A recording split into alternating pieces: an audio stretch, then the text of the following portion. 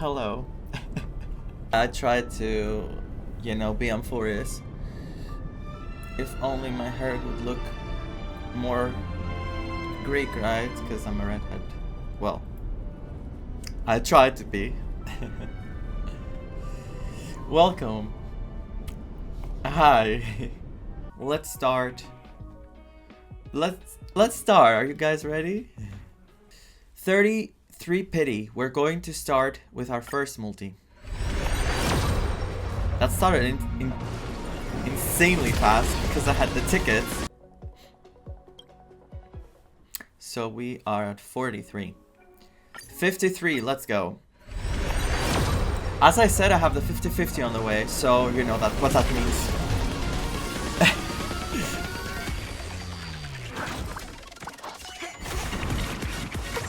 Should I start saying some words in Greek? Like, good luck in Greek is kalli tiki. Kalli tiki. I pulled a herda early at 40 pity and 150-50. Oh my god, that's amazing. Congratulations, Sonemui. So happy to hear that. I got a Moza though. I was shaking after that. Oh, I'm so glad you got her early. We're at 53. Let's go. 63. Hello? Not the Moza I was asking for. Let's just go to 73 pity now. I've lost most of them lately. I only won the 50-50 with Fugue, but I think their previous ones were all losses. Not all of them, actually. To be fair. 73 pity.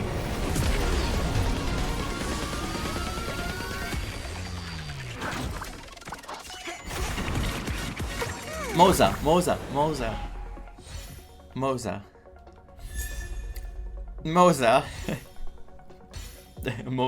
No, I think I got one from the... I got one from the event, didn't I? Yes! I got from the shadow selection. On the Yao Ching could be me. So, 83 pity. Wish me luck. Kalli tiki.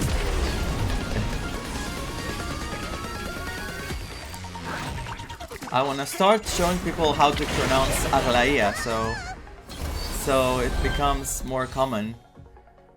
Cause the name is like Aglaia, but I've heard like Aglaya. It would be nice. Okay, erudition.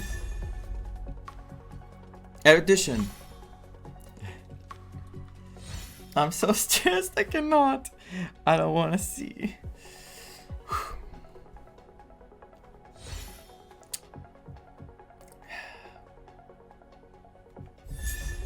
Okay.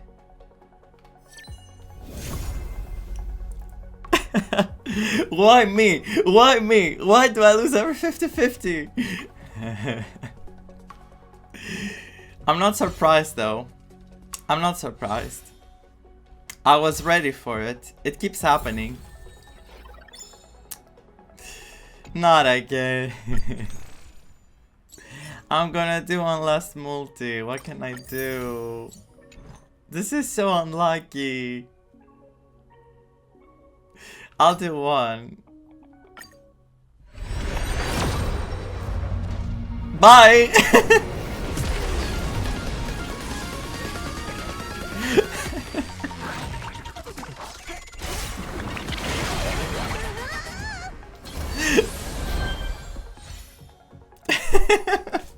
Ouch! No, everything keeping me together is falling apart. I'm not complaining anymore. I'm blessed by the Greek gods and Moza. Yay, we got her! Even though she ruined my heart for a sec. It was like, Jesus Christ. I'm so happy. That came and fixed everything. I was about to be like, take the credit card out. passengers. The navigation meeting will be starting soon. Black Swan isn't joining us? She doesn't think it's right to join in on our vote when she's only hitchhiking with us, so she's waiting in the party car. Though she did say that she believes we'll end up deciding on Amphoreus. Let's prove her wrong. Too late. She can read our minds. I'm sure everyone has a destination in mind. Where's Sunday? He isn't joining us for the navigation meeting. He went to the party car to rest. So wait, are they both at the party car? Oh, okay. Don't worry about him. An unexpected destination could be a great starting point for Sunday. I cannot wait to see Sunday in Amphoreus. I really want him to go. Send him to Westopia. He's pretty laid back about this, Let the control freak lose all control. Your words, not mine. Let's start voting on our destination. Since everyone's here, Pom-Pom will start presenting our options.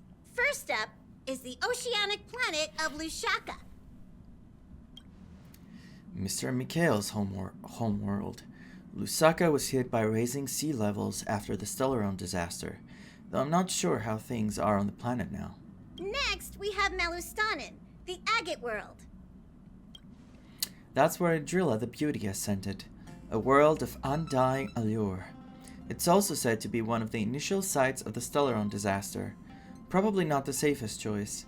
Yeah, but can we go there eventually? Given the Express's fuel situation, it's worth us thinking through our options carefully. And finally, the most adventurous option, the eternal land, Amphoreus. This is where we're going. Like, I mean... What is the point of all of this? I mean, oh my god, why am I stressed? Planet not recorded in the databank. And a world even Achivilius never set foot on. But if this trailblazing expedition works out, it could solve our fuel problem.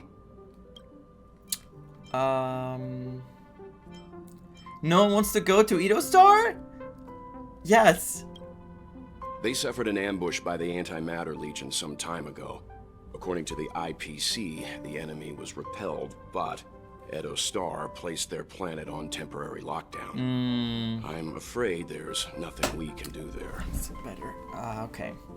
I see. Amphoreus does have something to offer, unlike the other options. Plus, it's a completely unknown world. What better place to trailblaze? That's what scares me though. It feels very risky to go to a planet like this.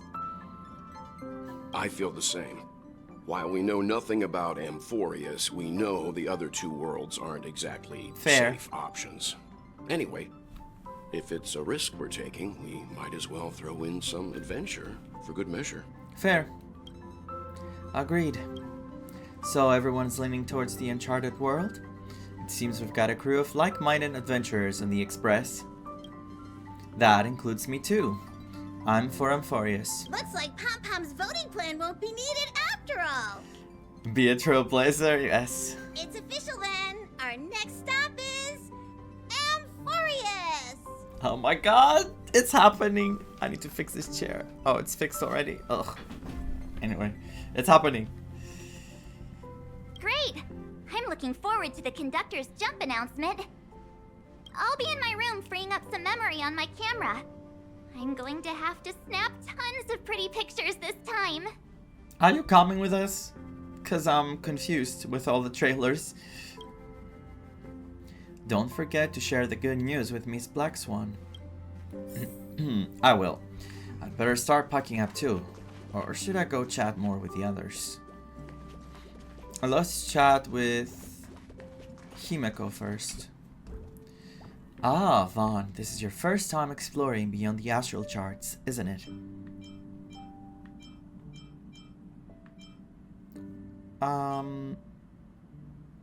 Same for everyone else, right?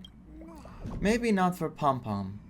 And worlds that have been mapped on the astral charts also present you surprises from time to time.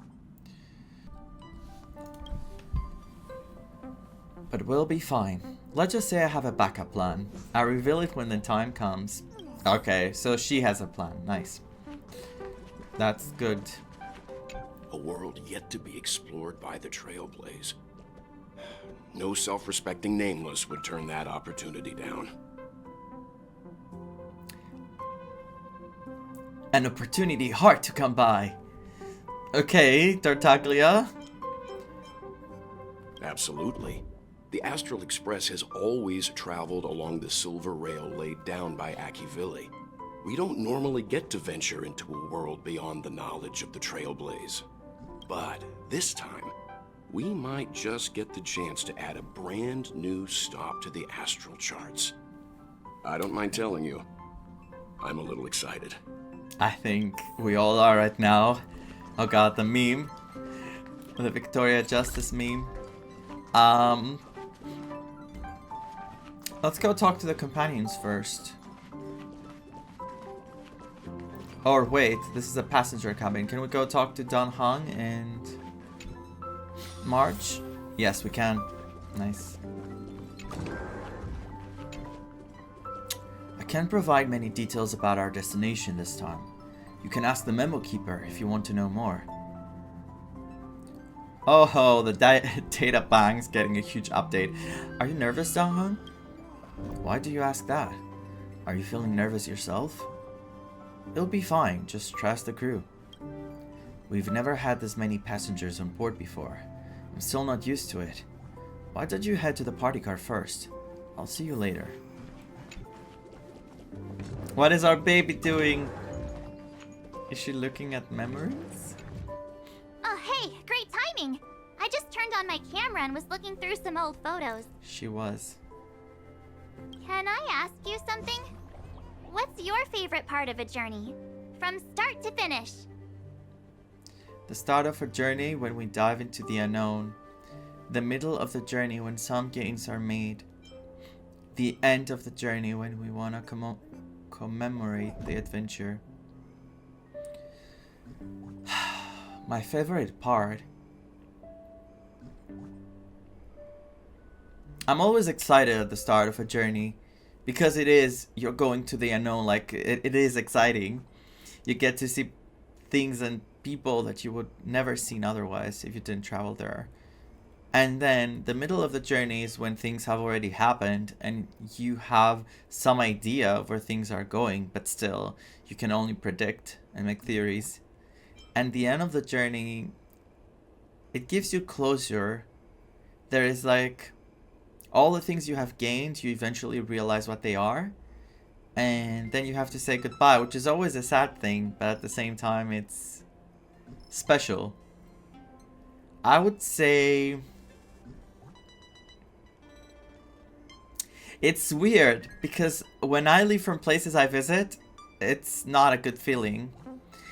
When I go to places, I'm very excited about them.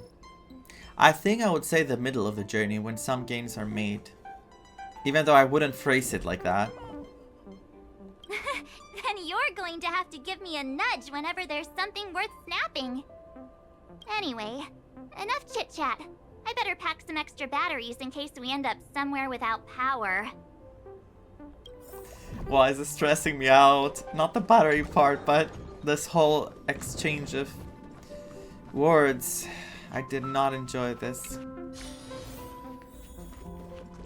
It feels very foreshadowy, very like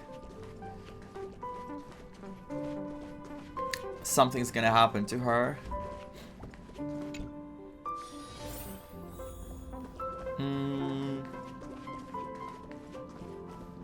Let's talk to Sunday first. Dear Nameless, trailblazing. Looks like you've decided on your next stop. We're going back to Penacony. What the hell? Troll. We're going to Amphoreus. I see. You're taking it very calmly. No comment from you? Those who embark on a long journey simply need to set off. Okay, that was brief. Ah, you're here. I hear the Nameless are going to Amphoreus. A very wise decision. She liked it. Of course she did. She's the one who suggested it. Why do you want to go to Amphoreus? Why is the garden turning to us for help? Why do you want to go? Memo Keepers traverse the worlds only to collect precious memories. Have you heard that before? It's my duty to salvage unknown memories. And the Amphoreus that has been revealed by the garden's mirror is like a treasure inside a display case. Dazzling, yet out of reach. I need a sharp nail to break through that glass. Jesus. And that's where you come in. Okay. Only through trailblazing can we reach the heart of Amphoreus. Cut through the thick mist and bring the world's memories back to light. I'm curious to see what role she's gonna play. Like, probably she's not coming with us in the beginning, but she's definitely going to do something there. I trust you won't disappoint me. Okay, that felt threatening.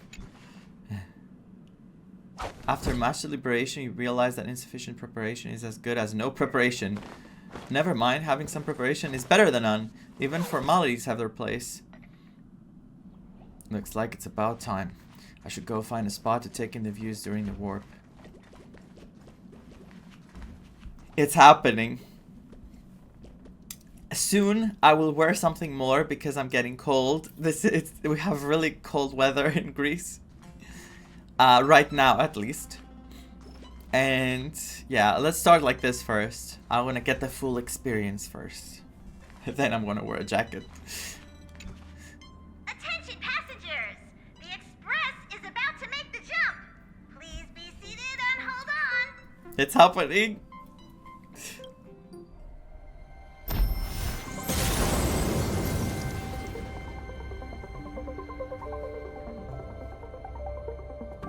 Wait, didn't he say... There's nothing there. Huh?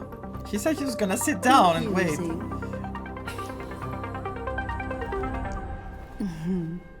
Wow.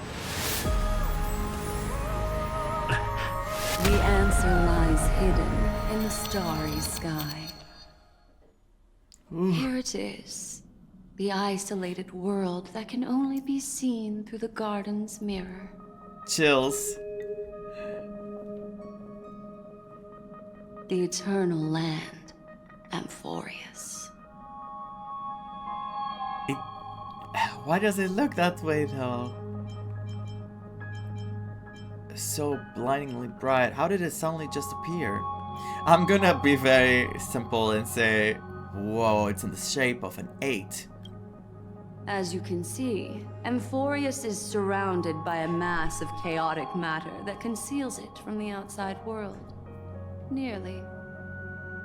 Conventional interstellar travel can't detect its presence, let alone pass by or land on the planet. Yet the garden caught a glimpse of this place, and along with it, discovered ever-shifting traces. It looks weird. I know it has the shape of an 8, but it feels like it means something, this symbol. It's not just, you know, a shape. 3 paths interweave and fetter Amphoreus, co-authoring the fate of the world. Ordinary pathstriders aren't known to leave traces in the mirror, so if what you said is true, then this isolated star system must have been home to at least 3 beings comparable to emanators. Ooh. I would even go as far as to say, eons themselves.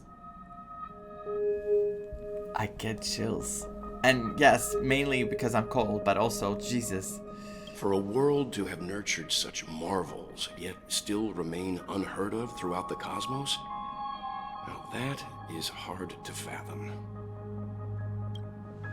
We already know one of the 3 paths to be the erudition. I can reveal the second. In fact, you've all seen it just now. It's the remembrance. I see. Then it makes sense that a messenger of the garden would be capable of unveiling Amphoreus for us. What about the final path? Unfortunately, fate is keeping the third path a mystery. Oh, this is gonna play I don't know what it is a either. big part. This is gonna be very important. Hidden beneath the brilliance of erudition and remembrance, yet possessing enough power to rival the other 2 paths. It could be the equilibrium, the enigmata, or perhaps the permanence. I have this white ribbon of light encircling Amphoreus might very well be a product of the 3 interwoven paths. Only when path striders of the Trailblaze enter the center of the vortex will its true nature be revealed. Still, we know far too little about the planet. What's more pressing is finding a suitable landing site. We could end up over an ocean, in a vacuum without oxygen, or worse yet, in the middle of a lava field. We're turning back. Next stop, Lusaka. Jeez. Now I see why the data bank's important. It is. Still encountering worlds that exist which are not recorded in databank is unavoidable. Looks like someone is all set and itching to get off the train. Wait, I think we might be missing someone. March? Yeah, I was wondering where that chatterbox had gone. Really? Who all 4 of us are here? What an awful thing to say. Where's March? She said something about her camera before going back to her room. I haven't seen her since the warp. That's not like March. She's usually the most excited about expeditions. Let's drop by her room. Is March 7th okay? Something feels off. Please, all of you go ahead without me. I'll join you later. She noticed something. Something happened to March. I think March was not supposed to come back to this planet. I think she was there originally and she was not supposed to be here. Let me know if there's anything I can assist with. I'll do whatever I can. The drama of having Sunday and Black Swan with you on the Express. It's so good. I'm so glad they're both here.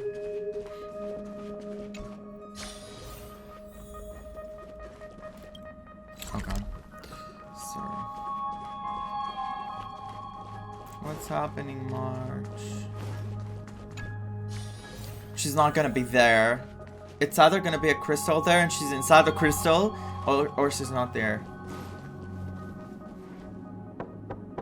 March? Are you in here? Yeah. Oh, never mind. Nice theories. Sorry, guys. I don't know what's wrong. I just feel really weak after the warp. No.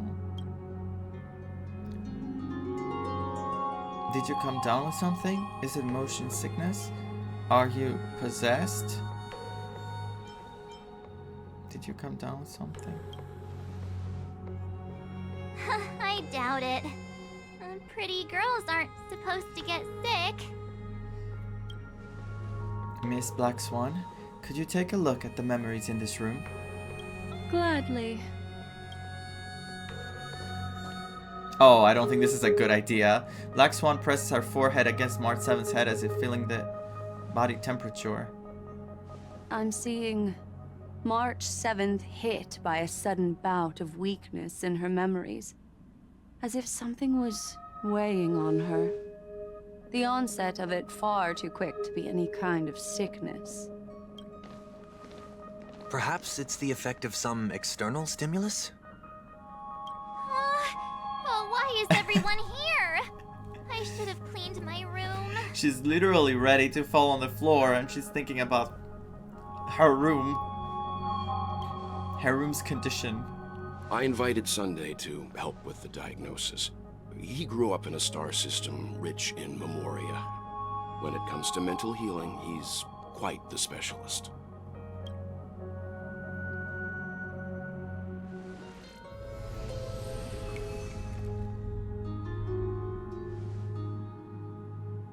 You've all been to Penacony before. I presume you are aware of how some might find themselves in a synesthesia dreamscape after warping to Asdana. I'm guessing this is something similar. Miss March appears to be affected by a certain external stimulus. Perhaps a path, an eon, or even Amphoreus itself. I agree. That's likely the case. Oof. This is like scary if you think about it, because we are going to a place that has been not like on the map, and March is affected like this even though she hasn't even stepped on the planet, which means she could be in great danger. And I don't want to see another Herser of the Void situation. I don't know how March is going to be affected by this. Why is she the only one affected? There's no way to tell at this point. It could just be a matter of time before everyone feels unwell. Before we identify the cause, my suggestion is for Miss March to avoid venturing anywhere near Amphoreus. The poor thing, I haven't seen her like this before. She looks so weak. It's okay, Himeko. I'll be good on my own. Go ahead, guys. I'll catch up once I feel better. Here. Take my camera along. No. I was planning to take photos when we got there, but looks like you'll have to help me with that now. I don't want to. No, how could I leave you by yourself? 3, 2, 1, cheese. Awful. How could I leave you? What's with the melodramatic turn? I'll be fine.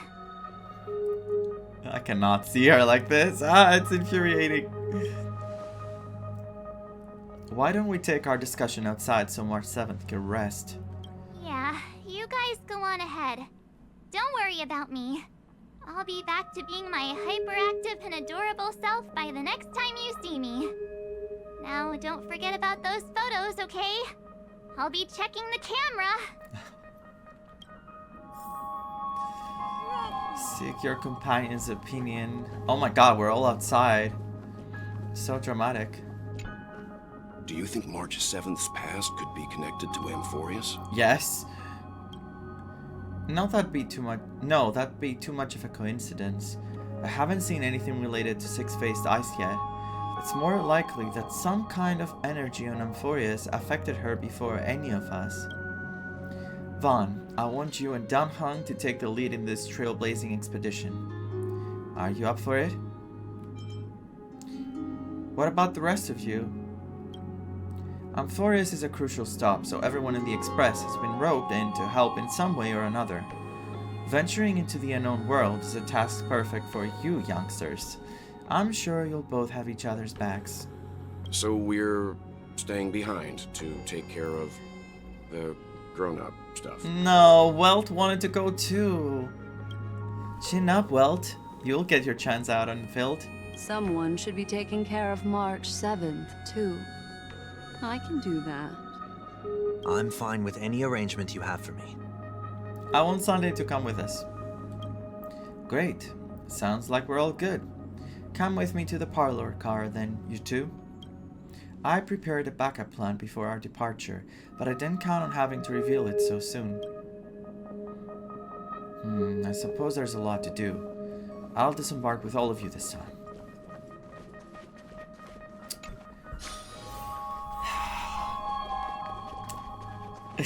I feel like the fact that we're just with Dan Heng is... I guess it's leaving us more vulnerable.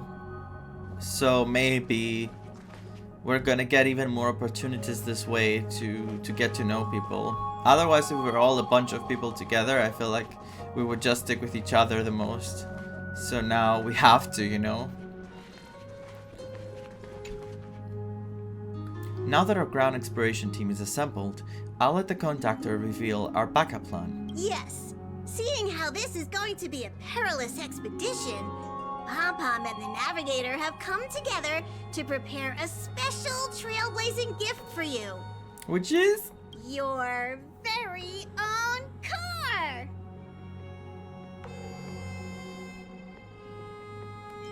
Our what now? Amphoreus is outside the interastral peace telecommunications coverage zone, so there's no chance for remote communication when you're there.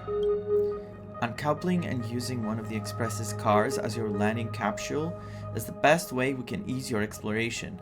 It can also be your safe house once you're on Amphoreus. The car you're getting has its own thrusters, so just buckle up, and it'll take you into Amphoreus and land you somewhere safe.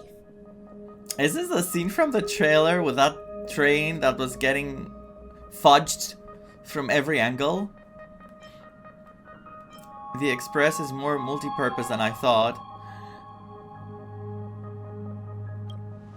Only in extenuating circumstances. Don't go thinking you can detach cars from the Express every which way, alright? Imagine we removed the freaking front of the Express and it all crashed.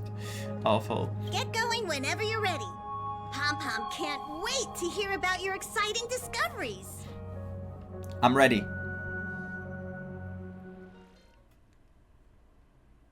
Car ready for detachment.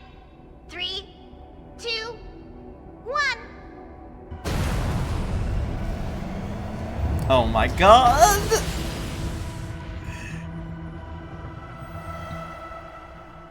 It's happening. It's happening. Hello? Ma'am? Who's there?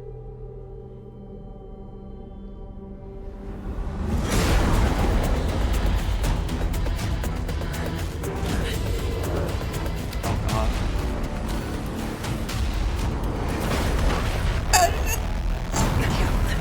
What? Why? It was us in the trailer that got fudged. Nice safe. What do you call it when we drop? Landing.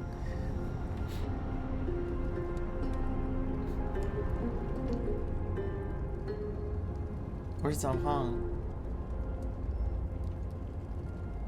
Dan Hong?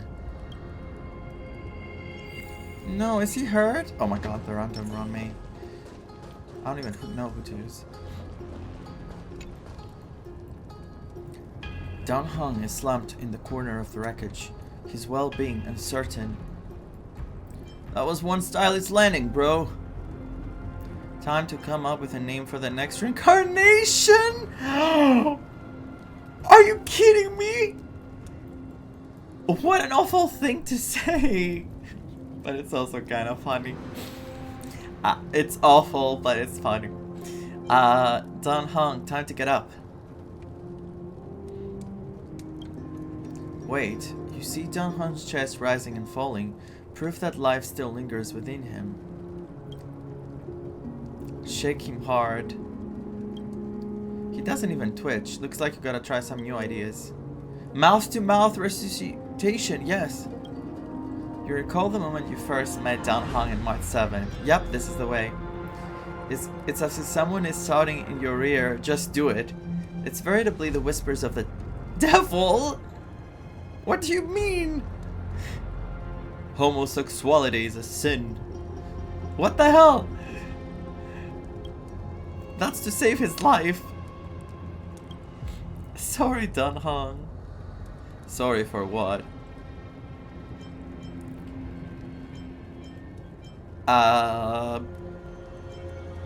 Pardon me for not keeping you safe. Is it cute? How long were we out for? You passed out when our car got hit. I blacked out too, but not before dragging you out.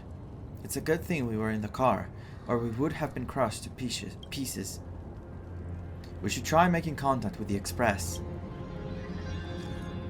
Himeko, we've made a smooth landing on Amphoreus. It looks like there's civilization down here. I'm starving, Pom Pom. The car's blown up. Pom Pom, drop some food down, quick. Message failed to send, of course. When I ask for something important, it doesn't go through. I guessed as much. It's no longer working. Looks like it's just the two of us here now. Let's find someplace safe to set up a base of operations first. This statue and the buildings we've seen so far point to a civilization here in Amphoreus. We can only hope they're not hostile towards outsiders.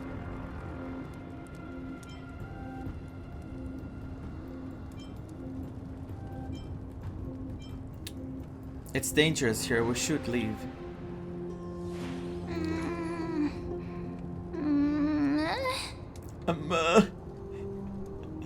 Me in the morning tried to wake up from the bed. To get up from the bed. What is it? Show yourself, Peeping Tom. Someone's here? Ready your weapon and stay alert. Let's find out what's behind that gate. The music is very intense. Already starting really strong.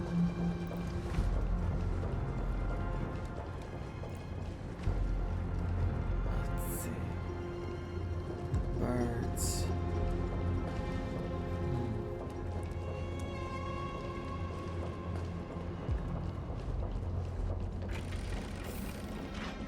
Hold on. It opened on its own. Yes, it did. Why is it so dark? Is it nighttime already?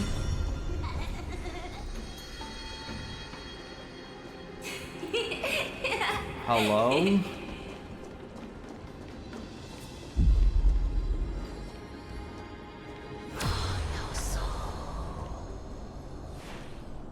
Hello?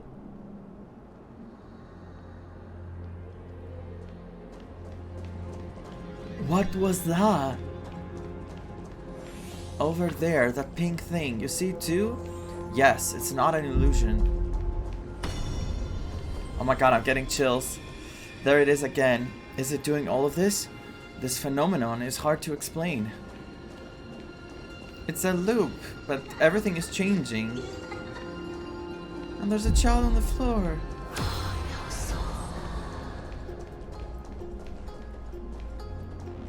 What the hell? Oh my god. The eerie voice. Is it called eerie? It's gone. That happened too fast for us to make any sense of it. Did you see what the creature looked like?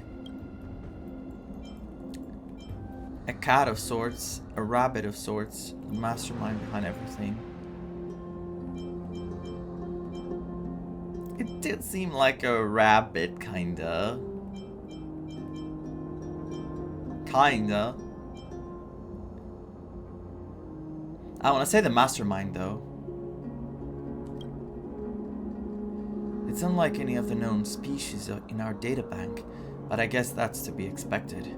We know nothing about Amphoreus after all. Back when we were trailblazing into Yarula 6, we knew its history and terrain even before arriving on the planet.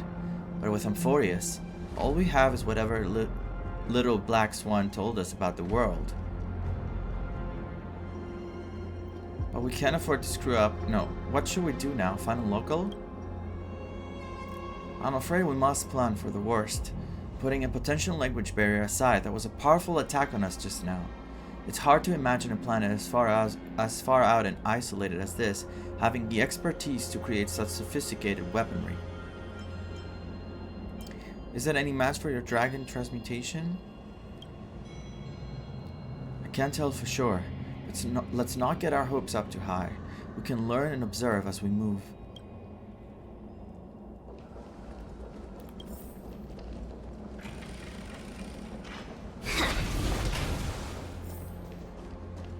Now that's one monumental city gate. Imposing and somewhat archaic.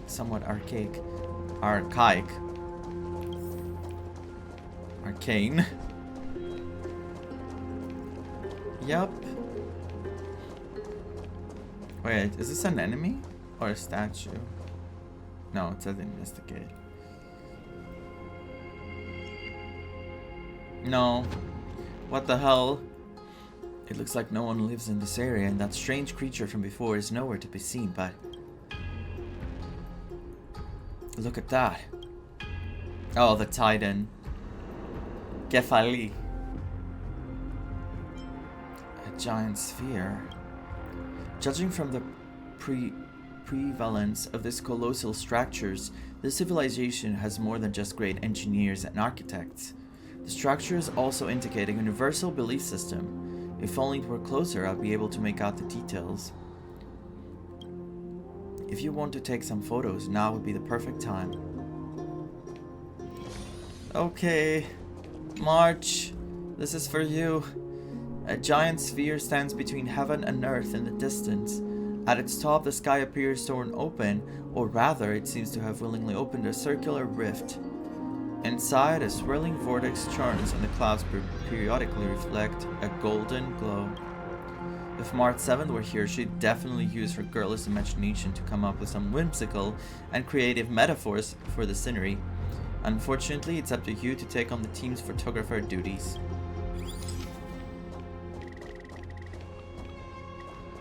I want to take a close one, but... Oh god, not that close. Here. One like this.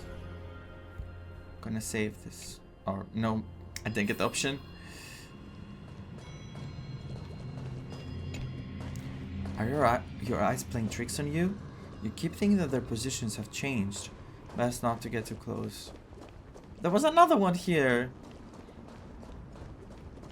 Okay, I don't think we are endangered, but I do think that we were considered like invaders when we were in the train, so we got attacked.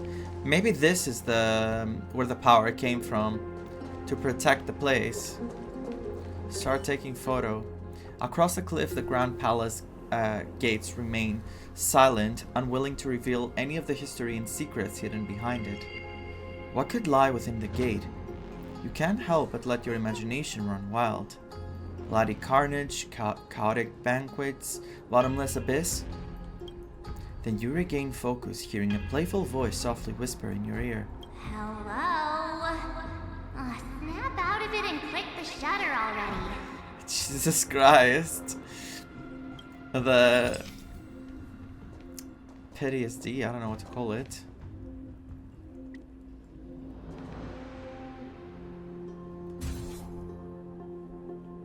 I guess. These turned out great. Hey, they deserve the most prominent spot on the photo wall.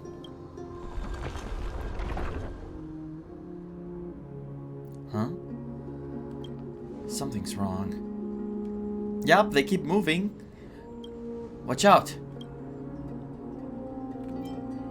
I'm sensing hostility. These things aren't breathing. Inorganic life forms? Oh, okay, bye. Looks like they want to keep us here. With a dead end and the cliff edge behind us, there's no way out. We're going to have to fight them. You can't say it's trailblazing until you land a hit with your bat. Let's do this. Attacking enemies a certain number of times can destroy their war armor. When war armor is destroyed, deals damage to enemies, delays their action, and regenerates energy for the attacker. Attacking enemies with destroyed war armor will also additionally deal damage to them. War armor will be completely repaired at the end of the enemy's turn. This is good. Just keep on coming. How do we break free from this?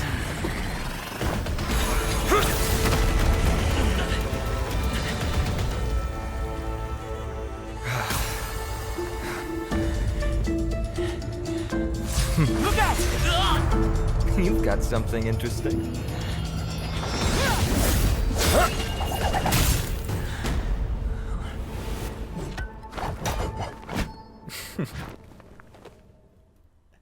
I bear no harm. I just want everyone to be safe. Oh no. He's even cooler than I thought. Oh, this is a problem. Is this my Firefly? Like, in Penacony, I was like, all the time, Firefly, Firefly, Firefly. Is this going to be my Firefly for Amphoreus? Hey, I can understand what he's saying. Everyone to be safe? Roaming around a place like the Abyss with weapons in tow is a show of provocation. Those soldiers are minions of the Strife Titan. They're not known to stop until all invaders fall under their feet. Yup, we are invaders, alright. If you continue brandishing your weapons, you won't only be putting yourselves in the crossfire. Their looming blades will come down on the heads of the innocent. When did those people show up? Huh? They were not there. Is the past becoming one with the present? It's difficult to tell if you're friend or foe when you appear out of thin air. Even without your weapons, a great power still lurks within you. I could be putting myself in harm's way for all I know. I'd be unwise not to take precautions. So, care to share the reason for dropping in on us? Hmm? Visitors from above. Fine on. Look what you did again! Taking off only to get yourself into trouble? Huh? You even ruined his weapon! Now you've really gone and done it. This is no way to be treating strangers! Oh my god, 3B! 3V, I don't know if you can call her 3V. That's questionable still. Looks so cute. I was just trying to fix our problem in the safest way possible. How is this safe? Hello, friendly strangers. Let's all simmer down and cool our jets. We're all humans here. No need for things to get so heated. We are? Snowy's just worried you're baddies from above, but we know you two are nothing of the sort. Oh, right, you don't know us yet. We are Treeby from Yanisopolis, and this is Snowy. Snowy? And apologize to them. Snowy. This is what I'm gonna call him. No more Kevin, no Fenon, Snowy. Alright, if you say so, Treeby. I apologize for my earlier behavior. I was overly wary because both of you landed in this tumultuous region. Put me on high alert. I do want to hear him in Japanese as well. It's just that I'm trying to adapt to their voices in English because I have gotten attached to the voices of the rest of the characters that are in English. So it's a double-edged sword right now because I love Kevin's voice in Japanese and I love Alicia's voice in Japanese.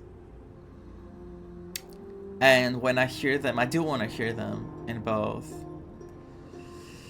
We'll see. I'm still contemplating this. I understand. We're trailblazers from beyond the sky. Can they understand that?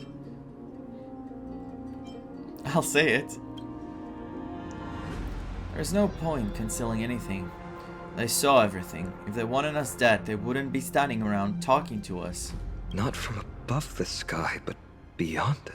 Yup. Wow, that's something else altogether. You're lucky you met us then. What do you mean? She means you're lucky because we won't hurt you, but the same can't be said for others. Let's talk somewhere else. You've seen it firsthand. It isn't safe out here. As you saw, there are still many refugees who haven't been freed in the temple. We're here to rescue and escort them to the holy city, Akima. They're the reason I had to be absolutely sure you were not here with ill intent. And why I wanted you to put away your weapons. If something were to occur, they would have no way of protecting themselves. I'm Finan, from ID's Elysiae. Finan? Sorry if I offended you just now. ID's Elysiae? What? ID's? No. Elysiae. Finan? No. Fenon. I'm Finan, from ID's Elysiae. Finon, you pronounce it in Greek Phenon. That's the correct pronunciation. I will keep calling him Phenon. Meh, I preferred it when you were being combative. Awful. And he didn't comment, the Trailblazer didn't comment on the bat. It's a little longer and I would have shown you what I can really do. That's an unusual name. I'm Don Hung. This is... I'm the galactic baseballer. I'm the galactic baseballer who's missing a baseball bat. Does no one else think we look like brothers? So if you have the female Trailblazer, does she say like siblings? In Mandarin, his nickname is Xiao Bai, if I remember correctly, which means little small white. Supposed to sound cute. I'm Vaan. Friction really does spark friendships, huh? Here, you can have your weapon back. So wait, this was our weapon, he just took it. Okay. And here's your spear. Don't worry, this is entirely on Snowy. I'll make sure he fixes it for you. It seems I'll have to treat Cartonis to a couple of drinks again. Everything happened so fast in that scene.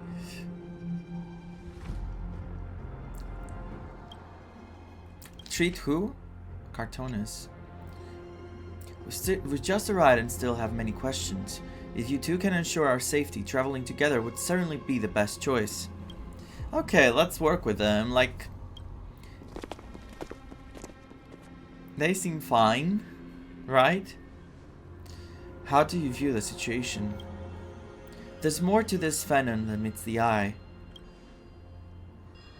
I agree. To disarm you in a flash and even snap my spear is no ordinary person. He was also quite cautious, keeping his distance throughout the conversation. I tried probing for more information on Amphoreus, but they both casually glossed over it. Conversely, I believe this indicates he doesn't believe he can easily subdue us. If things take a turn for the worse, our best bet is still going to be resolution by force. Their appearance was suspiciously well timed. Yes, the timing is suspect too. The spear that destroyed our car is definitely man-made. I suspected they might have staged the encounter, but these refugees, they're clearly not pretending. For now, it's reasonable to assume they're not on the same side as the attackers. How is it even remotely possible that we share a common language? I've been trying to come up with possible theories for that, though the answer still eludes me. Perhaps like Yarilo 6, Amphoreus was served by the Silver Rail eons ago. But the data bank would at least have some record on the planet if it were true, unless all the information was deleted for some reason. The way the girl uses we and us to refer to herself is unusual too. I doubt it's just a habit of speech. But compared with our other suspicions, sharing a common language is the least of our concerns right now. Let's get moving and hope the problem will resolve themselves. What? Themselves naturally. About your spear! Though losing the spear is unfortunate, we gained some important insight. Amphoreus' weapon forging skills are on par with the craftsmanship that forged the Cloud Piercer. Looks like this world is nowhere nearly as primitive as we had first thought. Perhaps they have more to surprise us with this at this holy city they mentioned. Okay, nothing. Let's keep going. Is someone arguing in the temple? Let's take a look and remember, keep it friendly.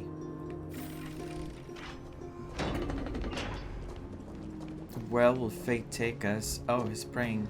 And there's a person on the floor. Child. Oh, the baby's scared. Oh my god, there's more people. I'll never agree to that.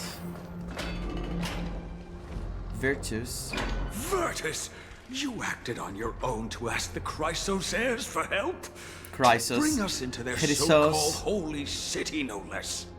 We are priests of Yanis, born as footless birds. How could we possibly endure being confined to one place?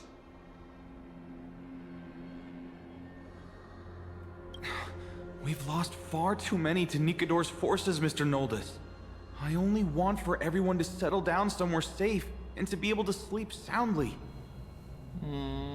Lose your faith. Of and course. You lose everything. Yeah, it's all about Do you faith. seriously think you can seek shelter in Akima? Nowhere is safe with the end times looming. I've said my piece. Leave if that's what you want. Everyone else is staying in this temple, where we enjoy the protection of Yanis, the Gate of Infinity. Janus. There's a name that's Yanis, which in English it's John. The name John, translated to Yanis. But Janus, don't know that. Don't make this decision in haste, sir. There he is, our hero. I appreciate the concern, esteemed Chrysos heir. But please, respect that we have the right to choose our own fate. They don't want to accept their help.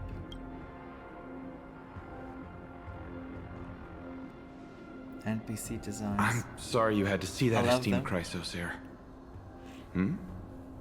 Oh, these two with you are... Chrysos in Greek is pronounced chrysos, and it's the golden. Like chryso is like gold, and chrysos is like when you use it for what do you call it? Male, like for a male. Chrysos, he's golden. Yeah, the golden hair. Travelers from afar. They're also headed for the Holy City. If memory serves me right, you are... Virtus? Please, you may call me Feynman. What was that just now? It's an honor you remember me, Phainon. We are priests from Yanisopolis. And the little mustache. Armies of the Strife Titan destroyed our home, forcing us to flee across many lands until we arrived here. The Strife Titan. A few days ago, I watched another companion fall to those monsters, and I was shattered. I offered a prayer to Akima, thinking the answer would take time, at least enough for me to convince Mr. Noldus. I didn't expect your arrival to be so swift. Every place has their fair share of troubles.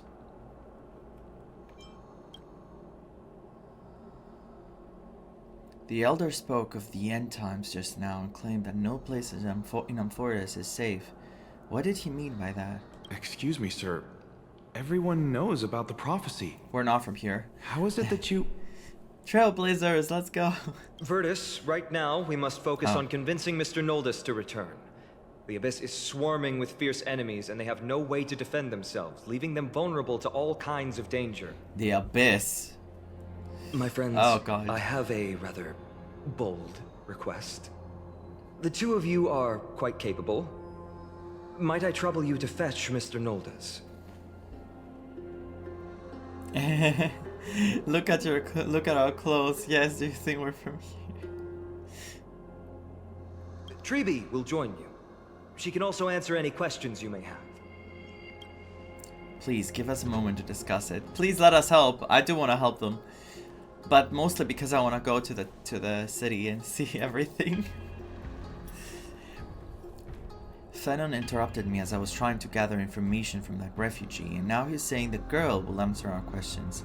His intent is obvious. He's hiding something from us? He's hiding something from the refugees. Yes. I believe she thinks it's worse for others to find out we know nothing about this world. She wants to hide the fact that we're visitors from beyond the sky. I think there's a prophecy regarding us as well, so that he doesn't want them to know that people actually made it. Maybe it's a bad omen. Like if someone walks from outside, they might think that we are going to bring the destruction to everywhere, or that we are going to be heroes to save them. I'm sure there is like something about that. Unless it was in the trailer something about us, but I don't remember anything. Nice memory. There's a rift between us and the locals, so let's play alone with Fennon for now. We can also learn what Tribby thinks when we're alone with her. Alright, we'll go. If we're to be companions on this journey, it's only right that we offer assistance where possible. You two are truly honorable. I'll stay behind to guard Virtus and the rest. Go quickly and come back safe. His English voice is very good too. Like, of course, I love the Japanese one because biased for playing Honkai Impact, but I like his English voice too. And he's supposed to sound younger, I think, because when we met him, he was described as white-haired youth, I think. Don't worry about me. I'll stay behind to protect those in the area. Please, make haste. Have hope, child. Okay, let's talk to Tribby. Hi, Tribby. I'm sure you two have a ton of questions, don't you? Yup. As for why we should speak in private, that's because quiet places are better suited for communicating with one another. But the road ahead is cut off. Dan Heng is finally going to be able to jump. You're not about to ask me to jump down. Are you going to carry and fly us across? Judging by your reactions, you aren't lying about being newly arrived travelers. In that case, don't blink or you'll miss the next part. Also, Snowy wouldn't dare make plans for us. It's more like the other way around. Alright, silence please! We are about to summon a miracle. We, thy humble descendants, doth surmount the myriad of passages of Yanis to stand before thee and receive the scales of judgment. O selfless arbiter Talanton, declare us innocent in the name of the law. Talanton. Weigh the fruits of the present in exchange Hello, for the Titan. sweetness of the past. Talanton. We summon thee, Orynyx, to lift thy curtain of memory. Orynyx. Let me say something about Orynyx. Orynyx is the Time Titan, it says. The first part of the name, Oro, if you spell it with A, like Ora, it means time. Like Iora, Ora. This means time. So maybe that's why. Once again, stir the ripples of past reverie.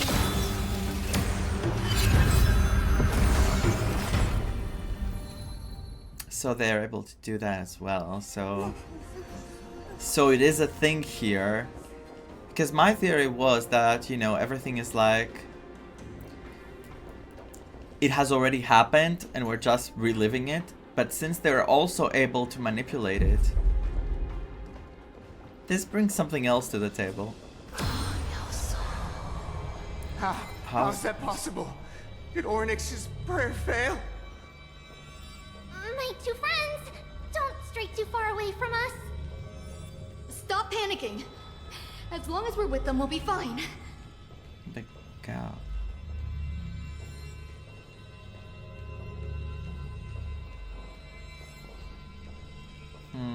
Only around her the power is working. But why? Amazing, isn't it? Now that we're here, we can speak in peace. She wants to get farther away. But why does it feel a little too quiet? Oh god, she disappeared. Not based, Kevin. It's okay. Oh, there's people. And here's Noldus again. What happened? Just what I was afraid of. So much for a peaceful chat. Ah, come on. This is nothing for me. The history lesson will have to wait, my friends. We must help Mr. Noldus. Noldus is not a Greek name at all.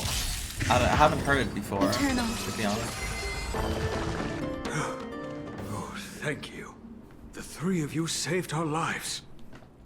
Mr. Noldus, Virtus was right. It's too dangerous for all of you to be here. Please, come back to Akama with us.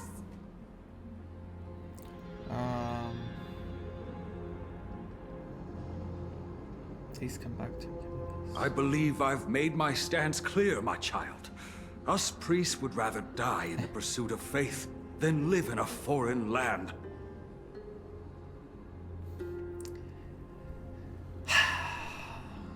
Yeah, the thing is, there was always a lot of stubbornness with religion. Of course, I guess, being faithful was always prominent, that there were people that were extremely faithful.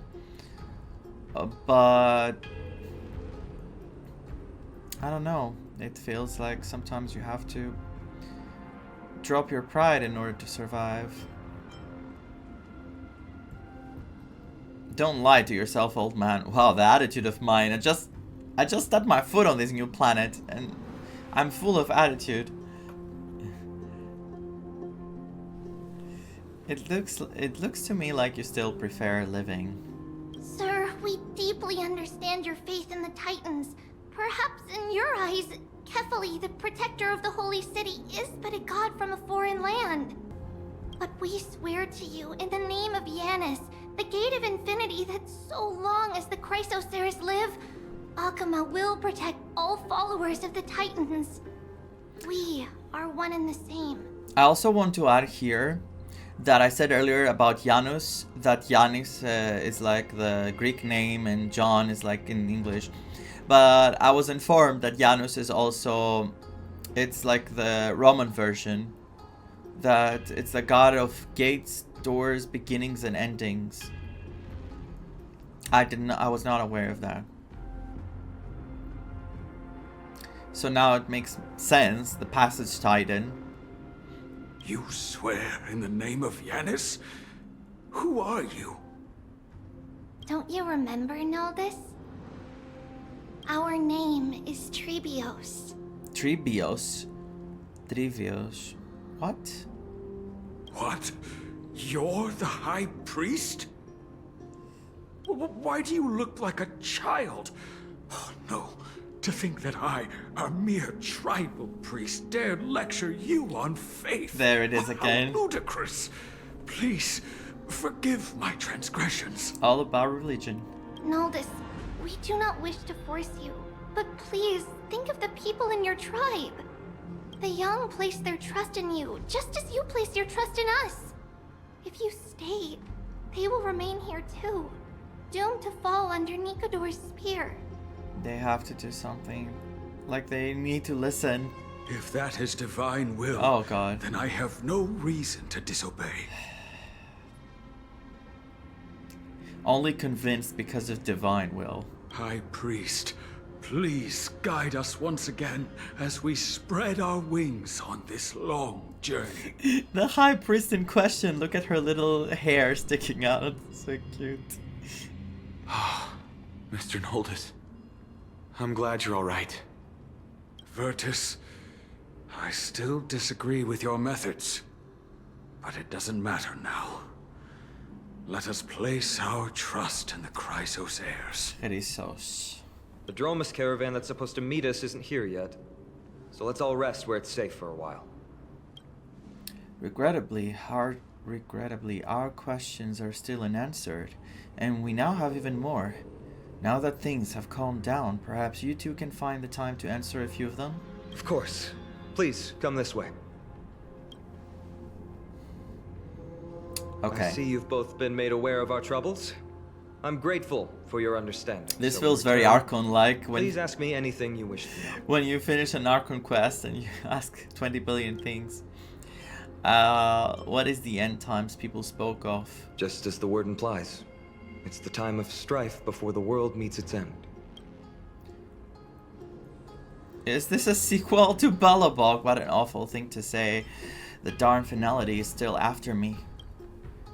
Are you saying your civilization is coming to an end? To be precise, it's the whole world that's coming to an end.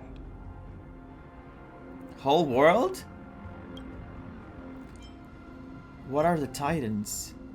Thanks for coming, Lystrigos. I'll see you next time. And when we continue as well, the chapter 31. The ancient gods of Amphoreus. Once worshipped by humanity, they now stand as their foes.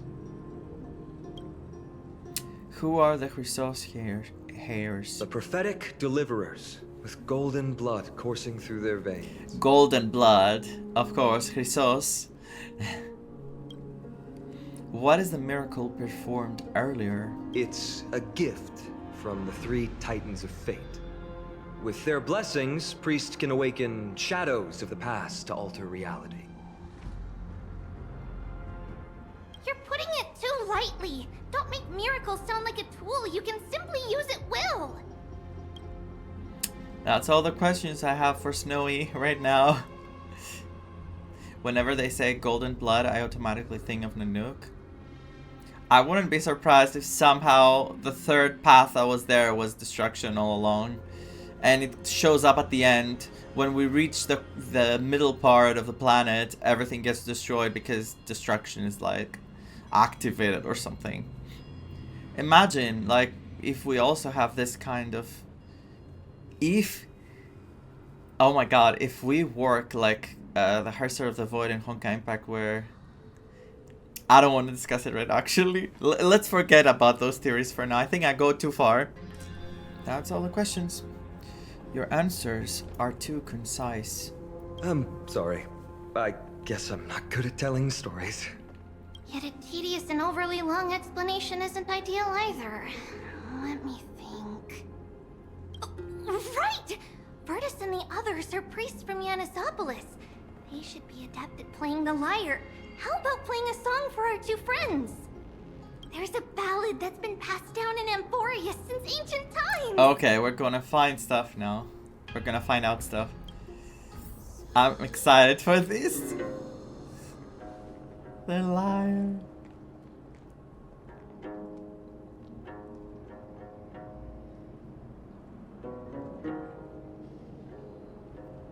Happiness abound in this lush land by God's chosen. Giants raised their glasses in a toast, beheld by the 12 constellations. 3 carved the heavens and the earth. 3 wove the threads of fate. 3 molded life with their hands. And 3 guided Calamity's gate. It's about the number 3 a lot, like the 3 paths and now the 3 powers of fate. Could it actually be that the Titans represent a path, like erudition, remembrance, and the third one could be destruction? Or, I don't know. They declared the world too unstirring, hence wished endless laughter upon the living. Thus, you and I were created, with words and song to weave, and love and intimacy to give. Thus creation was complete. Who then will bear the weight of humanity's souls, to lighten the steps of the living as a whole? O great Kephali, all-knowing father of stature so tall, yet low does their gaze willingly fall. With light of dawn heavy upon their shoulders, golden ichor spills unto the land, forming the boiling river that flows through the legacies of heroes who take their stand.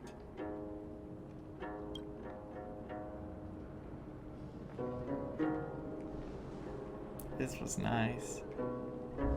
No, I just smiled for a second, had a good time.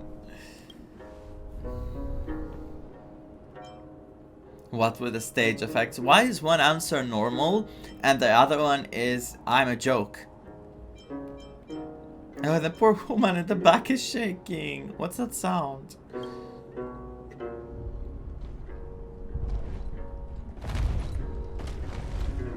Oh, it's that thing that was in the live stream.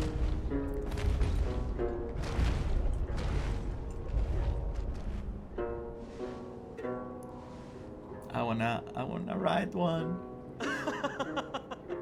Don't worry, that's just our rescue. Time to get up, everyone. Usually I don't like the idea of riding like animals. I feel like, you know, not every animal you're supposed to sit on. Because I've seen a lot of bad choices from people. But this one looks capable. Looks very strong. And it has a carriage on top of it. Jesus. Virtus. Ride the Dromas and head to the Holy City. Yes, finally we're going to the Holy City. It's happening. What magnificent creatures. These large, mild-mannered creatures are called Dromas. They're humanity's most loyal companions. We'll be relying on them to get us through the rugged mountain roads on the way to the Holy City. Dromas are very docile. Even first-time riders can steer them easily. Here, give it a try. Remember to hold the reins tight. This is common in villages with donkeys. They ride donkeys to go through like places, but donkeys are not supposed to do that. They're so like smaller and cannot handle that. That's why I think like there are a lot of questionable decisions that people make.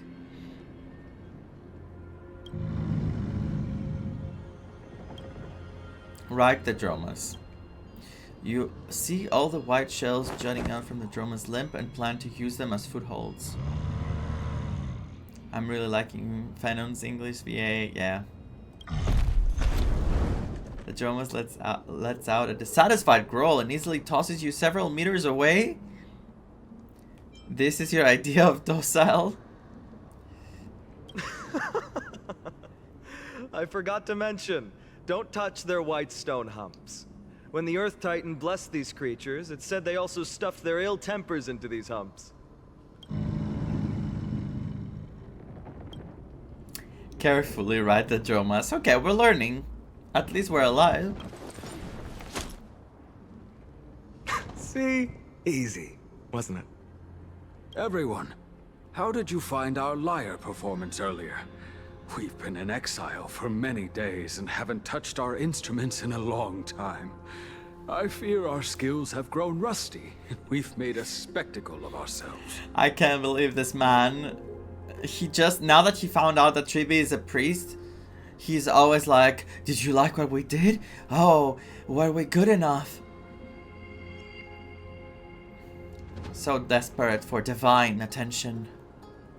No, not at all. Your performance was wonderful, sir. It's been a long time since we sat together like that and sang ancient ballads to our heart's content. I'm grateful to all of you for reminding me of those glorious and peaceful times. Looking back now, I admit I was too stubborn. Yeah, because now you know. Perhaps you really can save Amphoreus from its doom. Just like how the four of you heroes saved our very lives and faith today. He even included the two of us. I don't really get it, but at least things unfolded quite nicely. He even included the two of us. Suffering's bad for your health, and it won't help your faith much either. That's why it's our inherent duty as Chrysos heirs to free everyone from suffering. It's also the reason for the Holy City Akima's existence. The only human city left in our present day. Hey now, don't be so serious. You're bringing the mood down. Anyway, in short, the Holy City is absolutely safe. Everything will be fine once we get there. Is everyone properly seated? Oh, then we're off! It's happening. Next up, Akima. Take me there! The back of a Dromas is like a cradle. You gradually fall asleep. Then the caravan will arrive at Okema. Wait. The city's under attack! What?!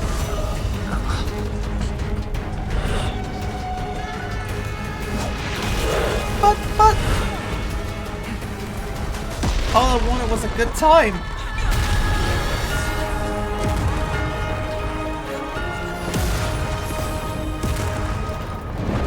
I'm getting chills. Oh my god, I'm getting chills.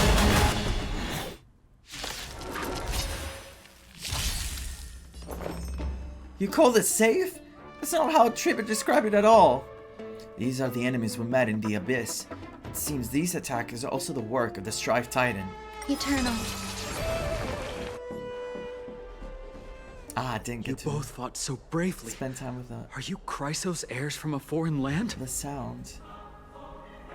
Whoa. So epic.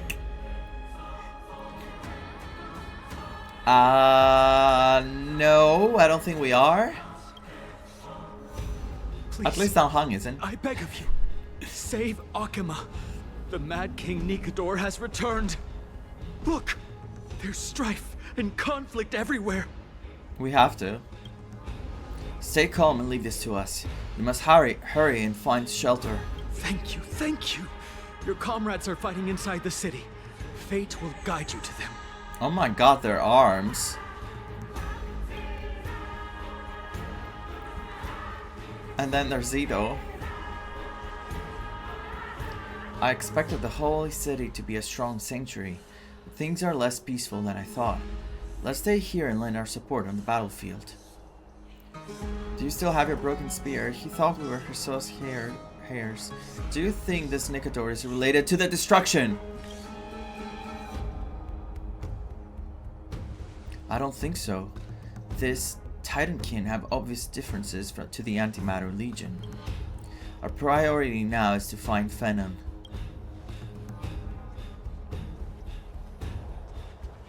The music is so good! The main road's been blocked off. Treeby?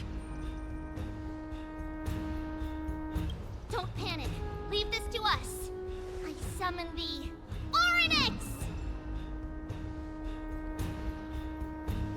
Lift the curtain of memory and stir up ripples of past reverie.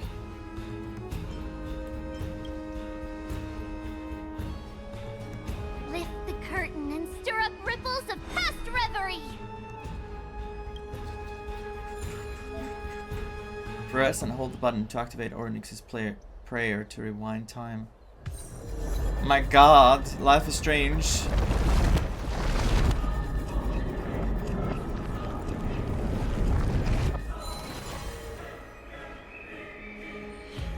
How's the situation? It's you two. I'm sorry we got you involved again. I never expected Nikador to lead an army and launch a surprise attack on the Holy City at a time like this. They and Kefali have always been mortal enemies, but now they've gone mad like a vicious beast. Why though? Why this went so bad for them? The corruption. Humanity is so doomed. What an answer! I don't like the second answers at all. But we do care of some enemies. You have my gratitude. Thankfully, Akima is not completely unprepared. The prophecy had warned us about this. This is a catastrophe, but it's not the end. Mr. Naldis and the others have gone to seek shelter. Leave the rest to us. You should evacuate along with the citizens. Oh, the music, the instruments. That reminded me a bit of Greece, I don't know. It's safer by your side. But I thirst for battle, we can help. I don't doubt your skills, but... But? Very well, but please remain by my side. These pests can't hurt you, but our companions, those known as the Chrysos heirs, their attacks do not discriminate between friend and foe. Oh. Okay, we'll be with you. We'll stay by your side. Throne of worlds, please end your long silence and grant humanity protection. Oh, it's all about the prayer here, huh? Yeah, makes sense though. Everyone was believing in a god, one of them at least, in the past.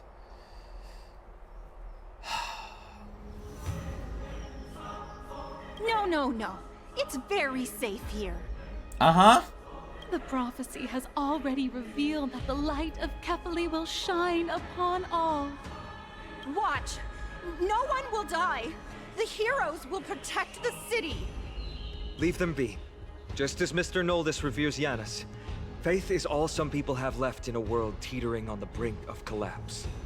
To honor their faith is the sacred duty of the Chrysos heirs. Okay, then. Minions of strife, you shall not harm these people!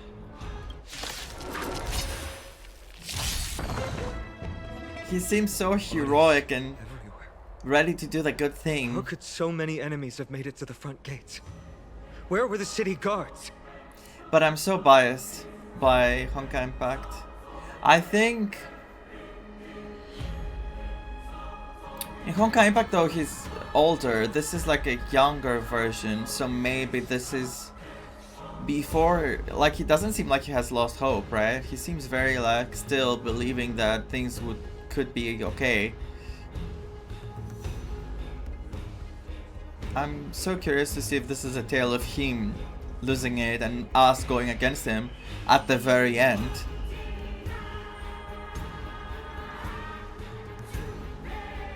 Imagine if in some way, that wouldn't make sense though, that he was like, that he had something to do with the Eon of Destruction. I don't know, I have so many theories in my head, but none of them have any basis right now. They're all just theories. Snowy! Snowy. We're back. 3 treebies?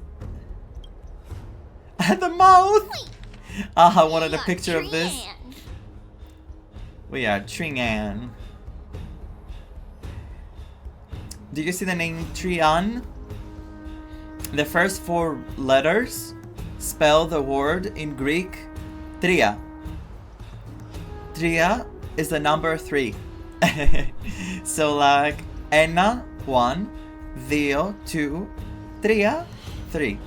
So it's like Trian. And they're 3 little babies. We are Trinan. Trinon. Everything starts with a tree, so it's like Tria, you know, like 3. We are Treeby. Wait, no! Now is not the time for introductions! We are the Powerpuff Girls. Was that kind of a reference? I don't know. The surprises never cease in Amphoreus. Snowy! D has been trading blows with the main forces for what feels like forever. I have From cut the it, I skies forgot. to the city. Hurry up and assist him! Okay, I will. I knew it. He gets reckless once he gets the urge to kill. I'm relying on you 3 to handle the task of getting the citizens to safety. Don't worry! With us here, we can just use the Sentry Gate to whoosh the people to the safest place in Amphoreus! Wouldn't that be Akama? Nice question. Stop messing around and help the people! Anywhere is fine, just send them to somewhere safe! Don't worry. Although they are a little childish, the trio are experienced Chrysos heirs, and one of the pillars of Akama. Therefore, they can definitely be trusted. I like Trippy so far. A lot.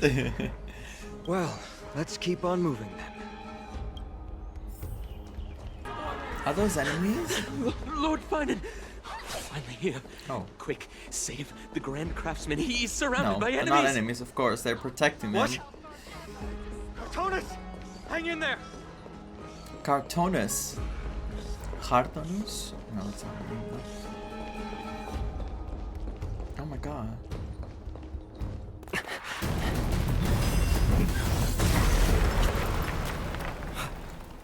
The rear is secured now. This is the result of your efforts? Quit messing around. You know who we're dealing with.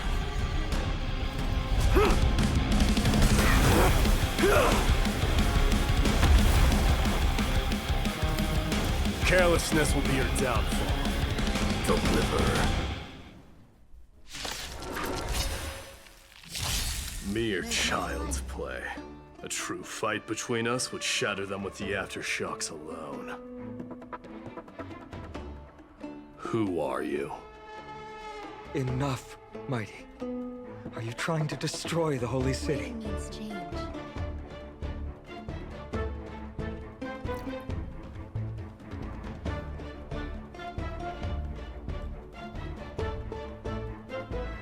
Oh, this is good.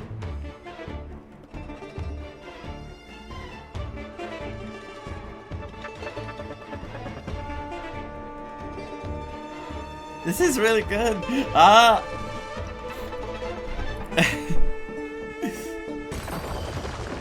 Cartonus! Who is Cartonus? I mean, what is he supposed to be? Fine on. I'm glad that you're okay. As for you, Mighty, if I'm not mistaken, shouldn't your responsibility be protecting the citizens? What is that supposed to mean? Who are you implying isn't a citizen here? Just give me 1 sec, please.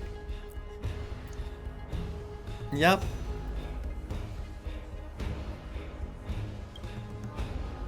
Oh my god, the response! The names of the people here keep getting stranger and stranger.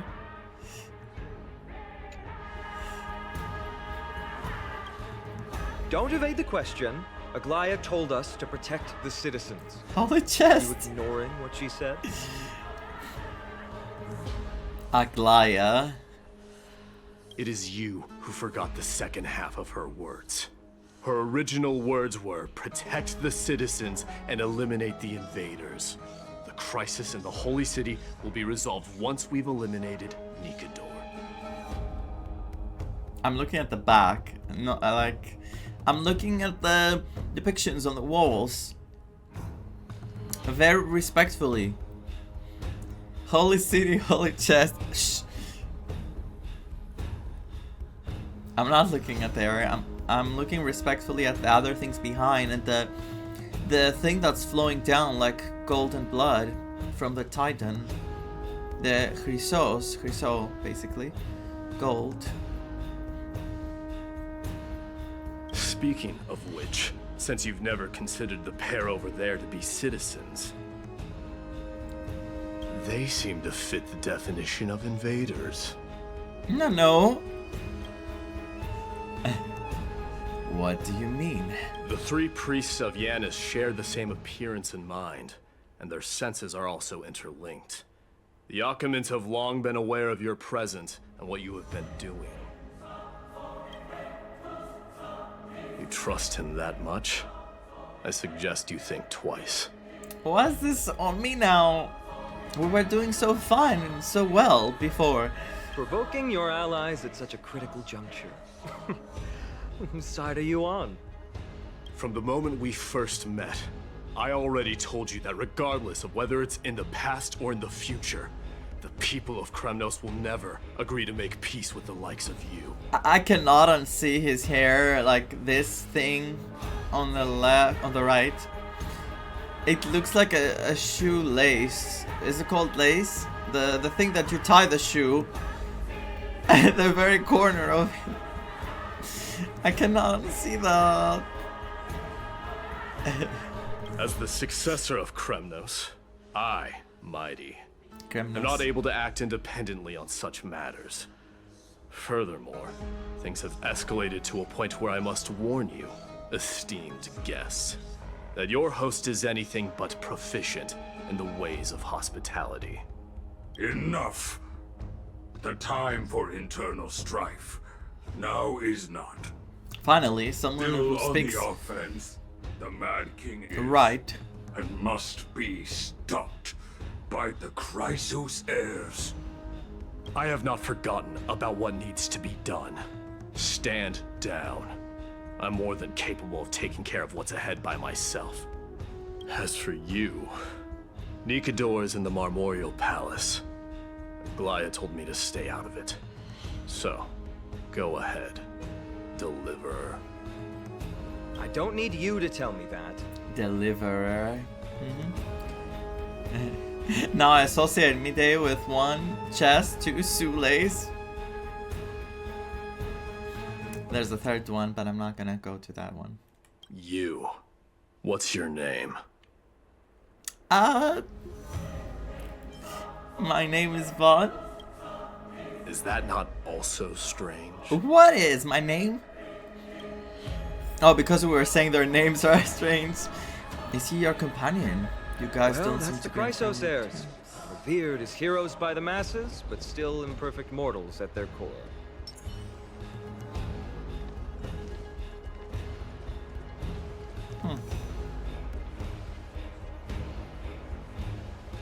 What is it, outsider? Do you fear the Lance of Fury's raging flames? Or perhaps you'd care to spar with me? Are the dinosaurs giving you memories of home? No. I'm interested. Avoid getting too serious with Mighty, because he means every word he says. His personality feels a bit of Kalpa so far, the midday. That is true. Of this, you can be assured. He does give Kalpas, but I don't think he is meant to be like him.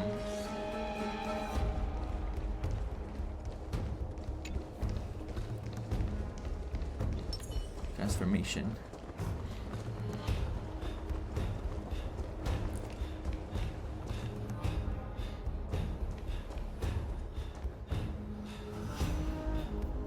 What a mess. I don't see any more residents. Have they been evacuated? Yes, Treeby acted with haste. Good.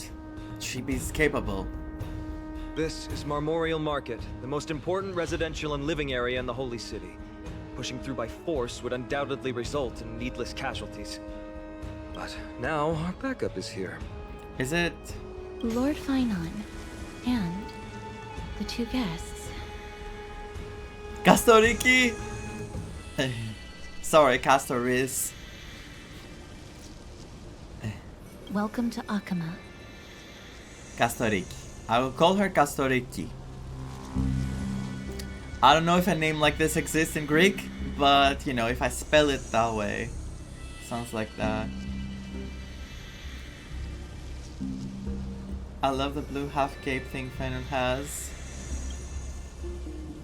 These enemies aren't moving? When I heard your footsteps, I thought death was already writing my final chapter before my heroic journey had even begun. Miss Castorus? Castorus. An abrupt ending to an epic that has barely begun might also amaze the people. The voice of Castorus is so fitting! What a fitting voice he has! But today, Lord Vaan, Akama needs you. Well, if the Mortician of the Holy City says I'm needed, then it sounds like I'm gonna live through this mess. Well, that isn't for me to decide. All I can do is clear the obstacles and guide you to the place of Nikator's descent. Dear guests, if you would, I'd like you to please follow me. And kindly keep 5 paces distance. Okay, okay. She's dangerous. In the face of death, strife will Yeah. also cause Fugue. hesitation to arise. Fugue, don't go close. You've been there before. We'll go here, okay? Everyone may not close. Well, actually, yeah, you'll be fine.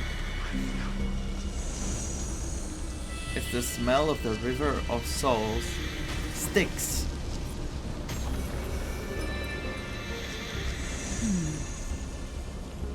There are also some enemies who are difficult to subdue by presence alone. I'm not gonna walk close to her. I don't like this. I wanna play it safe. The scent of blood. Are you an attendant of the Hand of Shadow? No, I'm nobody's attendant. You can try to avoid and hide it. But you obviously came. from the world of the dead. She's very cool. Akama, Chrysos heirs. What cowards! We live by loyalty and glory, while you live by weakness and deceit. So it's all about power for you?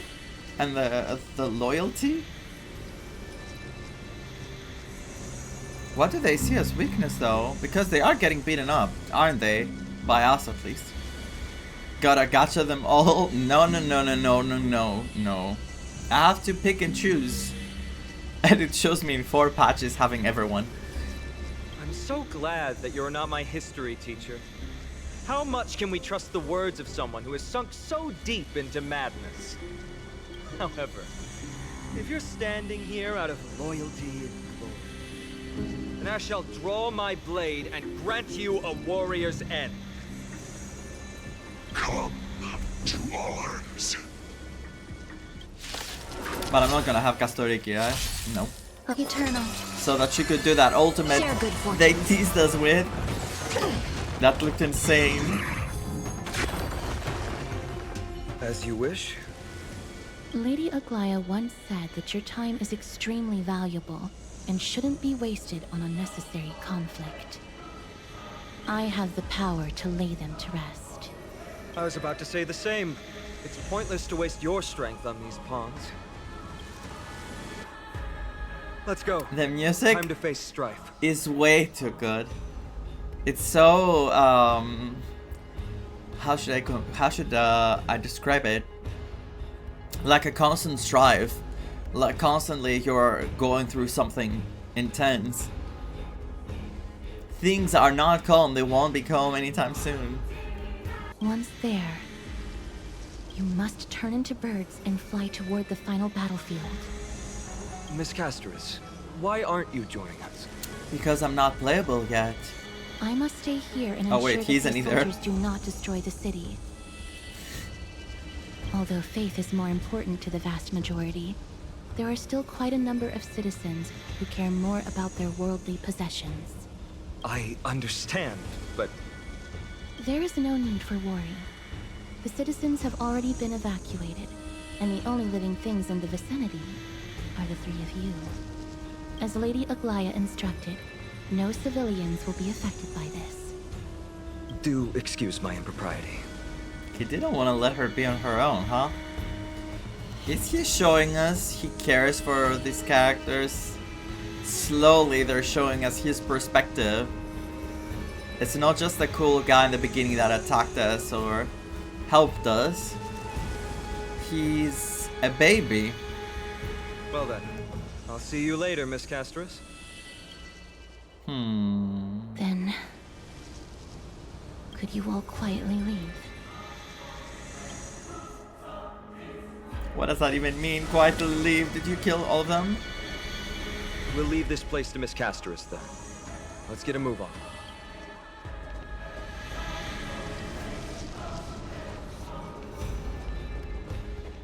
Memorial Palace, the Lance of Fury, Nicator.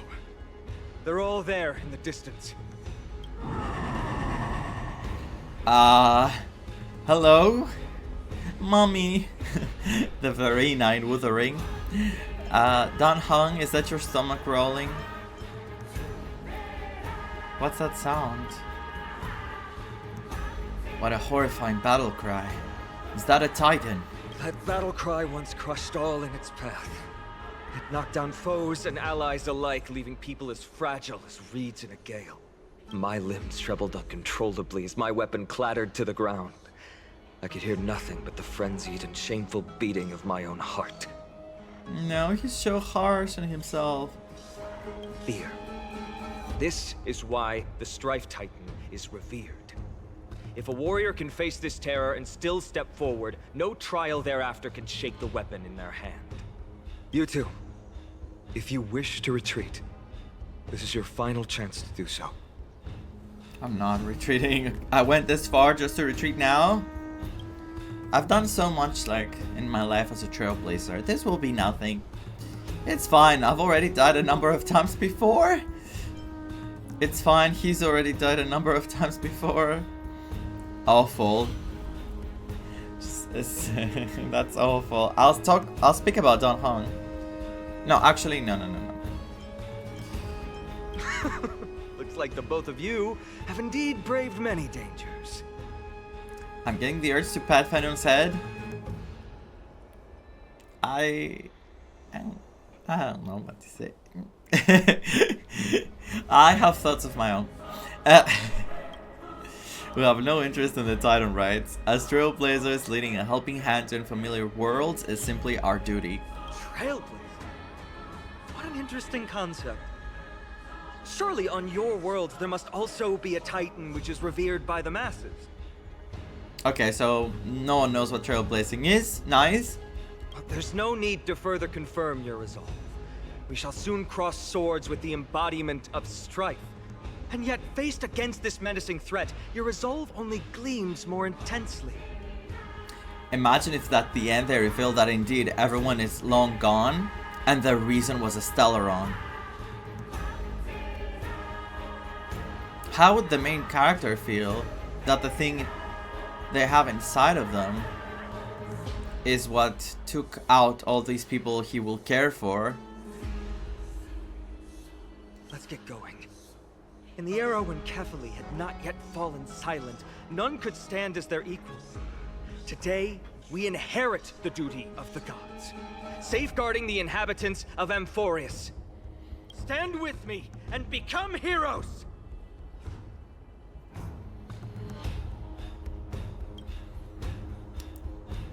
I got chills again. Let's go.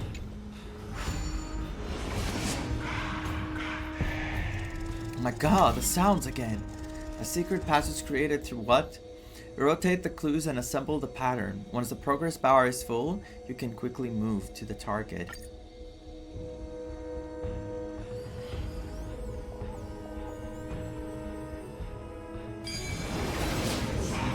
That's nothing for me. Deathly silence is the proud resonance of Nikador's war drums. Behind this watery veil awaits the arena of conflict. Oh god. Are we fighting something strong already? Well. Stay strong. Recall your convictions and everything you hold dear. If you can't do that, then think of death. For doing so might actually keep you alive. Don't say that when I control Fugue.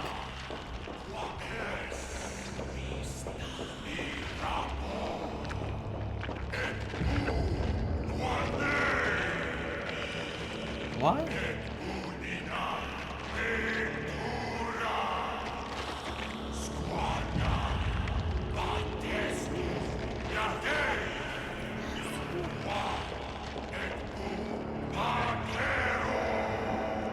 What is he saying?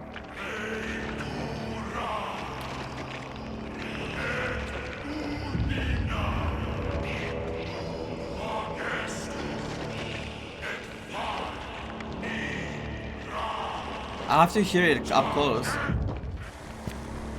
I have to hear it.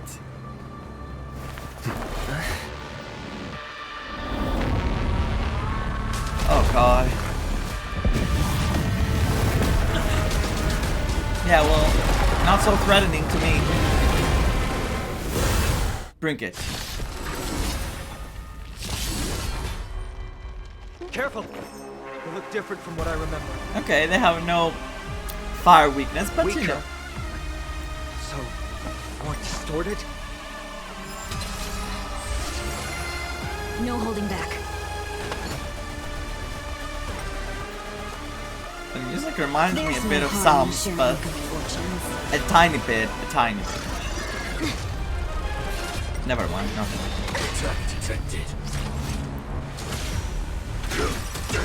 In the mood for another beating? Like until everything burns to ashes! How's this take? Thank you. Oops, I thought I was, well.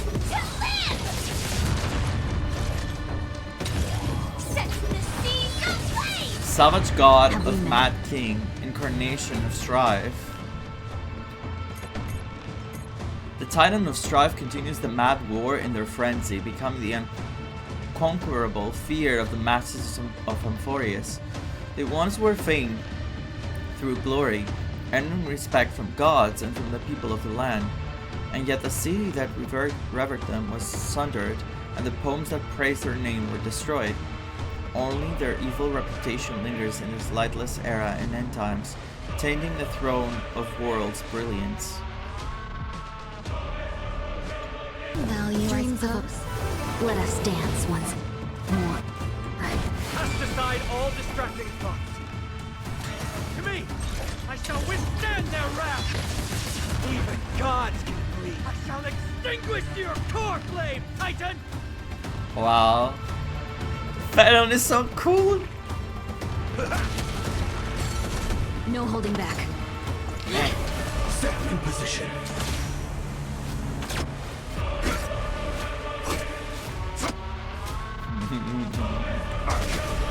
Oh, I won't. Oh my god.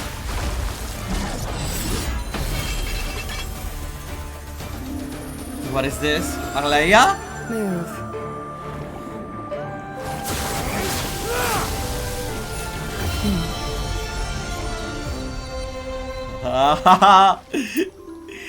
I need. This is not the true Nikador. Just one of his many godly forms. The core flame isn't here.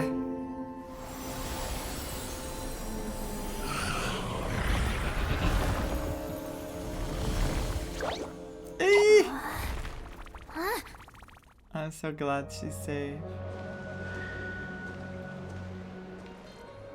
New allies of Okima, welcome to Amphoreus. That voice. Oh my god, it's insanely good.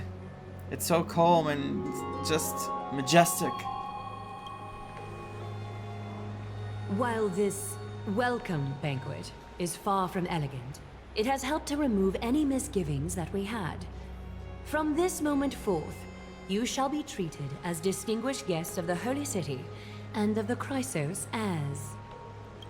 Hello, Lady Arleia.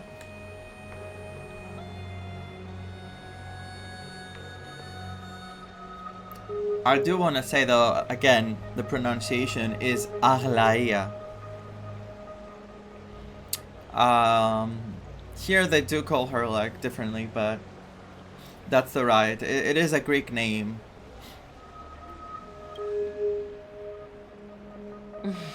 Curious about my eyesight?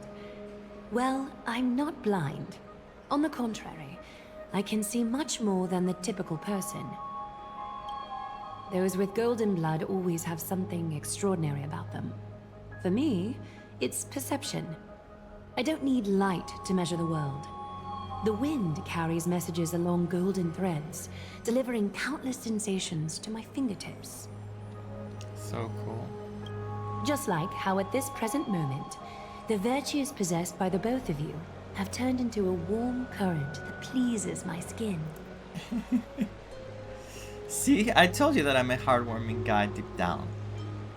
She sounds so cultured, yes. Let's say that in front of her. Indeed, her manner of speaking is comparable to Sunday's. A manifestation of Nikador. Could it be that my trial has not arrived yet? Oh, is he supposed to take him down? By following the threads of fate, you have begun to write the opening chapter of your story. How do you feel? Well, truth be told, I don't feel any different. I anticipated a greater challenge. When Trian followed those escaped soldiers, was that part of the plan too? Naturally. We have long foreseen this attack and didn't intend to waste such a golden opportunity. After Nikador succumbed to madness, their fortress disappeared into the fog, with no one being able to ascertain its location anymore. However, now that they have acted out of character and attacked Akima of their own accord, then the Holy City shall also uncover their hiding place and sound the horn of retaliation. What an intricate plan indeed. I gave my word that after the situation stabilized, I would reveal It's all finally. about Amphoreus to our allies. Yes, tell me everything. However, given that Akuma has just barely survived a calamity, and there are still many shaken citizens who need comfort. Okay. Aglaya, would you mind taking care of this in my stead? Better Aglaya, because she's gonna know more probably, and we need to see if there's any connection from what Aglaya says. We need to see if there's any connection to what could be happening to March. Maybe we need to tell her what's happening to March. Distinguished guests, since you have spared no effort in aiding the Holy City, I will naturally take care of you as well. I wonder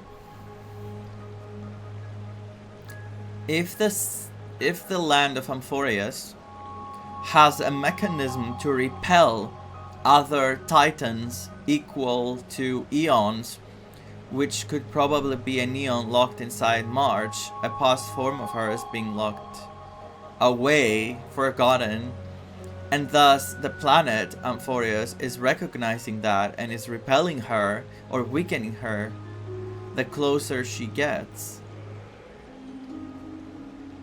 Could be. What if Nicator got corrupted or went the path of destruction, that's why he became mad? I mean, it could be destruction, but also it could be the Stellaron. Like, if everything was just affected by Stellaron, like how the heroes in Honkai Impact, the Flame Chasers, were fighting Honkai. Now, the Stellaron is supposed to be like Honkai, so maybe this is their enemy, the main enemy. Again, they fight the Honkai of this world, and they try to prevent the mass destruction. And Honkai can corrupt you and drive you mad, so there you I've go. woven many unforeseen events into the tapestry of fate. This is but one instance. You two can find me at Marmorial Market after you've grown tired of listening to her tales. In any case, I owe you my hospitality. After I've grown tired.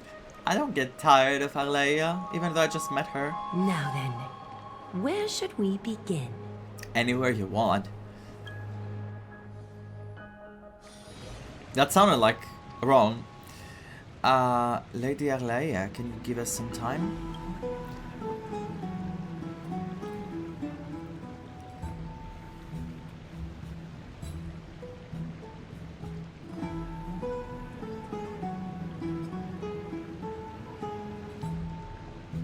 It's so beautiful.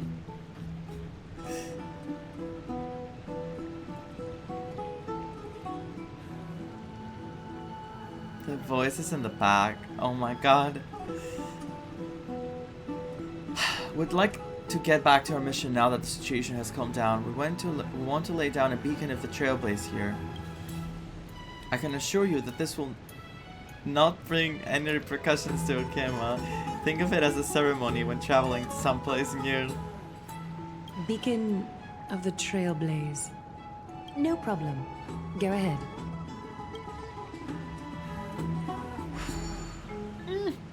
Okay, our save point. I mean, wait. The waypoint. Our boarding passes are appreciating in value. A few more and maybe we can reconnect with the Express. Praise Aki! A few more. What an interesting way to mark the start of your journey. I grow more and more curious about your cause. But please, let me first properly extend my hospitality to you. The conversation we must have will likely be quite lengthy, so why don't we go somewhere more suitable for that? I love how all her colors are about this shining, like, what's the word in English? Exterior, let's say. Everything about her screams Aphrodite, like she is based in the goddess of beauty and love, and there she is. And we got a music. Oh my god, which one is this? I hope it's the really intense one. Though, I don't want to put intense music usually on the Express, because whenever I go to the Express, I want to just relax. But, you know. Palace, Akima's public baths. Normally, this place would be much livelier. Public bath. Who's doing this? Is it this? Living flame of Georgios? Georgios is missing a letter. If it was Georgios, it would be the Greek version of George. This is like Georgios George, but this is Georgios. It's missing something. Crackle, look at the bubbling vapor. Everything is dumb. How did I end up in this deserted place? It took a long time for me to kindle this tiny spark of inspiration, and I'm afraid it will be extinguished. Kind stranger, will you give me some firewood so that I may burn a little longer? Tell me your story. I was once a fragment of Georgios' divine body, watching the land. Oh, Earth Titan. So maybe from Geo? It's the Georgios? Watching the land transform over the years, and I remembered where every boulder was. Then the mountains collapsed and the debris scattered everywhere. A long time passed and I found myself here when I came to. What do I get from this? Hard work will always be rewarded. Don't worry, I'll have something good for you.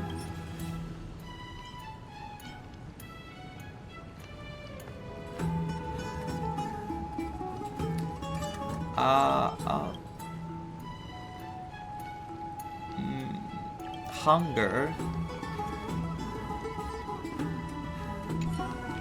Wait, let's give something, but let's give the hunger. Hungry, I'm starving. What did you give the poor little dim flame that made it feel so empty inside?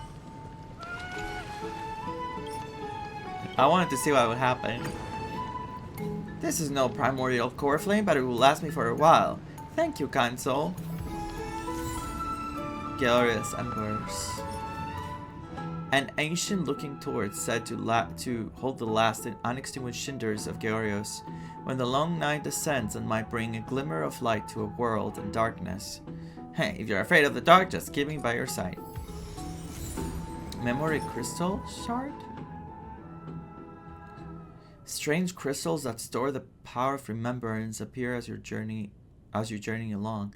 The light and shadows cast by the crystals seem to play out familiar scenes, and if you place them close to your ear, you can even hear the familiar whispers. No voice. This is a good place for our chat. Both of you are new here, so it's only natural to be confused about the prophecy, titans, and Chrysos heirs that have been mentioned in passing. But I'd like you to learn about Amphoreus' history before I tell you more. The bath sprites are excited to begin. This bath contains spirit water that has been blessed by the ocean titan. It can guide you back into the distant past.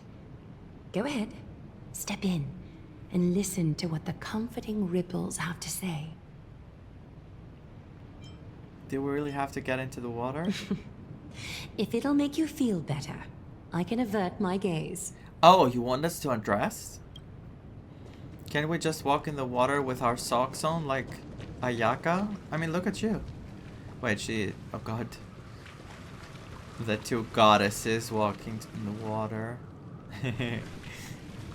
Fine, I guess for science I'm gonna explore this. Listen to the bath sprites, Dale. Quiet your thoughts. Feelings are far more honest than words and can better satisfy your curiosity. Close your eyes and feel the warm ripples of water embrace you. Feel the delivery of this account from the seas. The spirit water shall show you Amphoreus' distant and recent past. Before everything began, Bad the world was in chaos. The music again.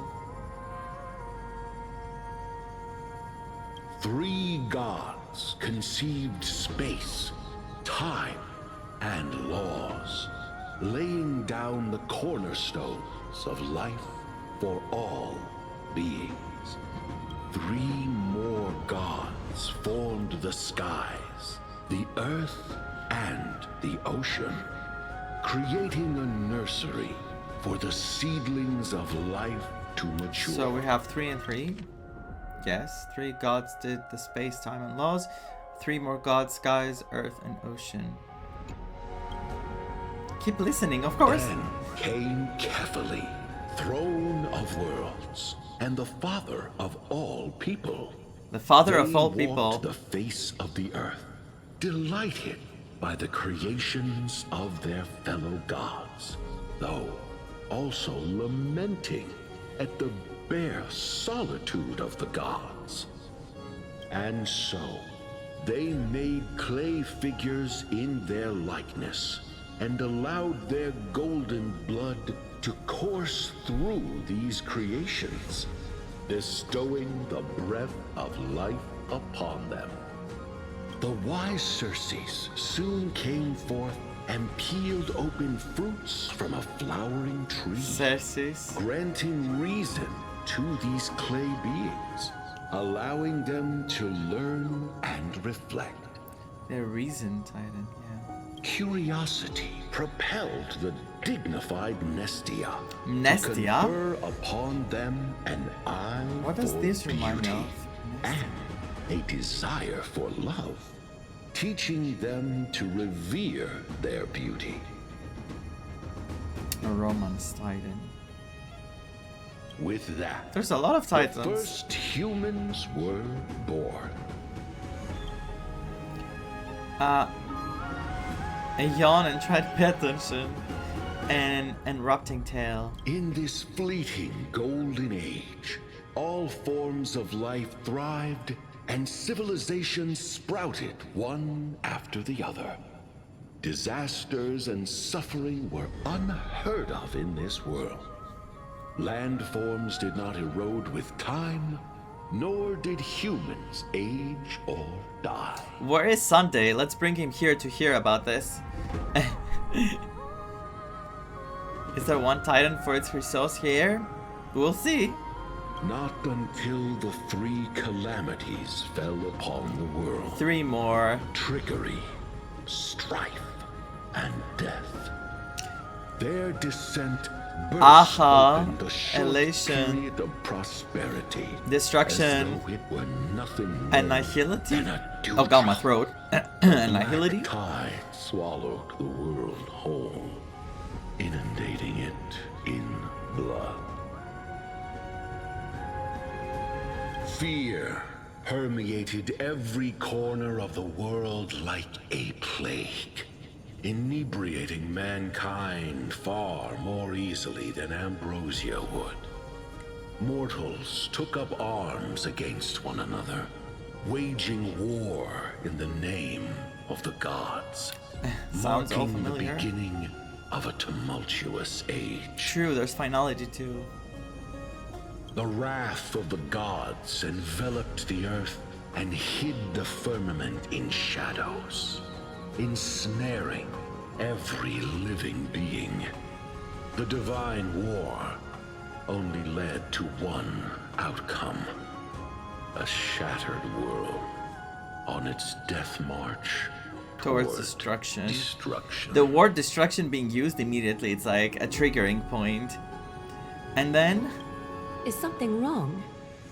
This sprite is only halfway through the story, but I seem to be detecting some distress and unease. Oh, I was just half asleep. This history is way too convoluted. I see. Perhaps the narration isn't engaging enough for you. What did I That's why you say? Did I say something bad? I said go on, didn't I? find it difficult to remember the key events. That's fine. We can try a different approach. You'll be glad to know that bath sprites have mastered the art of catering to the needs of others. Are they going to show me something with a vision? Because I prefer to see something than read it, to be honest. My attention span is not good. Continue listening to the bath sprite's tale. Oh my god, this controller! Stop going left! I'm sorry. I'm sorry, I cannot! It's going Take my insane. suggestion, bath sprites. Please narrate the story in a style that this guest prefers. Okie doke. Make yourself comfortable. Time time for a history class on Amphoreus. Is this what I wanted? This is catering to my preference? Hey! No butting in! Class is still ongoing! Where did I stop the last time? Oh, right. Amphoreus started off as a ball of chaos. The 3 Fate Titans wrote laws to govern the world. Another 3 Foundation Titans created the Earth, Fate, Ocean, Foundation, skies. and Creation. And the different 3 Creation Titans designed and gave life to human beings, like you and me. I personally want to listen to the whole thing the previous narrator was talking about, was saying. I think this is important to remember that the Titans are considered Fate, Foundation, and Creation. The Foundation are the ones that created the starting points, like the Earth, the Ocean, the skies. The Creation is the one that created life itself, and the Fate is the one that made the rules and laws. But 3 baddie Titans soon snuck in, bringing a terrible, horrible disaster with them. 12. So, the Titans got angry, and no one was willing to give in. Their followers then decided to do the same, fighting and killing each other. Everyone fought for a really, really long time, disturbing and hurting all people living in the world. Until one day, something big happened.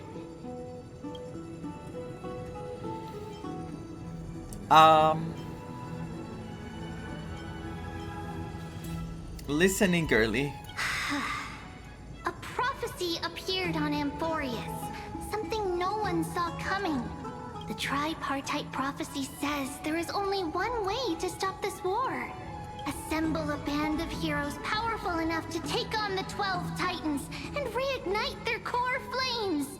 Only then will their divine wrath abate and peace return to the world. Sorry. My pin. We have to take down all the Titans. Well, supposedly, the prophecy. We know this band of heroes by a certain name. Any guesses? That's right. Right! The Chrysos Heirs! So, here's the takeaway. Eat well and train well, so you can grow up into a powerful hero and do your part for Amphoreus! Is something else wrong? No. Sounds like they might have glossed over some things. Is that so? Looks like you're a bit hard to please. I'm so... Trusting and perceptive at the same time.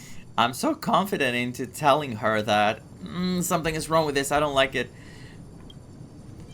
Amphoreus seems to be going through a rough patch. I still don't get what's going on with the Titans and Chrysos Heirs. Do you really know nothing about what's beyond the sky? I seem to hear a note of pity in that question. No. Perhaps you find us to be weak and defenseless. No. I'm just curious, how is it possible that you have no, knowledge? Amphoreus seems to be going through a rough patch. Rough patch. That's a mild way to put it. I know, I don't like my oceans either. I suppose the things that are common knowledge to us are just a garbled mess to you. If we want to straighten out the threads of this world, perhaps I should explain things to you myself. So, what do we do now? We can move on to the problem at hand, now that both of you have some understanding of Amphoreus' history. Come with me. How are we going to help? I'm so curious how we are going to connect to this story. As I said earlier, I'm curious to see if in the prophecy there is a mention of, nameless people. But not invaders, just outsiders, I hope. Please, give me a moment. What's wrong? The way up from here leads to a bath that the Council granted exclusively to the Chrysos Heirs. The bath is strictly off-limits to anyone other than the heirs. I'm willing to make an exception, considering your guests from beyond the sky. But if I were to bring both of you in at once, I'd be blatantly disrespecting our traditions. That's a puzzling custom. That's a strict custom. Seems like prophesied heroes and civilians aren't treated equally in Okami. Why don't you go up with her, Vaan? I don't mind waiting for you here. You have a very considerate partner. Follow me then. Okay. Let's go. Head to Hero's Bath. Oh my god.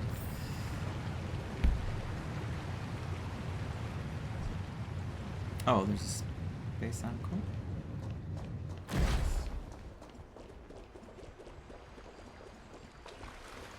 Take a seat. Make yourself comfortable, then close your eyes. Oh my god. Why do I have a bad feeling about this? Close my eyes again? I won't force you, but people hope to regard one another with bare honesty when they enter a bath. Are you willing to trust me? I feel Aglaia and the Trailblazer are really not matching at all. Their energy is so different. Like, it's just like Aglaia had to take a baby, a child with her to tell it like how life works. It's not a good connection there, that's for sure. Not like with Kafka, that there's another kind of thing going on there. Even though she seems, you know, more experienced and mature, she's giving us the benefit of, like, being babies. Aglaia is just like, okay, I guess. Let me do it this way. Okay. Why are you so hard to communicate with? I trust Aglaia, but I don't trust the Aegis artists. Sit down and close your eyes. Thank you. You can also move a little to your left. The water is warmer there. Follow her suggestion. You move to the left. How wondrous, you've only moved a few centimeters, but the water around you has become distinctly warmer. You fall asleep. Now place your left hand onto the bench. Lift up your arm with your palm facing forward and part your fingers slightly. Do what she says. Yes, you're doing great. All right. It's about time I formally introduce myself.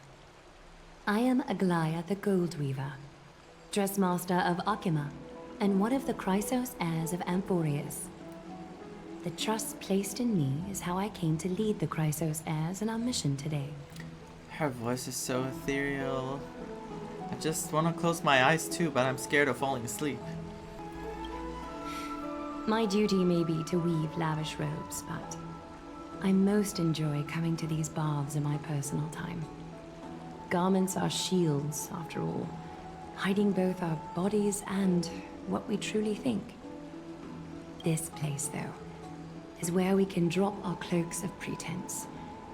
For the waters shall bring us closer together. Now I feel weird. You can open your eyes now. And she's gonna be like, her face is gonna be like in front of mine completely. Look, we are joined together now. Screenshot time! I'm sorry, I have to take this screenshot. What? Is this some kind of ritual? You're not wrong to think of it that way.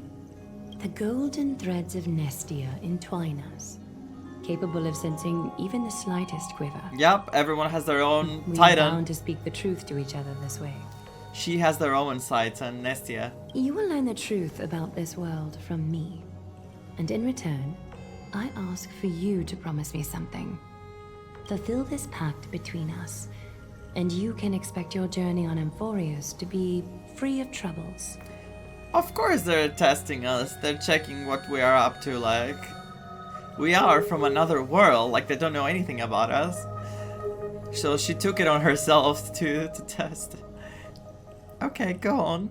You learned the legends of Amphoreus from those bath sprites a while ago. But that was a sanitized version that spared you from the harsh and bitter realities of our history.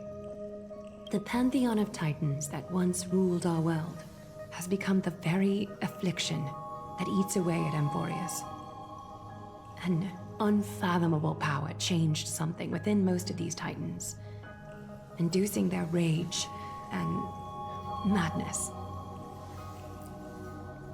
The unfathomable power being in gold, in yellow like in gold, it could signify, you know, of course, that they have the golden blood, but it could be the Stellaron. That's why the color is like this. It could be interpreted both ways, and I think it hints to Stellaron, that it's the thing that, you know, made them like this.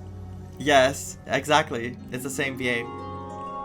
Amphoreus has since fallen into eternal night, the black tide engulfing our world. Arkhima is now the only city to still receive light, and we owe it to Kefali's protection. The Chrysos heirs gathered here are Amphoreus' only hope. People hail us as heroes, as protectors, and as deliverers. They are counting on us to vanquish the Titans, reclaim their core flames, topple them from their thrones, and take their authority for ourselves. It is only upon reclaiming all core flames that the miracle of Genesis can reveal itself, granting a new lease on life to this broken world. This is Amphoreus' flame chase journey. A band of heroes dedicated to slaying the gods and reclaiming the 12 core flames for the world to start over anew. Oh my god. Oh my god. Oh my god. With the end times before us, we are expected to lead all of our people toward the summit. Arkhima needs as many allies as possible to aid us in the upcoming battles. The two of you may be just the reinforcements that the Chrysos heirs have been waiting for. Uh-huh. You think too highly of us. Saving the world is what we do best. I want to say it. You must have been blessed by many miracles to say that with such unwavering confidence. I may be getting ahead of myself, but for Amphoreus, I am willing to take a chance on you. I have laid my heart bare, and in return, I just want you to make a single promise. Promise me to never tell the people of Arkhima about the worlds beyond the sky, no matter what may happen. But why? Arkhima is approaching its end. I do not wish to give my people false hope. Not when we've been badly scarred by it before. Can you promise me that? There's more to it. There's more to it. Is it really that simple? You shouldn't tell them. Fenon did not want to tell them either. And I don't know if it's because he agrees with Aglaia and he wants to protect them, or if it's something more.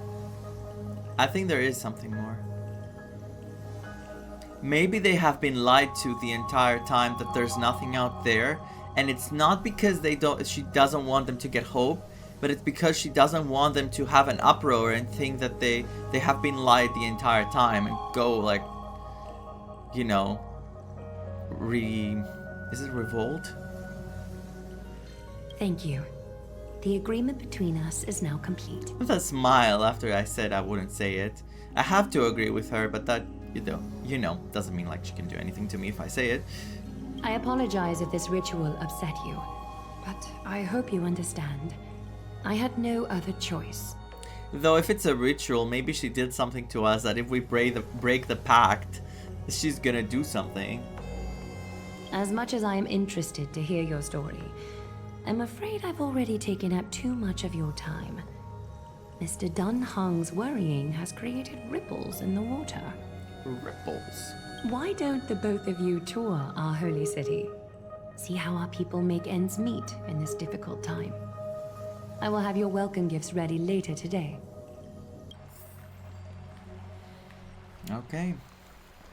Why don't you and Mr. Dunhung tour? It's time for a tour. Dunhung has been worried. He's been thinking of us. Let's go to our baby. You're finally back. What did she say to you? Summarize your earlier conversation.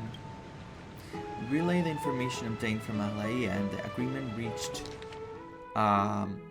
with her to Dan Heng. Promise not to tell her people about our interstellar voyages. I didn't expect that to be her only concern, though this is consistent with how Fennon was acting when we were at the Abyss. I don't know. Also, there's something else. Can they look at our clothes, as you said? Can they literally look at our clothes and see we look nothing like anyone else around? Something is definitely off about this world. Even on a planet as isolated as Yarilo 6, the people still had an understanding of space, and even paths and eons. The sky above Amphoreus, though, is more like a prison. They clearly have advanced technology, so who could imagine that even discussing what's beyond the sky would be taboo?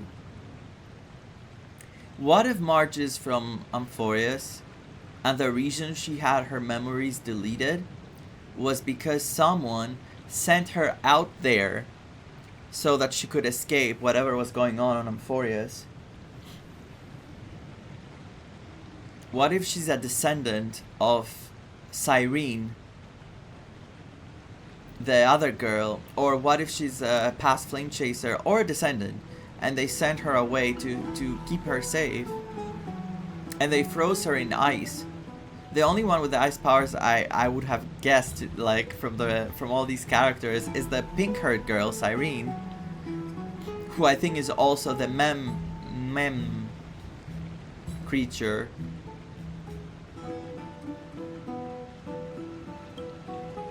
Do you remember the massive chaotic matter concealing Amphoreus from the rest of the universe? I can't help thinking that someone is intentionally keeping Amphoreus hidden. Their titans could also be related to some eon. I can't stop thinking about your broken spear. Jesus, Trailblazer. I'm gonna say it. Fennon promised to fix it. We can ask him about it when we see him. Let's explore the city of Aglaia suggested. Like Aglaia suggested. We help defend their city after all. This is a good chance to fish around for information while they still have a good impression of us. We can also take some photos for our records. Nice.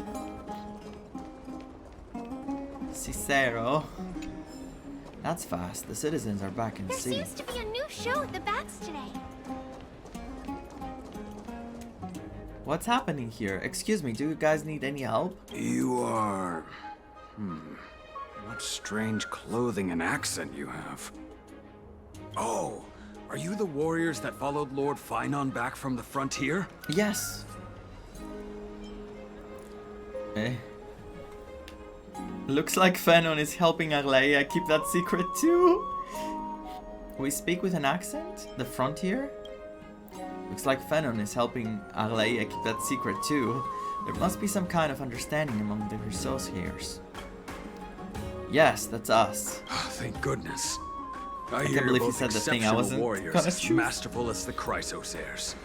Could you help us restore this column here? Nothing has been going right these days. First those minions of Nikador attack, and now this column collapses right outside our home. Tutorial. Can we really keep going? We're gonna use our power again. The one power that Trippy used. Restore it. With just human effort, that's going to take a couple of days at least. Not with human effort, of course, silly. I mentioned their name and they're here. High Priest Triby. Oh, Kefali on high, our prayers are heard. We won't need to trouble you any further, kind warriors. Oh, he thought we could summon miracles. Surmount the mirror passages of Janus. Huh? You can recite this too? Wait, did you also chant this when we arrived in Akama? Maybe. Maybe... Oh. You also have the ability to learn Ornyx's prayers too? Is that rare? Not at all! We have lots of priests here, but some are more gifted than others. Am I a priest in Amphoreus? Why don't you both try chanting? Treeby will see if you get it. In Amphoreus, memory-laden objects can be found anywhere. When the Trailblazer approaches, they reveal an energy ripple over them. At this point, by holding down the button, you can use Ornyx's prayer to rewind them to their previous state from a certain time ago. The power of Ornyx's prayer has limitations. Under normal conditions, it can only be sustained for 3 seconds. If used beyond 3 seconds without the object rewinding to the critical time point, it will return to its state prior to activating the ability. Okay. Let's try it. Press and hold the button to activate Ornyx's prayer to rewind time. Whoa! You got it on the first try! You're a natural! Yeah, that'd be me. A miracle. A miracle fresh from the oven. Fresh from the oven. Bring word to the bard. Frontier heroes grace Akuma. Feats abound right here. Danghang is contemplating. I think Danghang is understanding things. I think he's suspecting a lot of the things that have been untold so far. Well said, my friend. They also teach journalism here. Well said. I don't seem to be cut out for this. That's okay. There are many others like you. It just means you're meant to be a warrior. Never mind, he was thinking how he was not able to do that. Oh, you met Aggie, right? How did your chat go? Aggie? I now know all there is to know about you. Oh my god, this is awful. So scary to say that to someone. We reached an agreement. Alrighty, as long as things are going well. You know, we are pretty certain there's more to your sudden arrival to Akuma. And Treeby has never seen a priest achieve resonance with Ornyx on their first try. It's a Stellaron, isn't it? Because they already maybe are, like, you know, affected by it, so... But with this, you should be able to clear any obstacle when traveling around Amphoreus. Most of the time at least. Oh, right! We came by to check if you have teleslates with you. What is It'll this? be a lot easier to get around Akuma with them. Teleslates. Pull out your phone. Is this... You mean this device? Yeah! We knew it! There are also Yanisopolis priests beyond the beyond Akuma. Like the city you're from. Oh! Let's see. This looks different, but it works more or less the same. There are already people Maybe here. a little resonance will do the trick. All set! Now we can contact one another with our teleslates. Only in Akuma, though. Messages won't send once you're outside Aggie's web of golden threads. Oh god, Aglaia is the internet. Isn't she? That is surprising. Did you think we were some backwater people who don't understand anything? You want to be. At least that's what you want people to think. You can also use any currency you have on you. Talantan scales will determine the value of all items, so there's no need to worry about being penniless in the Holy City. She's a Wi-Fi router. Literally. Won't that mess up economy?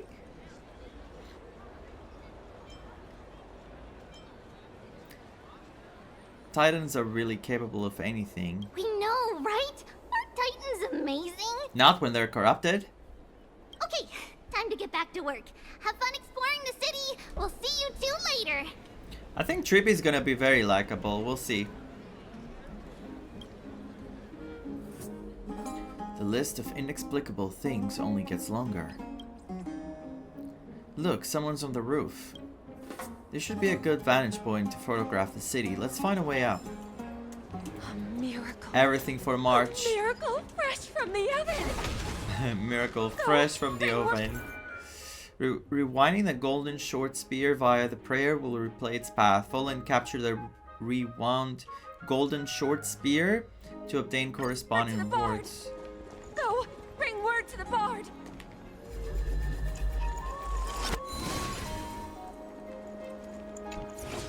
Try to grab it. Does it really work? I wanna grab it. Let me grab it.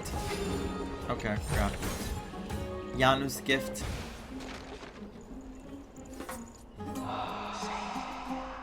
Oh my god, again. An excellent lookout over the city.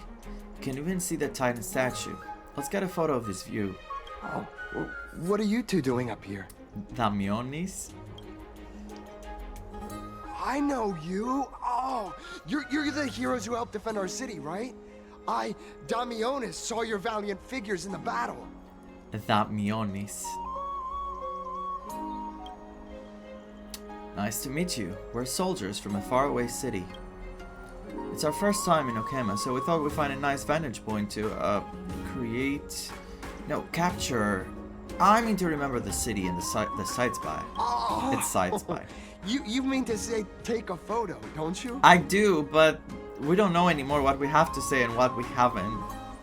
We shouldn't say.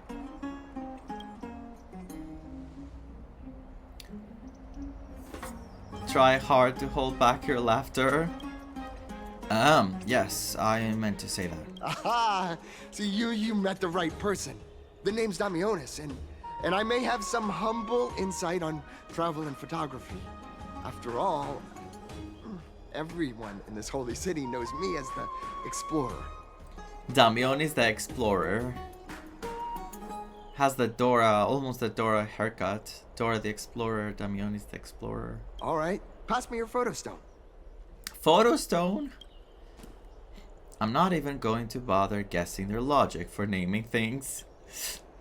You give Mart 7's camera to Damionis. Oh, this is an entirely foreign make.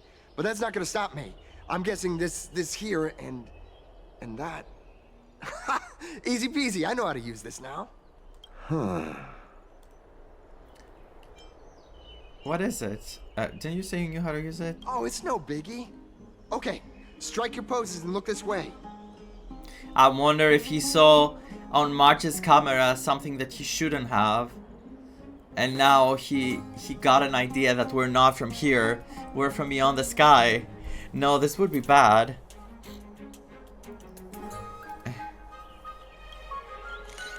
And we're done. Here, have a look. The poses! A greater aperture and a shallower depth of shallower depth of field would work better. Can you also apply some filters? Let's leave that to March. Well, I mean, as long as you're happy with the photos. Say, I've been wanting to ask you guys something. I didn't think I'd actually get the chance, but you're not really from another city, are you? What do you mean, Damionis? I don't think I understand your question. I've heard some things here and there. I mean, refugees that just came into the city are saying that the people Lord Vaan picked up are from beyond the sky. No. Did he really pick us up?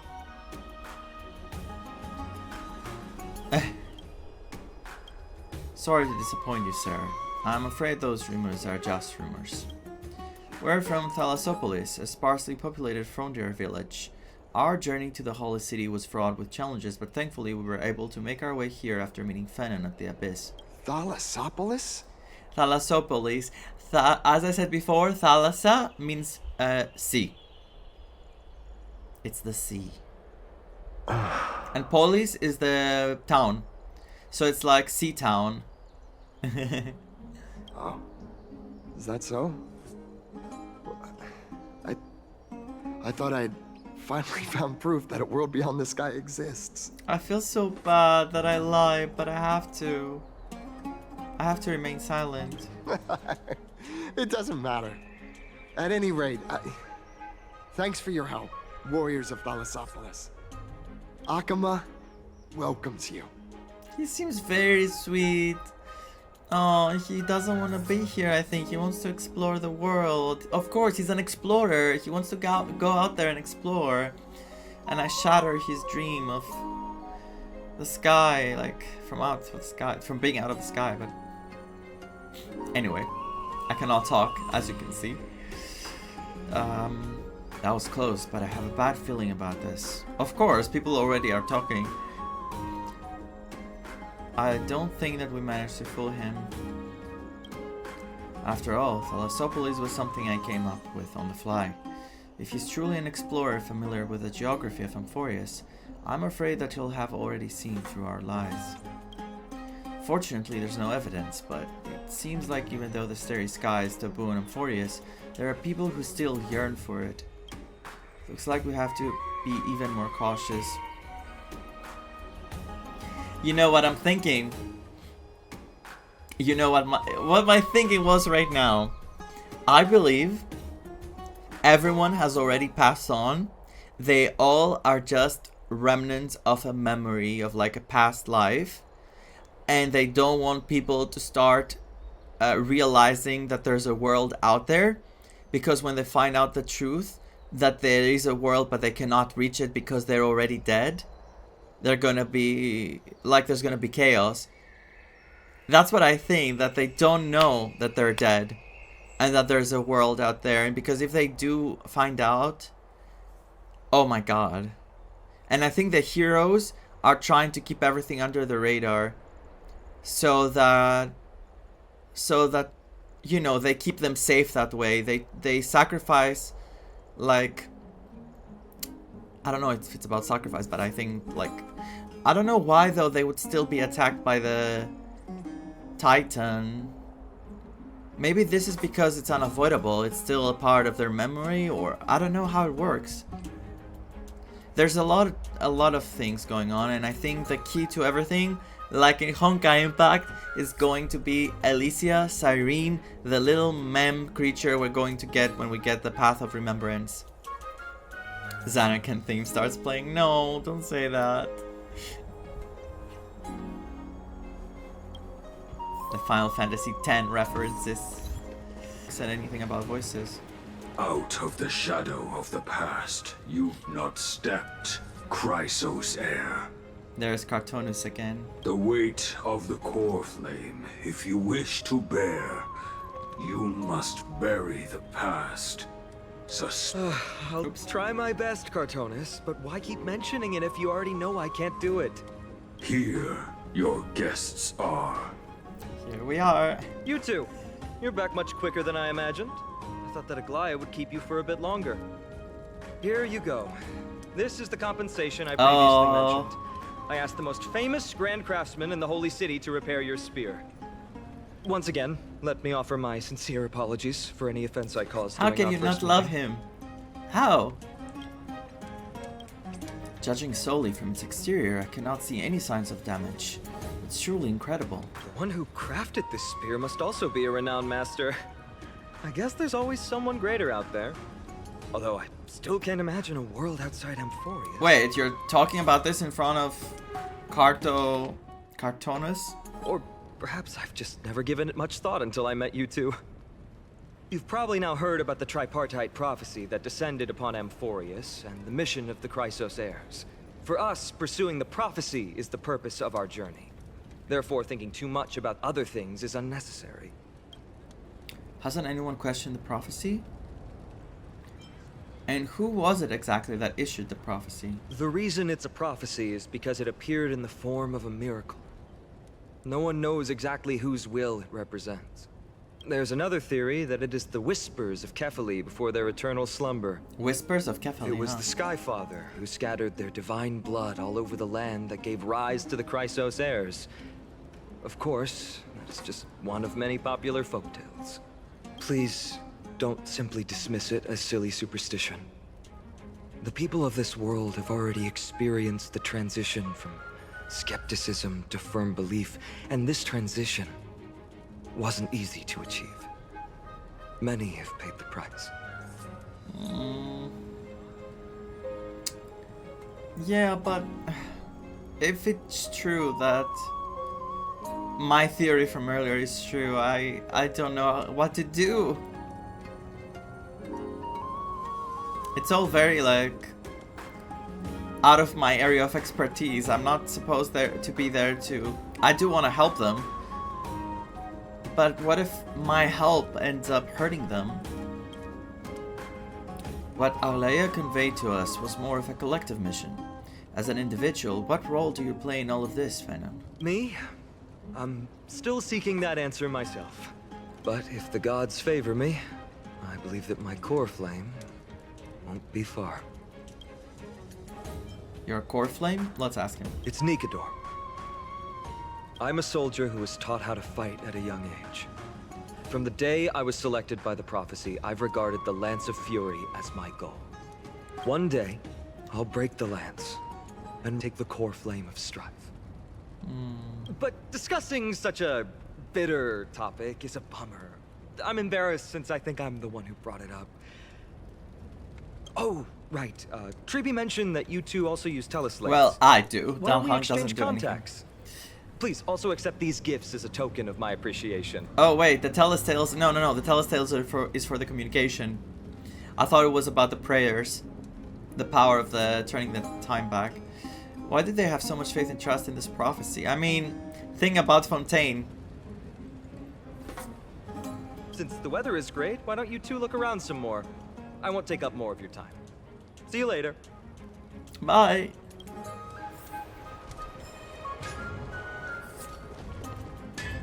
What does Cartonus have? This is where you stopped? Okay. This tall blacksmith is forging iron. In your eyes, his weapon forging process is sophisticated and pretentious. Apart from exhibiting more strength and producing louder clanging, he doesn't seem too different from the most ordinary blacksmiths in Amphoreus. But ding ding ding! You notice a few pieces of quenched iron belays in his hands glowing with an apparently unusual sheen. Wait for him to finish. Good thing this burly smith is almost done. The belay sizzles when doused in water and Cartonus finally turns around to meet you. Long have you waited, warriors of the Outlands. You knew I was waiting for you. Sorry, distracted I cannot be while this meeting goes on. The earnest titan, Amphoreus' creations, the mountain dwellers are. Meticulous, lineage unbroken. What kind of titan is Amphoreus? The pillar of stone Amphoreus, the earth titan, god of the mountains. Steady and diligent, Amphoreus likes. Forge, grain, and strength, all shall gain. Hammer strikes, shape, not alone. Earth's blessing, grasp strength within steel it is. Did you craft all the Chrysos Heirs weapons? The Chrysos Heirs, trust me, they do. Continue my work, I shall, if nothing else there is, warrior of the Outlands. Does he speak like Yoda? Am I correct? Wait, Kastoriki! What is she doing here? It's our two distinguished guests. Hi! Welcome to the dwelling of the Dromaeus.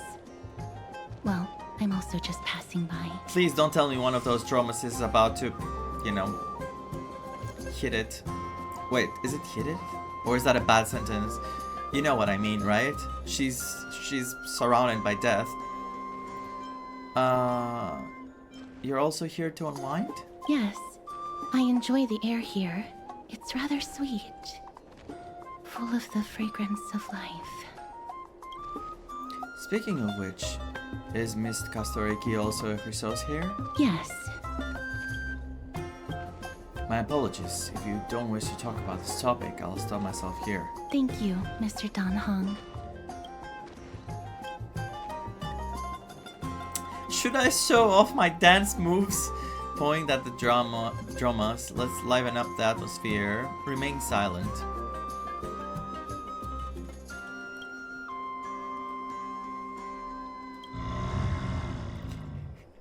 Oh, this child looks hungry. So awkward. We all are. Oh my god, I started talking like Kartofus? No. I don't remember his name. Since you were here, do you two want to try feeding the Dromaeus? Of course! Their feed is dry red soil and it's very clean. Of course! There's some over there. Let me at it. Since it's your first time feeding, just a small piece will do. They're eating rocks? Can I have a taste? Of course, but it's very bitter and hard to digest. Her serious tone immediately quashes your wild idea. Let's give it to them. You gently pick up a piece of red clay from the container while the Dromas watches your every move intently. Don't mess it up. Hi.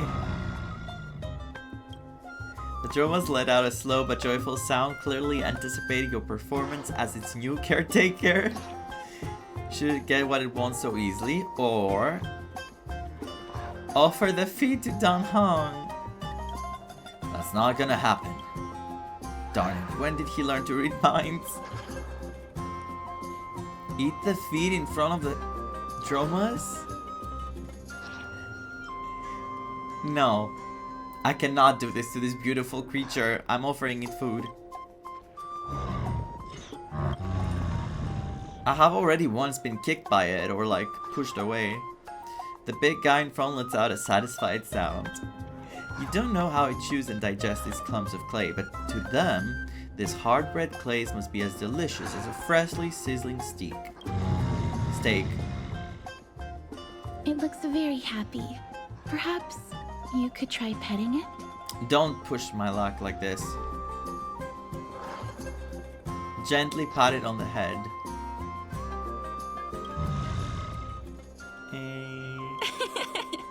It seems to enjoy it a lot. You get along very well with the Dromas. She really enjoyed that. She had a lot of fun seeing me like pet it. Look at this. It makes me envious. No, she cannot touch it. Don't you want to try petting it as well? She cannot. Me? No thanks. It's alright. But she did touch us in the trailer, right? I remember she hugged us or something. Miss Kastoriki, are you concerned about something? Since we just arrived in this area, we hope to build closer relationships with everyone through our actions. Please don't misunderstand. When you helped Akama, you already showed ample goodwill. It's just that I am not too good with social contact, regardless of whether it's with people or with these children. No. I don't think she can touch them, right? So please don't take it to heart. Alright. On, take a photo of the Dromas as well. It's rare to encounter such an amazing creature. Would you two like a photo with this child? In that case, I might be able to help. She can hold the camera? Do you enjoy taking photos? Yes, it is an interest of mine. I like her too. I like her too, and this is bad. No problem. Please place the photo stone on the ground. She's very effortlessly cool. That's why I like her. When she doesn't have to try too hard. Can I just hand it to you? Let's just do as she says. You put Mark 7's camera on the ground and Kastoriki bends down to pick it up. It's very cute. The aperture, exposure index, and preset filter. Okay, bring March here. Although it looks different on the outside, it actually has the same internal structure. They need to start There won't be talking any issues. and become friends. All right, get into position. And we're done. I hope that you like it. You know what else I was thinking? What if all those people, all the flame chasers, sacrificed themselves to save March? What if she was one of them and they sent her away and like sacrifice themselves to somehow erase her memory so that they keep her safe? And maybe because in the Honkai Impact, everything was centered around Elysia.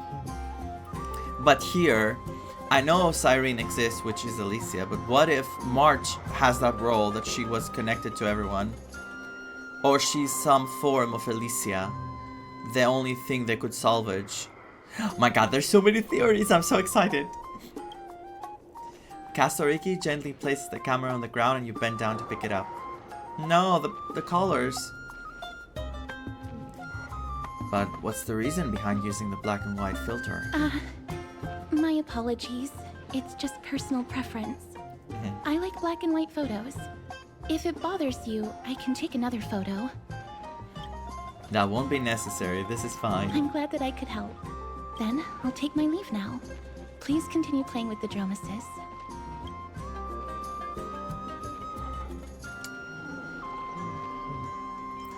There's even a standing photographer in the script. I cannot. What a mysterious lady.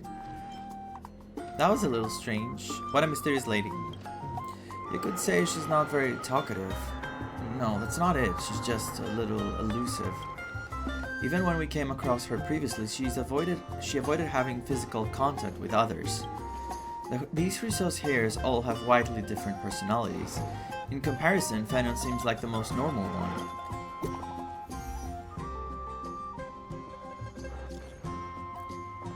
Hello, Dunha and Vaan. How's Memorial Market looking to you guys? Plenty of interesting people. Ran into lots of interesting people and things. That's nice, as long as you enjoyed yourself. The baths have also returned to their original bustling state from before the war. Once you're done walking around, come find us back at Memorial Palace. Aglaia has prepared a huge gift for you. Let's go. Should we return? I do want to return, but wait, there's optional stuff. We should do the optional stuff.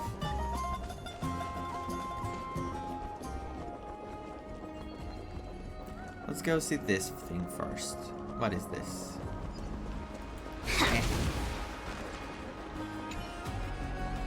The murals record in simple and delicate carvings the stories of Kefali, creating life and building Okema. In the murals, Kefali bears their enormous dawn device on their back. Golden divine blood courses across their body, flowing to the ground from the left-hand side of their chest and spreading in all directions. At their feet, the humans bathed in the gold blood work together to create a great city. The city is Okema, the origin of Amphoreus civilization. I'm so excited I learned about this stuff. I can't believe it. I'm trying really hard to concentrate. That's why I'm like, you can see my brain malfunctioning sometimes. I try so hard to concentrate because I don't have good concentration skills at all. So I'm trying to pay attention, I'm trying to concentrate and read things so I can get a good idea of what's happening and remember the names of everyone. But I definitely will have to revisit stuff because it's a lot.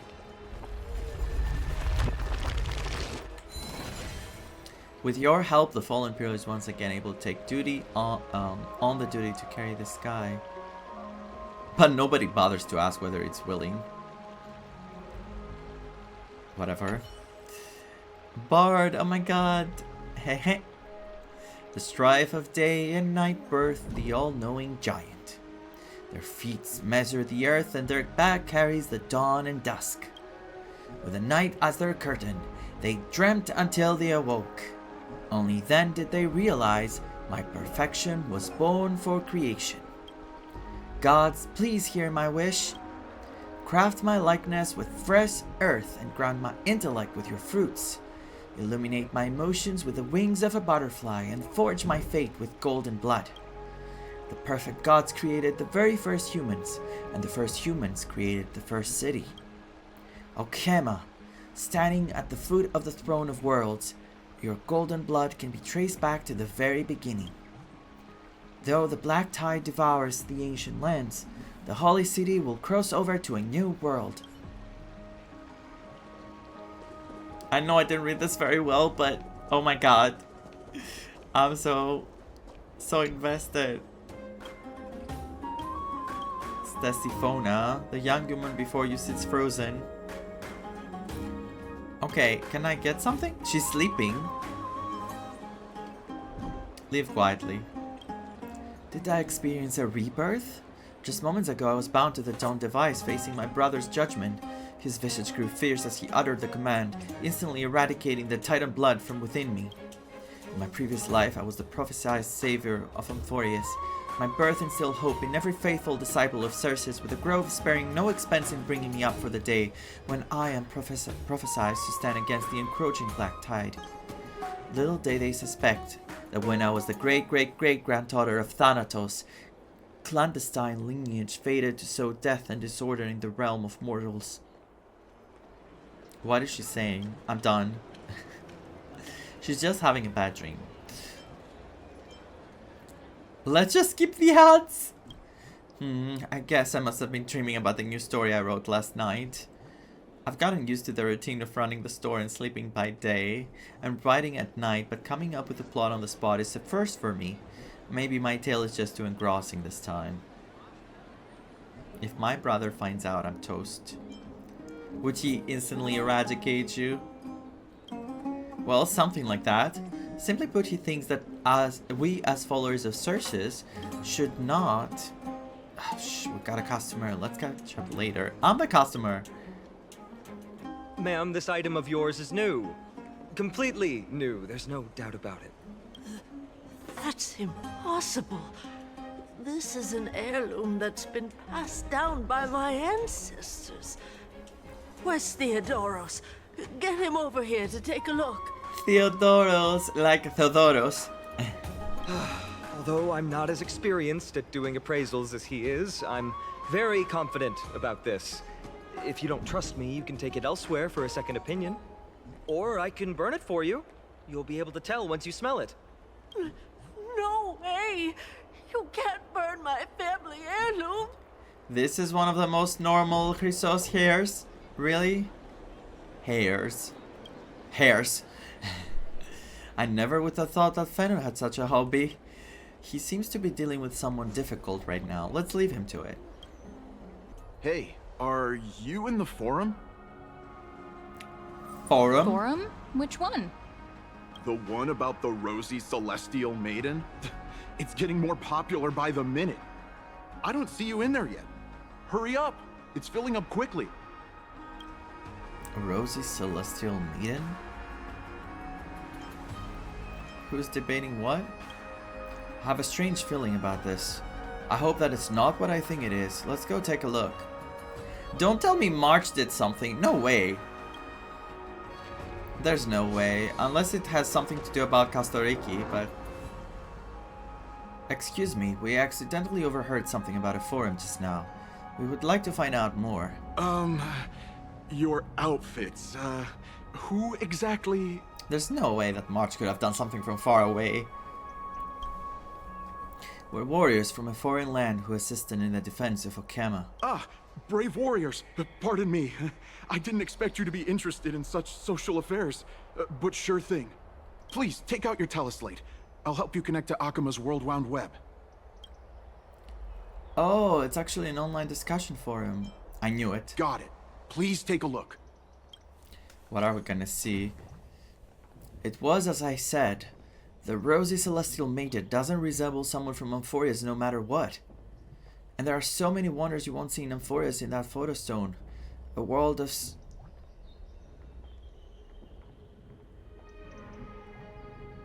It's... Oh god, it's... What was his name? I told you, he looked at the camera, he saw pictures. He saw pictures from Bellabog. He saw pictures from Cienzo. I knew it. And there are so many wonders you won't see in Amphoreus in that photo stone. A world of snow, countless small boats in the sky, splendorous skyscrapers. The world beyond the sky is real. Her hair was pink, and she wore a short blue blouse, and her eyes were as the sea reflecting the light of sunset. Is this seriously not Nessia's human avatar? Lady Aglaia is Nessia's ambassador. Nonsense, I already said the rosy celestial maiden isn't from Amphoreus, she's from beyond the sky. I'll admit it that I've read a great many unofficial historical records, but the skyship calamity is not an apocryphal tale. It is a tragedy that really happened. No one can pass the sky dome while Aquila maintains their beautiful baleful gaze. After all, it's questionable if any world beyond the sky even exists. Even the existence of the rosy celestial maiden is in dispute. I still have a few attires made by Lady Aglaia herself. Aglaia, I should say. I keep reading it the English way now, like the way they said it. I hope I can make the rosy celestial maiden's acquaintance with these supreme garbs as a gift. I told you, I saw it with my own eyes. Really? Then I saw Negator and Kefali clasping hands in a gesture of peace with my own eyes. My dear explorer, you're speaking drivel. You must have been deceived by Zagreus. I speak with honesty, and you treat me like this? Fine, so be it. I'll prove the existence of the world beyond the sky through my own means. Just watch me. I will soar to the world beyond the sky. Even if I have to risk my own life, I'll find the rosy celestial maiden and silence you all. What was his name? Something with Dora. The thing is, I feel this guy's gonna be important and he's gonna have a really sad story. Because he's probably not gonna be able to get out of this and he's already gone. Oh my god, this is my theory now and I feel like I'm close to being correct. Oh no. That Damionis, yes. Damionis. That Damionis guy who took a photo for us. It must be him. He must have opened the album and saw the photos that March 7th previously took. March 7th has now become a celestial maiden. Oh my god, if she comes here, everyone will treat her like a goddess. That's beside the point. There are more than 100 people in here. Although no one believes what Damionis is saying now, we don't know what he'll do next. If the situation gets out of control, the consequences might be disastrous. Mankind's greatest enemy, social media, Jesus Christ. I hope that the Chrysos heirs are too busy to surf the web. Quick, we have to find Damionis before things get worse. And do what? What are we gonna say to him? Rosy Celestial Maiden. Just from this name alone, I am able to imagine your beauty. You must be the incarnation of Mestia. Oh, you cause me to sink deeper and deeper, unable to get a hold of myself. This is the... Like, we should bring March here and she's never gonna wanna leave. Like, she's gonna stay here forever. If people treat her this way, oh my god, it's all her dreams coming true. Oh, beautiful Celestial Maiden, how can I ever win your affection? With snacks, plushies, and cute clothes.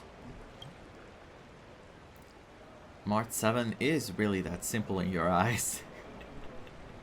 No, I don't think she's that simple. I think if things got serious and she started getting all this attention, she would get a panic attack or she would want to get away.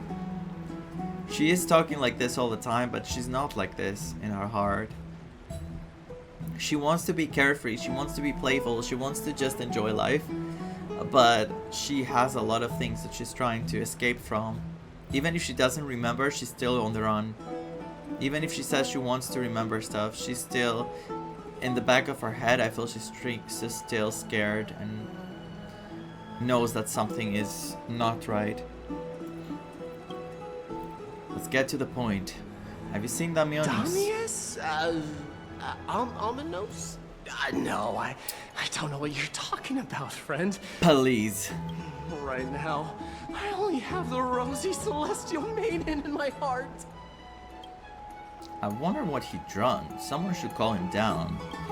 Let's go and look somewhere else.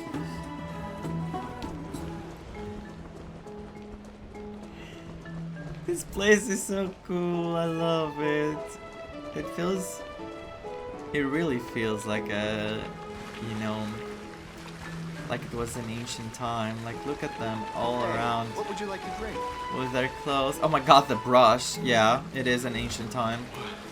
I feel dizzy in the bath, so I'm coming up for some fresh air. Whoa. Huh. Anyway, let's see. Here. Dear citizens, please stop spreading images of unknown origins. Okay, someone who can help us. Please wake up. The Rosy Celestial Maiden is a lie crafted by Zagreus as a prank. We should follow the lead of Lady Aglaya and not subject ourselves to such mind-numbing fantasies. You know everyone is eventually going to learn, right? That there is a sky, like there is something above the sky, beyond the sky. It's gonna be known, and I wonder if they're all gonna hate them. Like Aglaia, first of all. Have you seen Damionis? Damionis?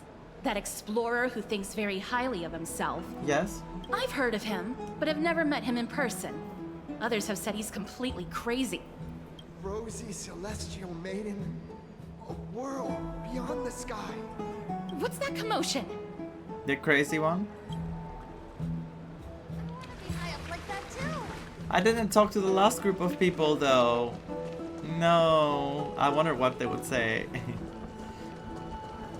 Julia.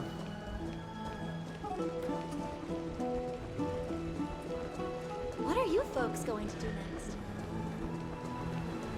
Wait, I have to go up, right?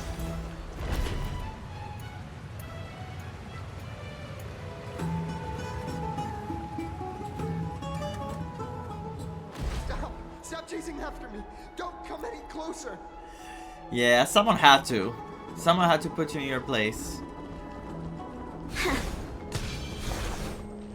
He's running toward the Garden of Life. Give chase. Garden of Life? What is this? What is this? A Pokemon! Not yet time Oh god, to no, return. not my technique, what the hell? That guy barged into the What's all this fun? He was just shouting about the rosy celestial maiden? Can't a guy run his business in peace? Maybe we should go home to stay safe. The counterfeiters. Good, good. I had to fix All it. the best. I cannot see something like this and not fix it. Maiden! Celestial Maiden! Oh, butterfly. I will become a Celestial Maiden one day. Everyone is obsessed with March! I can't go into the mural, but I really want to go on a heroic adventures with heroes of legend. I remember that back in those days, death was a lot softer and warmer than it is now. Stop that nonsense! Citizen, calm down. Don't do anything foolish. This is the Garden of Life, the holy ground of the Bow of Rift. Are you trying to defile the gods? Defile the gods? No, you guys are completely wrong. The wise Circes will be proud of me. Just watch. What is he doing? What is he trying to do? Let's get closer and take a look. Wait, a Vitae library. A bird flew here and planted a seed of reason in the fertile soil. Nurtured by the blazing sun, the holy city saw its first garden grow. With reason as its rings and wisdom as its vitality within. The times may be tumultuous, but the legacy is passed down and the fire of civilization keeps burning. Oh, the ritual, yes.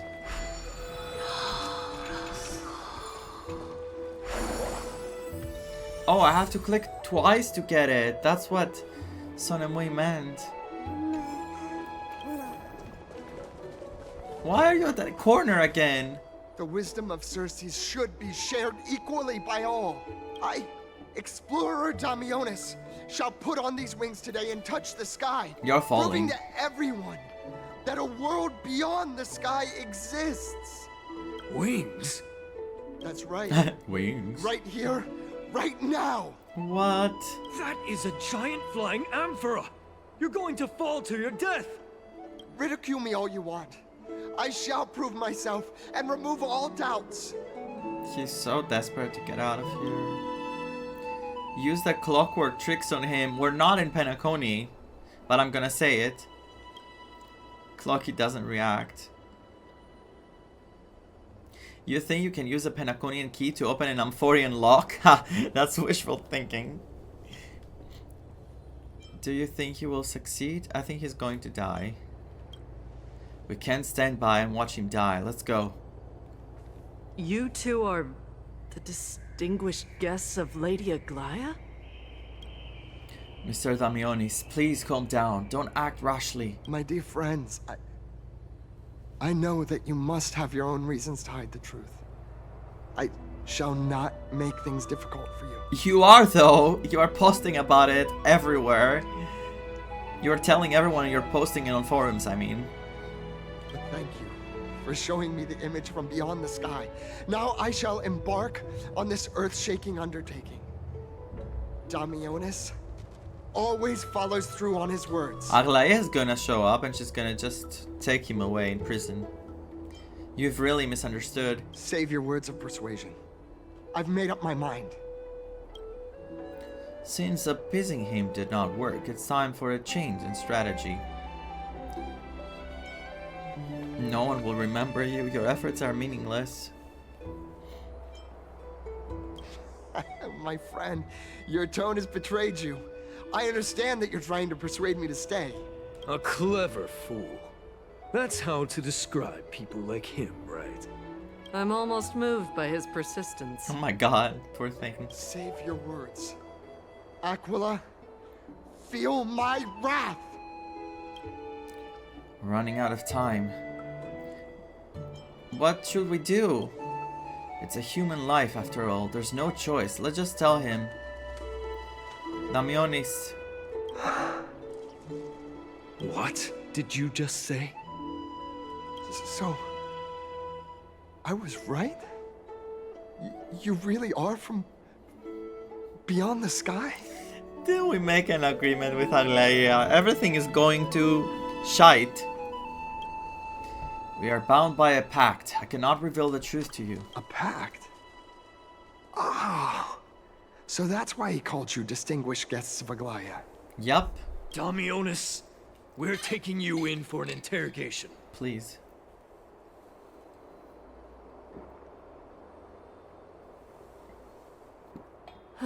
This is not going to go well. It already is not. Nothing's going well. That he should never have learned. We can only hand him over to Lady Aglaia for judgment. Instead of worrying about his safety, perhaps you guys should worry about the impact of the rumors. Although no one believes what Damionis said about a world beyond the sky, the Rosy Celestial Maiden has already spread everywhere. Freaking hell! We're sorry for the trouble that we caused. It's all right. I think there's only one thing you can do right now. Go to Varix Leo and share something even more interesting with him. That way, there's a chance that you can cover up the rumors.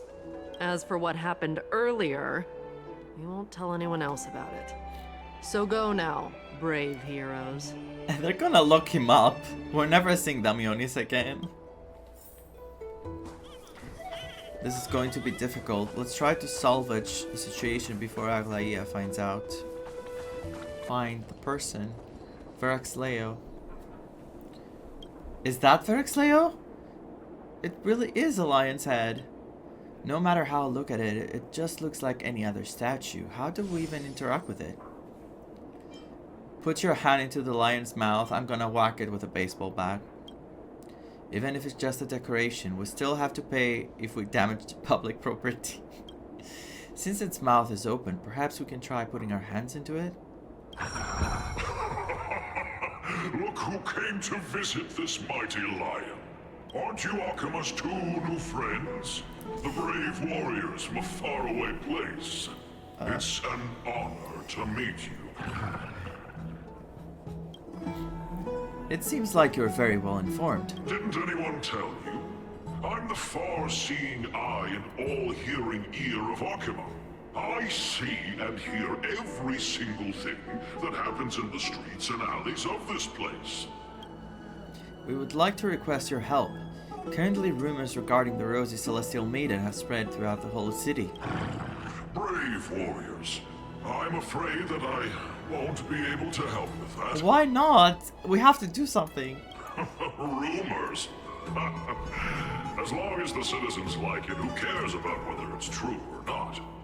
However, the way you two are trying to stop it from spreading further, could there be some other reason? How about sharing it with me? No. Why are you so interested in the tea? Don't be fooled by it. This lion loves engaging in gossip and rumors.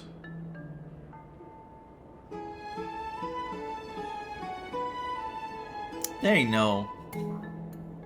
They know. How? A few days ago, when people were besmirching my tribe's honor, didn't you also turn a blind eye? Isn't this Lord Mighty? How have you been lately? I should have walked it with a bat. I really should have. The face of a lion, but the courage of a soulless hyena. You and your brothers will do anything for the sake of entertainment. even encouraging despicable acts such as fabricating history. There's no limit to how low you would stoop. How could you call that a fabrication? At most, it's just a little, reinterpretation. Artistic reinterpretation. Shut it. Yeah, thank you. Do as they say. Otherwise, I'll turn you into iron dust with my bare hands. You got it. How? I'll fix that right now. How can you fix it? Are you gonna gossip? Are you gonna like, you know? I assure all of you that from now on, you'll no longer hear the words Rosy Celestial Maiden. How? With the cooperation of the Varix Leo, the rumors gradually died down. Thank you for your help. Don't misunderstand. I'm just annoyed at that lion head. Also, Vaan seems to think highly of you guys. If you were to be disposed of for such a trivial reason, his weak and fragile heart might not be able to bear it. What? Pray for the best, outsider. Pray that this farce has not reached the ears of Aglaya. I'm sure it has. She has her webs everywhere. Her web connects them all.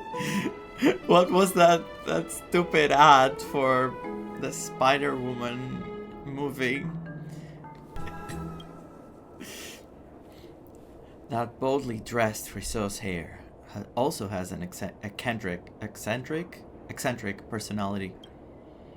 Regardless, this matter has come to an end. Let's prepare ourselves and head to our appointment. If they ask us about it, we should just come clean with everything. After all, we still saved the citizen's life. Oh, Trippy's waiting. Please don't be angry. Over here! We've been waiting for quite some time. Where have you two been? We've been waiting here for quite some time. Even our wings are tired. We encountered some trouble, but thankfully everything has been resolved. 3B, did you surf the web? Wow, you guys are well informed. You even know about the world-wound web? Young people sure are full of energy. But it's been such a busy day. Where would we find the time to surf the web? Okay, we need to confess something. That's good. Surfing the web isn't a good habit to have.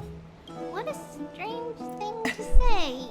Anyway, let's go. Danhong is Aggie is annoyed from waiting too long. Danhong is very comedic on this story too. He has his moments. I'm even told. Let's go to Aglaya. It felt like it. Peleus. Bella and Peleus. Do you see this? The Amphoreus version of Pella. Oh, treasure. Look, the Gate of Infinity. It's very eye-catching, isn't it? That's where we met. The landscape of Amphoreus is breathtaking. In the past, this place must have been a beautiful paradise. Oh well, the past cannot be recreated. All we can do is follow the prophecy and move forward. The past cannot be recreated, but you clearly showed us Oryx's miracle before. Those are two different concepts. We can draw upon the power of the Veil of Evernight through prayer, and then salvage necessary items from the past for our own use. It isn't actually reversing time. Oh, I got it. So it can bring things in. We can bring things in a previous state, just so you can interact with them, but then nothing else. Even so, it still goes against the laws of physics that we know of. I've been meaning to ask that for a while now. All things have to obey the underlying laws of the world. I'm still trying to understand Amphoreus' laws. We'll take photos later. Let's go and meet Aglaya now. Oh my god, I'm so scared of what Aglaya is going to say to us. Just hearing this melody. Aglaya. Seems like all the rooms are full. Aggie, we're back. She's in the water. Thanks for your hard work. Is there any news from Trian? Not yet, but we've already figured out where the deserters are headed to. With a little more time, we'll be able to track down the location of Castrum Kremnos. Midday has mentioned this place before. Oh, he's that candid with the two of you. Castrum Kremnos, both Nikador's territory and their current abode, is a moving city-state enveloped in fog. Moving city-state. So back when the Titan was repelled, Lady Trian was off chasing the enemy. Let's talk about something less serious for now. Would you mind giving the three of us some space, Treeby? Of course. Hope you like this gift. What gift? As Treeby mentioned, the both of you spared no effort in protecting the Holy City. I would like to present you with a gift in recognition of that. Before we accept any gifts, I feel like we have to tell her what's happening with, what happened at least with March, like with the camera. Cause I don't feel good accepting things when I have done something, or not on purpose, but I have done something that I was told to avoid doing. If you are to stay in Akima, you'll need a place to rest. And it's not just I said it. Your troubles. It's not that I just said it, it's also the fact that Go in and take a look. I made a pact with her. It's not that we said, okay, I'm not gonna say anything. It's a pact. Enter the private bath chamber. Welcome to your private bath chamber. Our Penacony room. It's even better than the Penaconian hotel rooms. I don't want to go back to the Astral Express anymore. That's not true, I would never say that, for real at least. Or as a joke. It's even better than the Penaconian hotel rooms. While it's hard to compare them directly, this place is indeed more spacious and the decor is quite impressive. I'm glad that you're satisfied with the arrangements. Here, take some time and get to know your surroundings. Her voice is giving her so much class. Oh my god. Her voice is one of the most important parts for me to pull for her. I just love it so much. The lounge chairs in the room look so comfy and enticing. You're worried that you'll completely lose the motivation to trailblaze if you lie on it. Isn't that life in general? Once you sit down, you don't get up. Think about it. All the twists and turns and hardships you've been through, are they worth it? Lying here and welcoming an eternal comfy slumber, maybe that's where you belong. I know what you're thinking. Don't be tempted by a mere lounge chair. He knows me so well. Bath user manual. God, it's sleepy. Well, sleeping. You lean against the stone railing on the balcony, gazing into the distance. The mist-shrouded mountains of Amphoreus appear as vague outlines, like stone giants slowly shifting between crouching and standing. From somewhere a bard's song drifts through the air. Though the words are unclear, the melody still conveys a tinge of nostalgia and longing for the past. This view is absolutely breathtaking. You agree with Don Hung, very much so. So this is a private bath chamber, but there's no bed, right? Yeah, only those places. So it's not like a room we can stay in, it's just a place that's private to us. Do you like it, Cold Dragon Young? Don Hong dips 2 fingers into the bath to check the water temperature. It's lukewarm.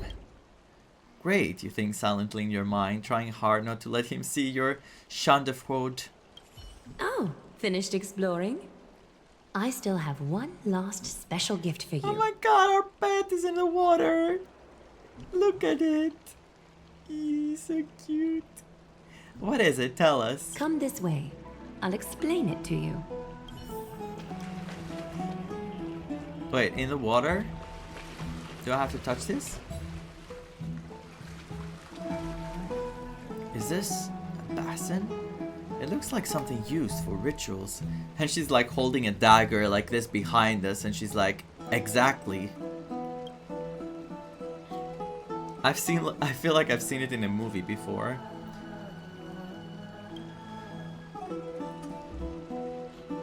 It's not your average wash basin. This ceremonial vessel belonged to the Chrysos heirs, and is now my gift to the both of you. You have learned, to some extent, about the history of Amphoreus and of the holy city Arkema. Now, I wish for both of you to witness the journey of the Chrysos heirs for yourselves. Okay. What do you mean by witness? In ancient times, Fegusa, the chalice of plenty, concealed the beginning of the world amidst billowing waves. Fegusa. When the ancient ocean priests discovered that place, they used spirit water to build a barrier in order to prevent the site from being disturbed by external forces. However, they also left behind a passageway. And? That passageway is none other than the ceremonial basin in front of you. Clear yourselves of all distracting thoughts and wash your faces with the spirit water inside the basin. When you next open your eyes, you shall witness for yourselves the Vortex of Genesis, a great sanctuary that houses the original divinity of the 12 Titans. It's also the place where the prophesized miracle of Genesis will occur.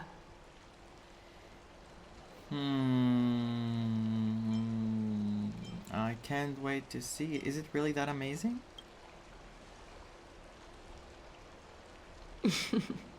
For your first time, I shall personally guide you into the depths. Close your eyes and hold your breath. Sever all other sounds, and let my whispers fill your ears. Take a handful of the pristine water. Lift your palms in front of your chest, and feel the water Is it gonna be a domain gently or flow away through your a new fingers. area? Sink deeper, and do this once more. Submerge your wrists in the spirit water. Familiarize yourself with its temperature, its touch.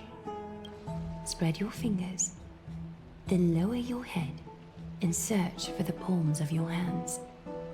Feel the spirit water so flow good, I against your cannot. face until all of your senses are submerged. Okay, Miss Alaya. Floating, sinking, diving into the depths. She reminds me a lot of like a Haunting of Hill House or Bly Manor, like kind of character. The way she talks.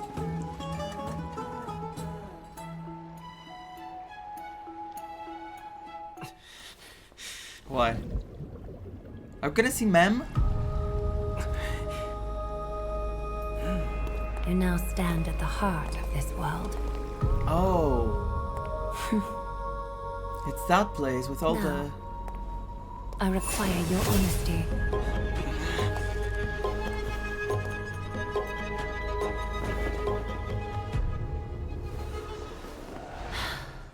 Wow, so good. Wow, that was so intense. And out of nowhere, well, not out of nowhere completely, it still feels like we keep getting tested. Like we're not trustworthy, even though they show that they keep gifting us things. We have brave warriors that helped. It still feels like there's something more every time. And I think this is a very special place. And this is why we are like tied, because this place is extremely important. But why and how? What can we do through here? Like that it could be so dangerous for them to tie us. As expected. This is no laughing matter. It's an interrogation. I didn't laugh. I said as expected. While the both of you were roaming the city, someone was paying attention to your every move. Unfortunately, you have broken your promises. No, please. Don't threaten me. I'm scared. So you are indeed aware of our transgression. However, we only did it so to save a life.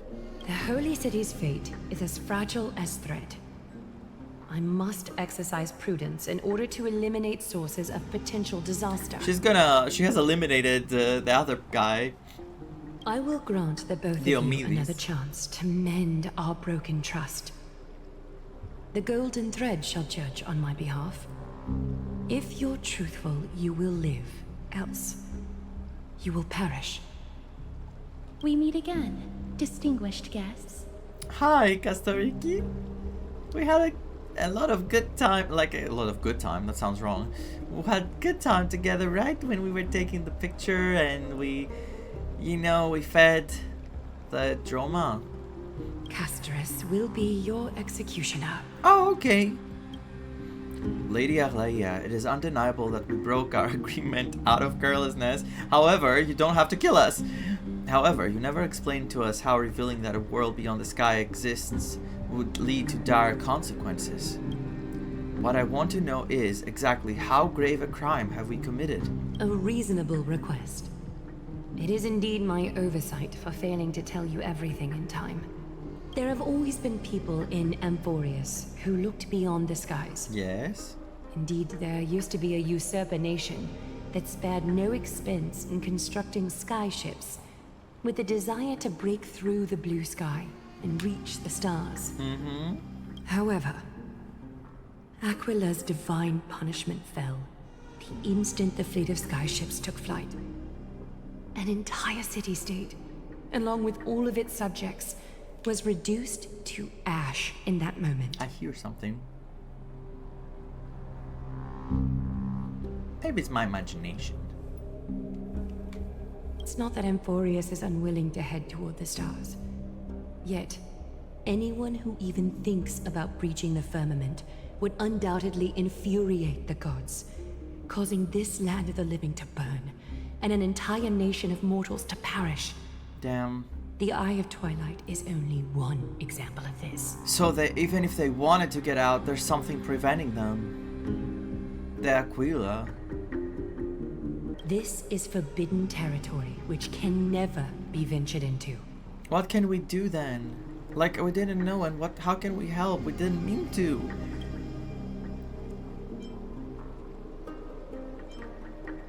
We mean no harm towards Amphoreus. So you're saying that it's better to pretend it doesn't exist instead? It's better to pretend that it doesn't exist instead.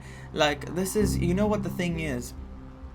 No, the best thing I feel like would be to tell them, but then again, who says that none of them, like, if one of them tried and everything went bad, they wouldn't stop trying again and again and again. Like, there would always be someone who would keep trying to get out of there.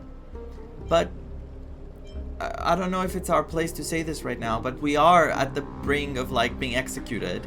So we should say something that would have meaning, and I will say this one. Humanity has always longed for the sky, and this is something that you can't prevent. Divine punishment has never been fair. As Akima's guardian, I must do the same. This is a world dominated by Titans, and that order can only be toppled by the Chrysos heirs. What if we become a Chrysos heir too randomly by the mem creature? Therefore, the only thing that I can do right now is to ensure that the both of you remain devoted.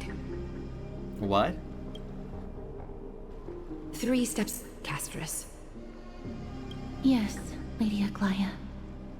I shall ask you 4 questions. Dishonest answers will cause the golden thread to vibrate, while truthful responses will not affect the thread. Okay. The number of times that the thread trembles is the number of steps forward that the executioner will take.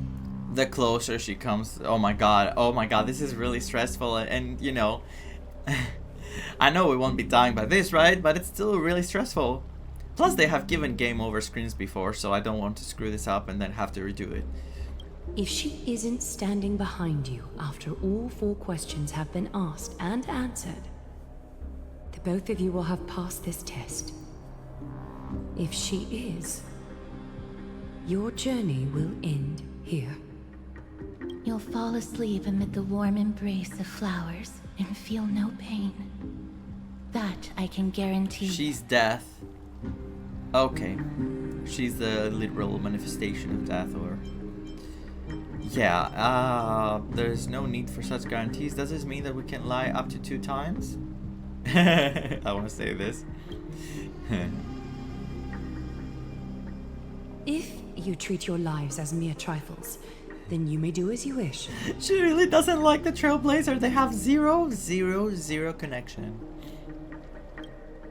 But I think this will change. She will start believing in us eventually. She will be really our fan. One of our biggest fans, I feel like. Regardless of what she says, we'll be fine as long as our consciences are clear. Well then, let us begin. Question 1.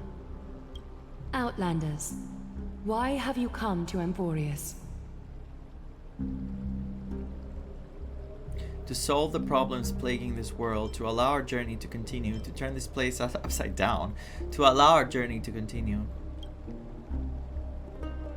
The golden thread remains calm and unchanged. A truthful response. A step will not be recorded. Question 2. Outlanders, why did you lend your aid to Akima? Because of our courageous spirit and selfless hearts, I regret what we did. We shouldn't have aided to allow our journey to continue.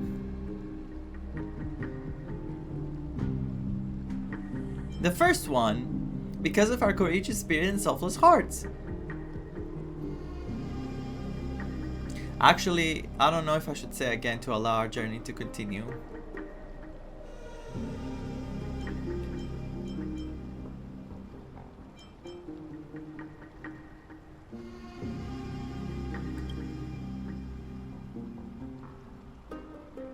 The golden thread remains calm and unchanged, thank God. No fluctuations detected. A step will not be recorded. It feels so stressful. Question 3. Outlanders, if the current situation changed dramatically, could you eventually point your blades at Akima and its citizens? I use a baseball bat, not a blade. Jesus.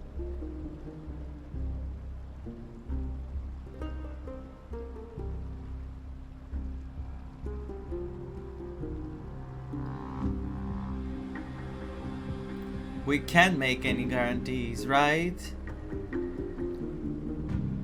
If the current situation changed dramatically, could you... At Akima and its citizens, I wouldn't attack its citizens, right? But what does it mean dramatically? What if they were taken over, or like they became monsters in some way? Like, how can I guarantee this? Because dramatically.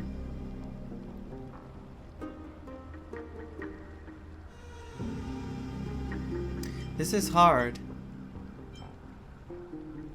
And it's hard because it's a question that opens a lot of possibilities. It's not like an easy choice to an easy response. Not a chance. I can't make any guarantees.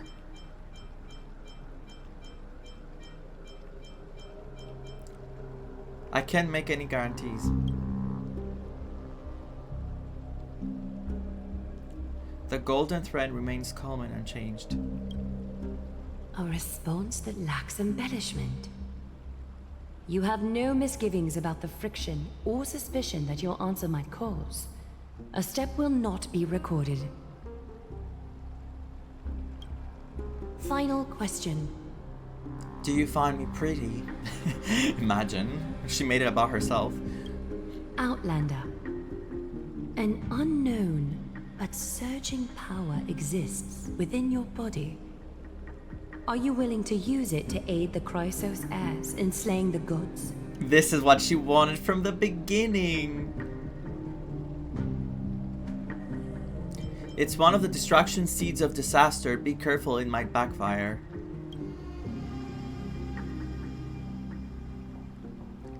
The golden thread trembles slightly. An angry thread, but one laced with uncertainty. You don't understand the power within your body either. A step will not be recorded this time.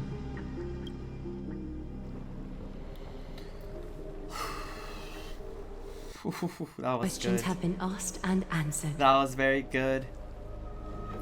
Wait, I think the sound didn't play. All 4 questions have been asked and...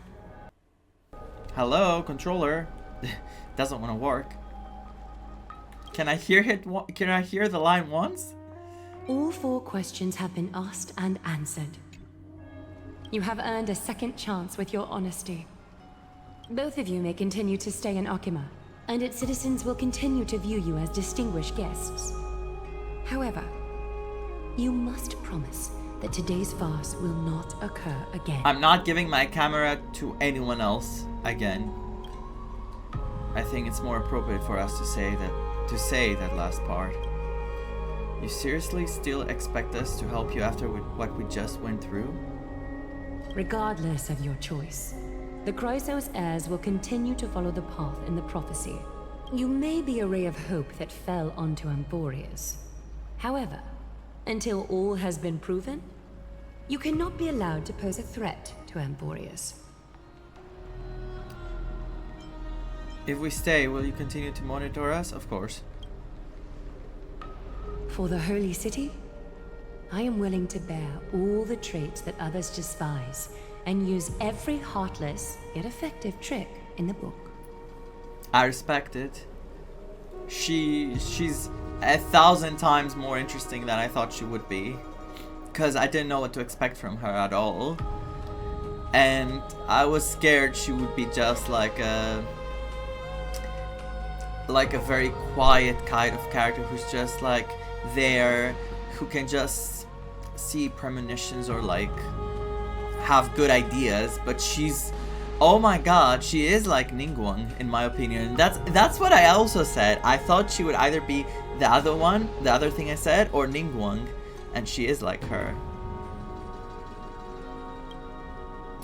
Forgive us, but I'm afraid our cooperation cannot continue under these conditions. If we cannot gain your trust, Lady Aglaia, we'll depart. Amphoreus isn't the only option for the Nameless. Things don't have to end on a sour note between us. I respect your decision. I wanna help them. Hold on! Please, wait a moment. Finan? Aglaia, as the first person to encounter them, I have some thoughts I would like to share regarding whether they can stay. He doesn't want me to leave him. Of course he doesn't. Do speak your mind. I mean, look at him. How can you let him go? When I first met them in the Abyss, I was wary of them as well, and never let my guard down throughout our journey back to the Holy City. However, during the battle to defend Akima, we fought side by side numerous times. The look in someone's eyes in moments of life and death never lies. And I was able to detect the conviction in their eyes back then. That's why I was willing to put my life in their hands.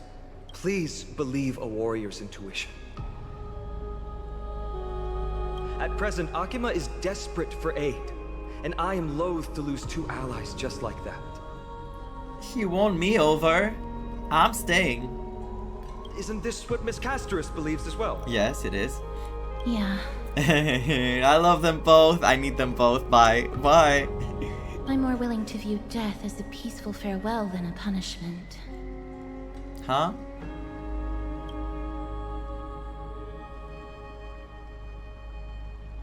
So 2 Chrysos heirs are willing to vouch for you. It seems my actions were too high-handed. We should bring Mide here too. I'm sure he's gonna agree for some reason.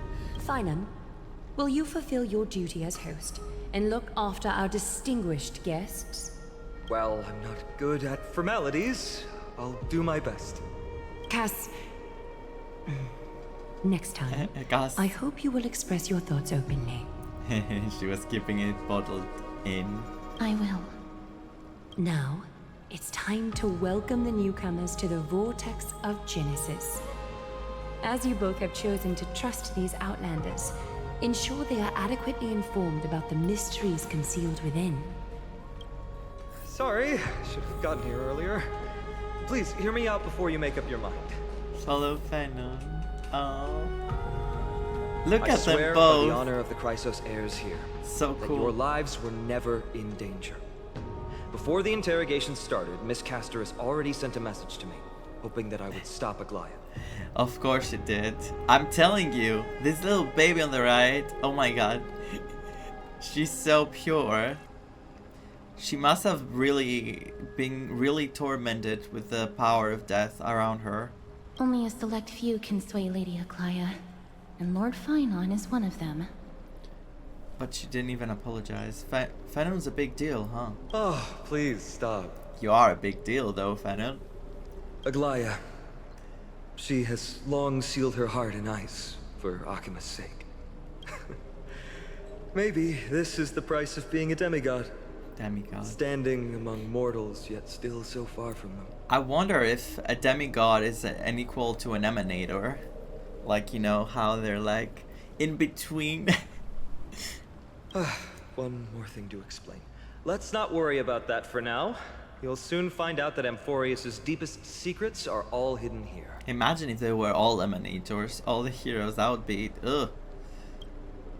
Intense. Well, first, kindly look upward. What you see right now is the astral zodiac of the vortex of Genesis, divided into 12 parts that record the flame-chased journey of the Chrysos heirs. 12. The 12 vacant signs symbolize the 12 titans of Amphoreus, while each illuminated constellation represents one core flame that mankind has restored to its rightful place. We have 1, 2, 3, 4, 5, 6. So, okay, we need 6 more. There are 6 restored core flames. You've already halfway through your journey? The generations before us paid a heavy price for that. The journey of the Chrysos heirs once faced immense hurdles and made no progress for a very long time. It was Aglaya and Tribi who rallied the Chrysos heirs from all over the world once again, leading us to re-embark on this prophesized journey. The Tribi. And they are the only 2 demigods in the Holy City. Only those 2? So what exactly is? Shouldn't it be the only 4? While Tribi, Trian, and Trinon are 3 individuals... Oh, that's not what I meant. I suppose they're considered one single divine essence. No, I meant the 2 of you as well. In the past, the Titans were the pillars of the world. Yet the prophecy's revelation is that these 12 pillars must be shattered, and the world's order reconstructed. But here's the problem. After the fall of the old gods, someone must hold up the broken pillars and fill the vacant seats until the coming of the miracle of Genesis. Oh god. Oh no, that doesn't sound good at all. Otherwise, the entire world will collapse before the prophecy comes true. Aglaya and Tribi have already laid their own gods to rest, making them now both human and divine, as well as the bearers of Amphoreus' fate. So whoever takes down their god becomes a demigod? Will you also become a demigod? So that's what you meant by your core flame. Bringing down the Titans, retrieving the core flames, and filling the vacant seats. This is the mission of the Chrysos heirs, and I'm following in the footsteps of those 2. Interesting. Very interesting. Mission. Huh. When it comes to the 12 Titans, no words can describe them more vividly than the whispers within the constellations. On Castoriki's, I'm very curious on Castoriki's perspective about everything, because she feels like she's holding everything in. Why not step forward and listen to them for yourselves? Okay, is it safe? Because after what I went through, I'm scared. Listen to the voices of the constellations. Is that really possible? Chrysos heirs, demigods. Is what's written in the prophecy truly Amphoreus' only possible fate? Sorry, I was just thinking out loud. Please, step closer and listen to the voices of the Titans. She's hoping for a different outcome. Move closer. Listen carefully. How about you start with the Lance of Fury, and the voice of Nikador? Lance of Fury? I have a Lance of Fury too. No, wait, it's not a... Yeah, it is a lance, isn't it? Lance, forward! The day is silent and darkness has taken the stage. Flames rise higher and drums fall like rain. Warriors soaked in golden blood, their cloaks tattered. Bronze seals you and brass echoes my sorrow. Listen to the voice of constellation. 3 Titans of Calamity. The stellar shrine of Titans contains 4 major quadrants. Press to switch to the next quadrant. Press to peek into the secrets of the Titans.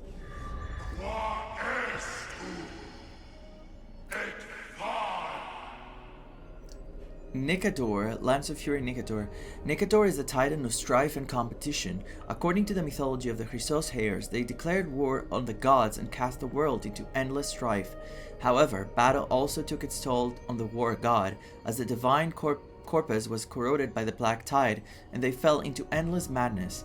As their rage and ambition were never quelled, their Titan King Legion still roams the land, waging war against imaginary enemies. Imaginary? I wonder if this is based on Ares, the god of war. I wonder. Nicador is a noble warrior that wears pure white sacred armor. Legend has it that the Lance of Fury that they wield can raise even the most powerful and prosperous city to the ground. Their bloodthirsty temperament has also made them a god of blood and sacrifice. Warriors gather under them and yearn to follow Nicador into war and achieve an honorable death. Their disciples build a fortress known as Castrum Kremnos that brings turmoil and fear to the world, much like their god. There was once a time when this war god was also a symbol of protection, using extreme violence to extinguish strife and using war to maintain the balance of Amphoreus. Huh. Should I read everything?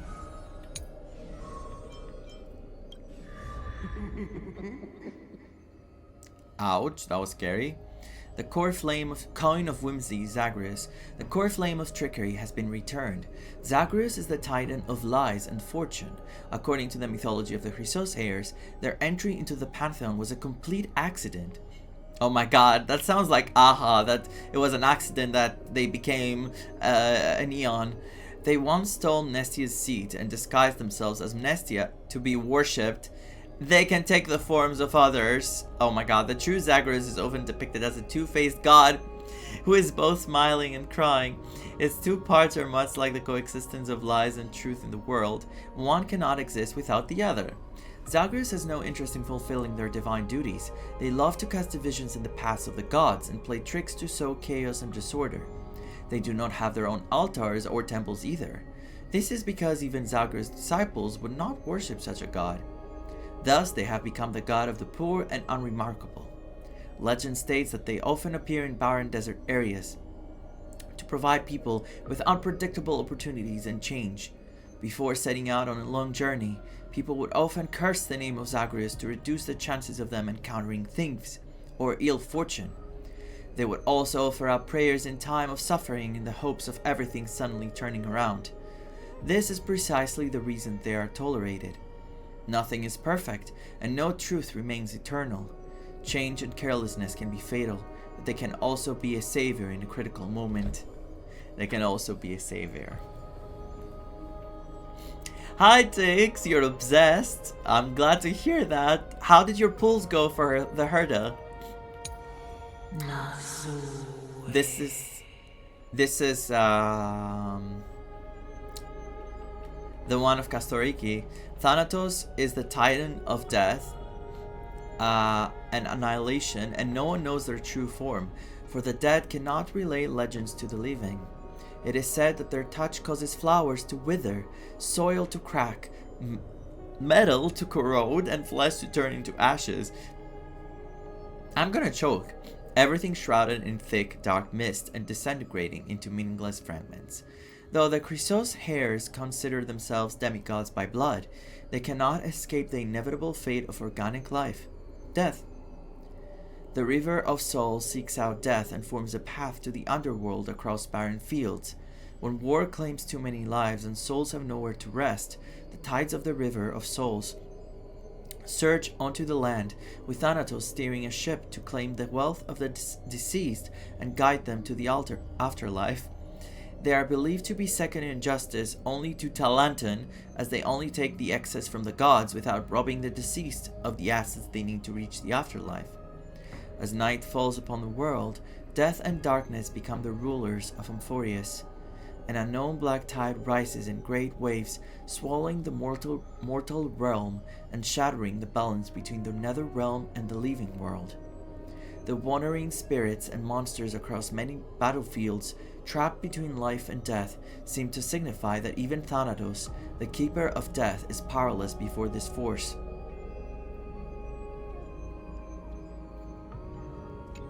Thanatos. These were the Calamity, Foundation, Creation, and Fate. Should I read everything? Okay.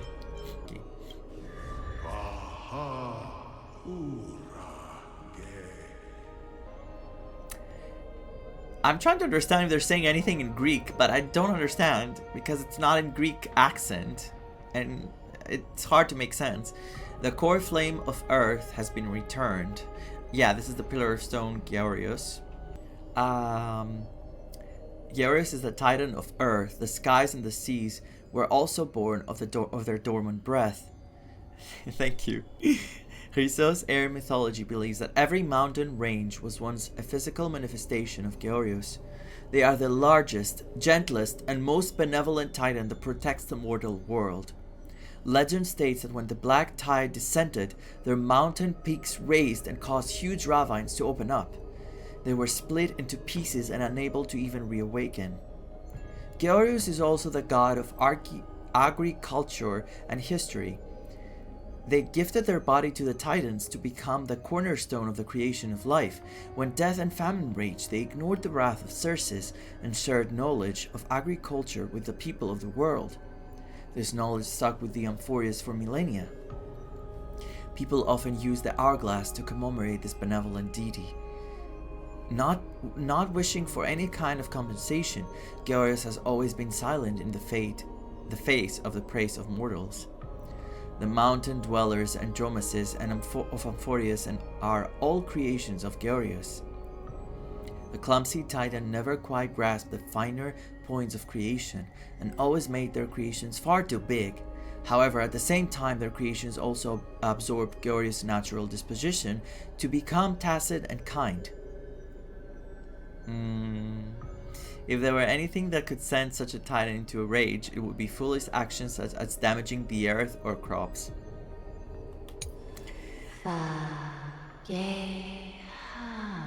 Fageha? Chalice of Plenty, Fagusa. The core flame of ocean has already been returned. Fagusa is the titan that controls oceans and storms, as well as the master of honey brew and banquets. They are capable of freely moving bodies of water across any part of Amphoreus as they please. According to mythology, they are a capricious and pleasure-obsessed god that sees the oceans as their place of alcoholic revelry. They have an internal rivalry. Oh my god, I can't say this word. They have an eternal rivalry with the Earth Titan Georius, with no hope of making peace. That being said, Fagusa also bears the duty of washing clean the filth of the world. Baths that have received the benediction of the Titan are able to not only clean the body of impurities, but can also cleanse the wound of the soul. They have become an irreplaceable joy in the lives of Amphoreus people. At the same time, Fagusa is also the god of banquets and drunkenness. It's like a mix of Poseidon and Dionysus, like Poseidonas and Dionysos. Because Poseidonas, it's all about the ocean, the water, and Dionysus is all about the drinks, like the wine. They passed on the art of brewing to humanity and taught them the first songs and dances with the ocean breeze and waves. In the baths and banquet halls of Amphoreus, people often sing and imbibe as a ritual dedicated to the mother of the oceans. Fagusa enjoys roaming the mortal world. They appear in the waves of the ocean, the deluge of the rivers, and the goblets of banquets to bring song, dance, and laughter. It is said that Fawusa will occasionally appear around long-distance sailing ships and invite their Titankin to feast along the sailors. The only problem is after every banquet, the intoxicated Titan will wipe up huge waves and keep the sailors awake through the night. At least she's not taking them out. There's Aquila, the Titan of the Sky, Eye of Twilight. Aquila, the Titan of the Sky, celestial bodies, and the cycle of day and night, is the largest of the Titans. They reside above the heavens of Amphoreus, encompassing and watching over the entire world. In most legends, Aquila's pride does not obscure their kindness. They gaze upon humanity, warming the earth and bringing down life-giving rain. However, they can also transform into most fearsome calamity, harshly punishing any who dare to overcome the sky. In the tales of Amphoreus, Aquila is depicted as a colossal sky bird with 100 eyes. When their eyes open, light fills the world, and when their eyelids fall, darkness envelops the land. Oh. So instead of the sun, it's like this. In the war against the Calamity Titans, many of Aquila's eyes were blinded. This is why many city-states in Amphoreus are now shrouded in eternal night. Aquila is also the god of creation and invention, credited with creating the mechanical beasts scattered across the land. Engineers and mathematicians frequently pay homage to this 100-eyed deity. I cannot say this word. Oh my god, I'm choking. I cannot say this word. Deity or deity. Hoping to receive inspiration and enlightenment from their blessings. Kefali. Throne of Worlds Kefali. Kefali is the omniscient, omnipotent god of original creation that holds up the skies. It is said that they were once a monarch that sat atop the throne, but now they are the god that bears the dawn device. Everyone in Okema is able to see their great form. Kefali was born from the combination of lightning bolts from the sky striking the spine of the earth. They were then given the duty of the creation of life. Okay. The first humans of Amphoreus were created in Kefali's own image and given life. Kefali loved these tiny beings so deeply that their majestic figure would always remain in the mortal world to accompany them. Chrysos heirs believe that Kefali is a symbol of deliverers and heroes. They are the father of all heroes and the form that all deliverers will eventually take. It is said that Kefali abandoned their throne, ruling all over the worlds, just to become a ray of light for the people of Okema. There is a romantic legend that circulates throughout the holy city. When the world is in crisis, Kefali will once again open their eyes and lead the people to victory against the black tide to create the heavens and earth once more. I feel like this is what Fenon is gonna become. He's gonna take over as Kefali did, and he's going to lead the people to victory against the darkness.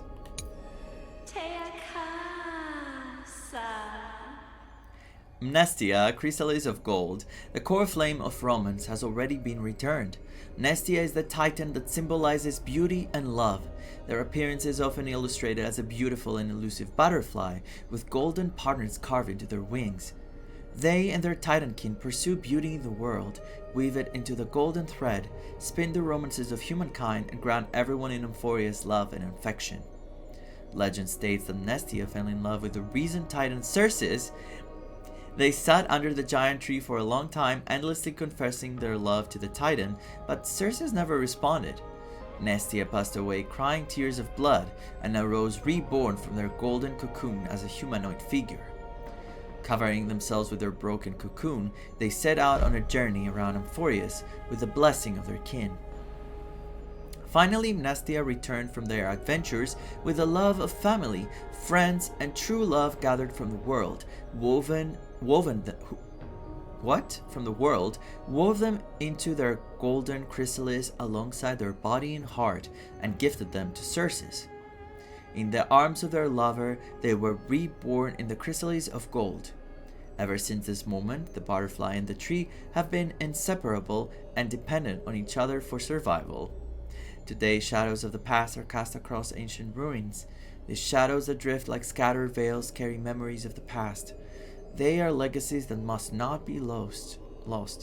The divine powers of Nestia gather these threads and weave them together one by one to reveal destiny and prophecy. Is basically what they were saying about Arlaia. Wait, where are we? Cersei's and then...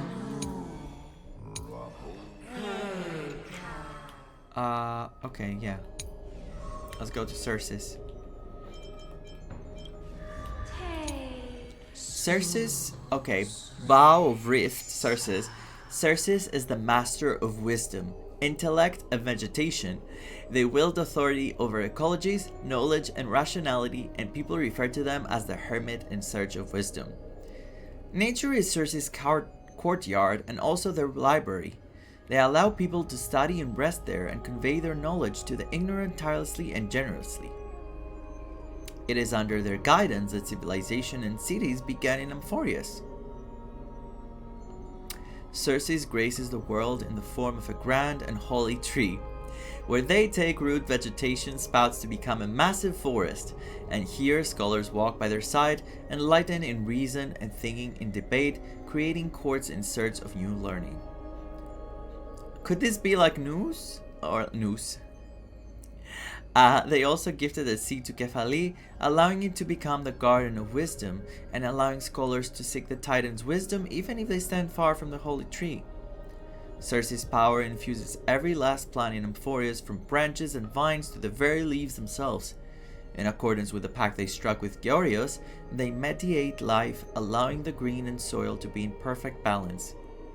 Upon accepting their blessing, the plant life can also gain the rationality to debate humans. This warns people to remain humble, for the truly wise might be the quiet ones around you. I like this a lot, the Cersei's. Okay, now it's the three titans of fate. Janus, core flame of passage, has been returned. Janus is the titan of passages and roads. They know the existence and ends of all paths. Janus' power can open the doors to all broken worlds, create non-existent paths, and point to unseen directions. Janus is the god most revered by humanity amid the three fate titans.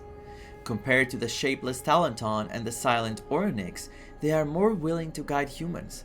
They are also the first god that woke from chaos in myths.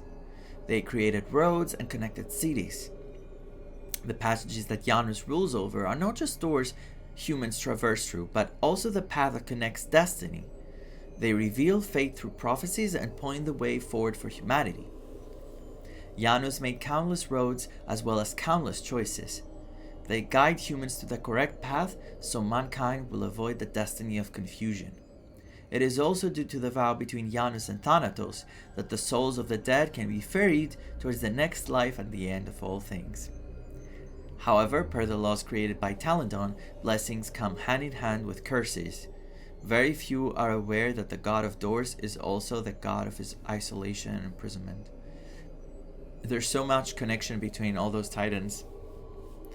There's a lot of lore here. I think it's really important to sit down and read this properly. I'm gonna do this, so I start like remembering all this stuff. Talenton, scale of justice. The core flame of law has been returned.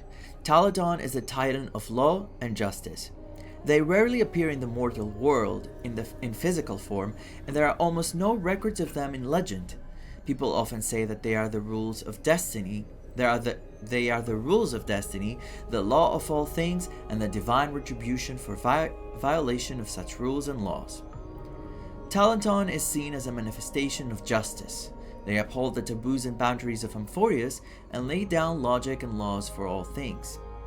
They created balance coins to ensure that all transactions are of equivalent exchange.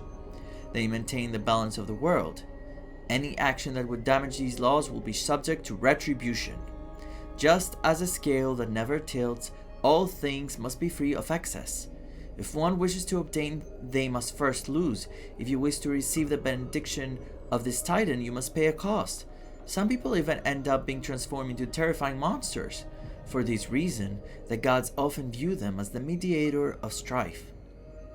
When a dispute between titans cannot be resolved, only their judgment is able to satisfy their kin. Talanton has bound Amphoreus with strict laws and themselves with an equally strict vow to never allow for favoritism or injustice. They and their disciples act according to this vow, sentencing those who break their vows or violate boundaries to punishment, even if the subject of this judgment is another titan. And the last titan, Oronyx, Veil of Evernight. Oronyx is the titan of time and night. Before the first dawn created by Aquila, the world was caged in the purest darkness. When the borders and day and night were separated, the young Oronyx jolted away from the newborn concept of time, heading towards the outer reaches of Amphoreus alone. There they materialized as the Evernight Veil and henceforth remained afar from humanity, quietly spending their time managing the fabric of time. In the myths told by the Chrysos heirs, Oronyx is the most secretive titan, akin to the bottomless darkness itself. Artists are thus entranced by the titan because the scintillating dots of light in the night sky can awaken one's desire to understand and place within themselves. As the titan with mastery over time, Oronyx supports all the past, present, and future of this world, allowing for the circulation of all things. They also collect many rodent memories to prevent them from being forgotten. Oronyx's priests can invoke incredible miracles with their secret rituals, capable of bringing in the past to the very present, and they also gain oracles of the future from their titan through the echoes across the Evernight Veil. Okay, everyone has a role to play clearly. There are some references that I might understand to, you know, the Greek gods, but nothing is like a copy-paste. I don't know if there are other gods that they are based on, because, you know, I'm not too deep into mythology. But of course there are some basic things that I know, and I could always transfer the information whenever I see. But I do need to read these again eventually and pay attention, because I feel like all this is gonna reflect back in the story. As the echoes of the constellations fall silent, the next sound is to meet your ears. To meet your ears is waves? Titans' murmurs. The unfamiliar call carries a longing to take your soul's essence into the pool. Tidal bounty. Oh my god, rewards. Yes! In the exploration of Amphoreus, we're going to gather celestial ambrosia. Yes. Dissolve it to get rewards. Gods and mortals. Can I pool? The water returns to its serene state. How curious. It appears that you just have to bring celestial ambrosia back here next time to get something nice.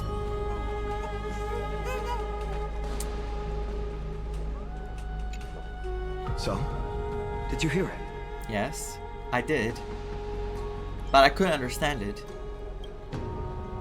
The first time I heard the voices of the Titans, I was just the boy playing with swords, oblivious to the meaning of life. So all the voices we heard so far in this planet are voices of Titans. Okay, because I was like thinking it's the Stellaron talking.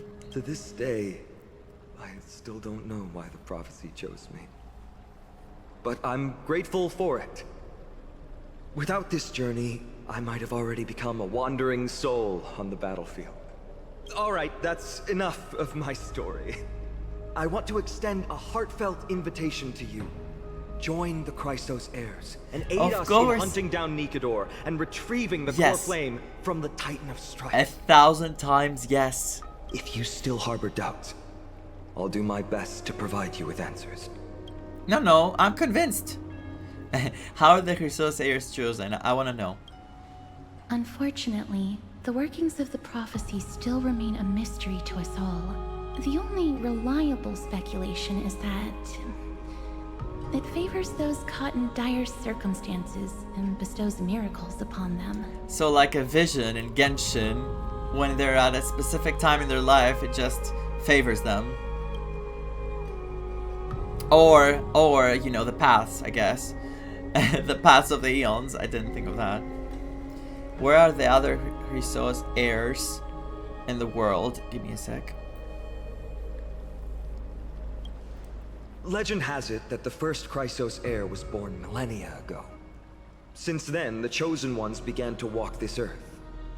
Then came the Chrysos War. Chrysos War. A conflict backed by the gods, yet one that brought much bloodshed and claimed many heroes. By the time of my birth, the tales of the Chrysos heirs had become more like legends than historical accounts. If there are others called forth by the prophecy, I trust that fate will guide them to us. I'm sure there are. How do you plan to fight Nicator? Armed with courage and unwavering resolve. Okay, Quest will like a proper trailblazer. Castrum Kremnos. Without a doubt, it will be a momentous battle to the death. Prepare yourselves. Oh, I have been there, done that. I've got it all figured out. The path ahead is bound to be perilous, and I won't impose my will upon you.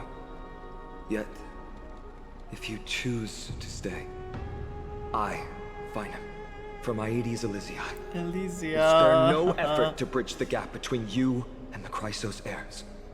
We'll have to know what Aedes Elysiae stands for, like how did it come to be? Thawing the ice in Lady Aglaya's heart won't be easy. Oh, I'm sure it will happen. I'm telling you, she's gonna be our biggest fan eventually. Watch it. But I will do my best as well. Love her. Love Castoriki as well. Vaan, I'll leave the final decision to you. You don't have any comments? I trust Venom, but I trust your judgment more. I can leave? What? I have an option to leave? Of course I'll choose stay, but I'm gonna go watch what happens when you leave. That's wonderful to hear. You truly are the hope of Amphoreus. I've always believed that the journey of the Chrysos heirs is not meant to be the saga of a select few, and that we must unite all potential allies, especially heroic figures like you. Once we triumph in the battle against Nicator, that should dispel Aglaya's doubts.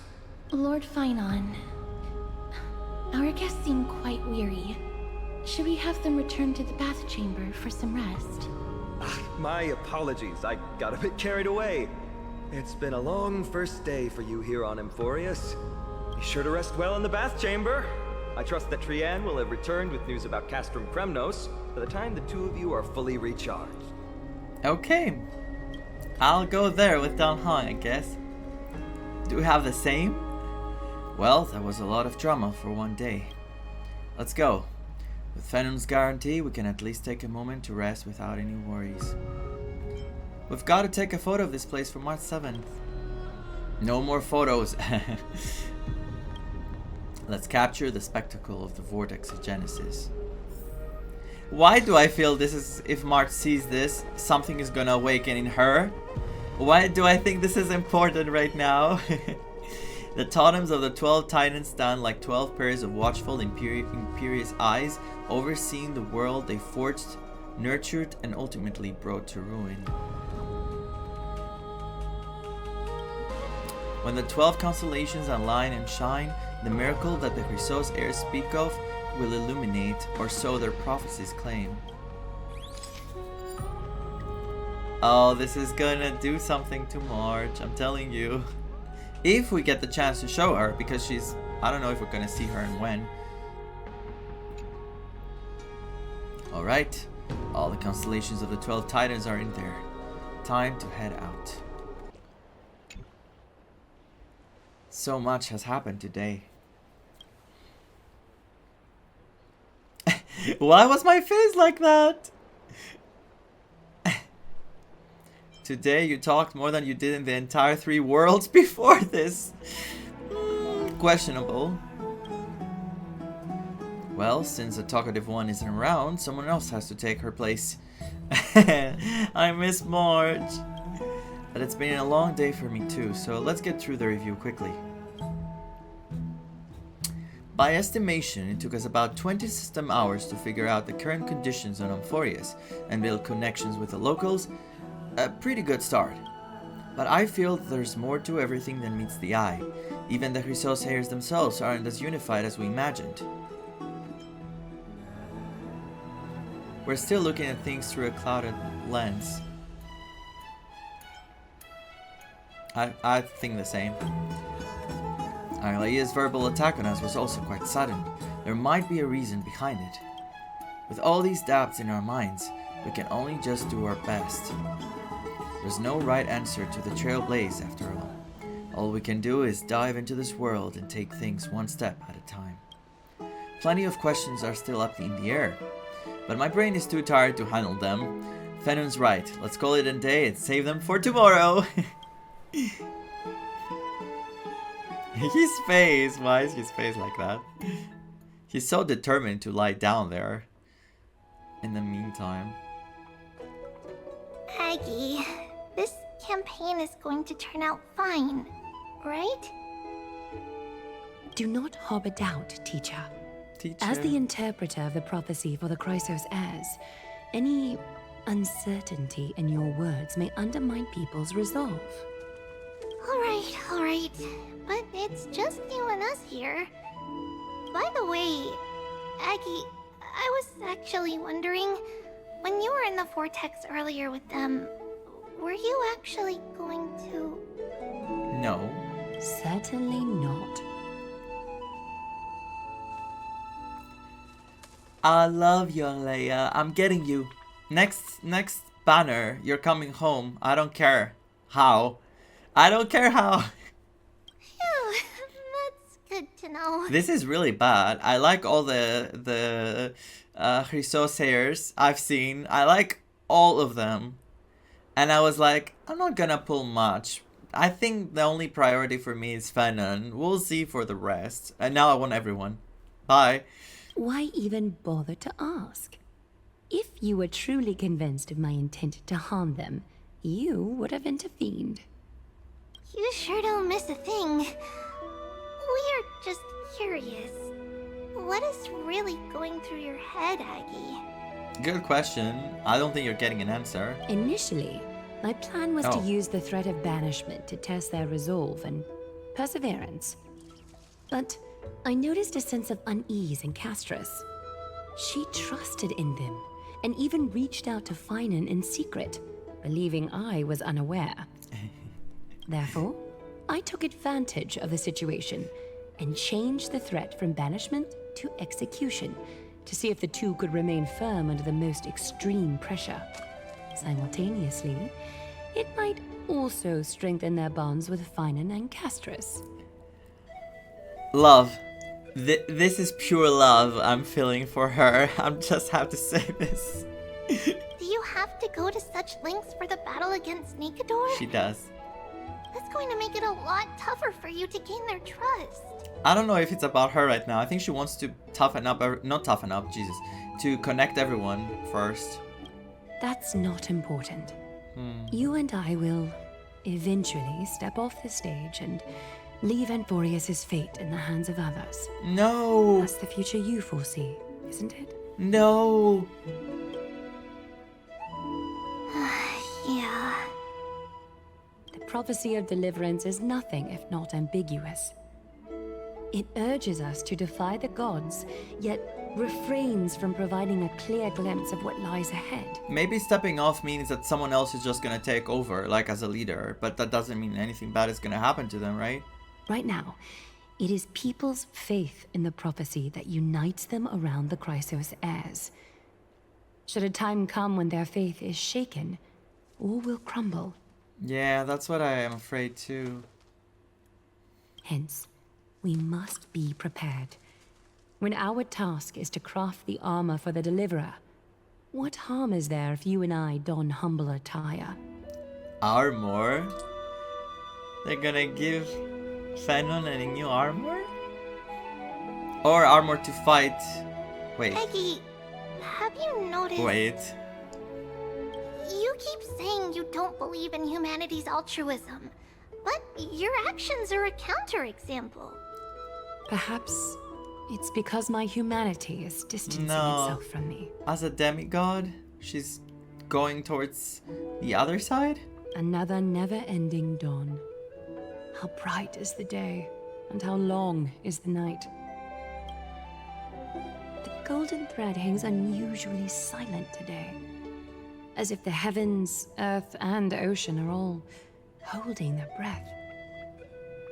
Could they be mourning the impending downfall of a titan? Unwinding in a bath sounds appealing now. Would you care to join me? I don't know what to feel about this. I hope it's this, like, that they're gonna be able to make it, but... Let's go, Eggy.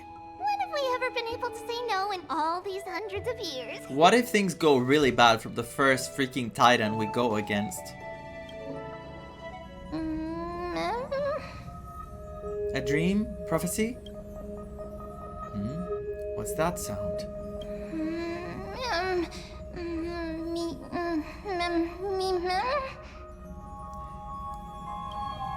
Who's talking?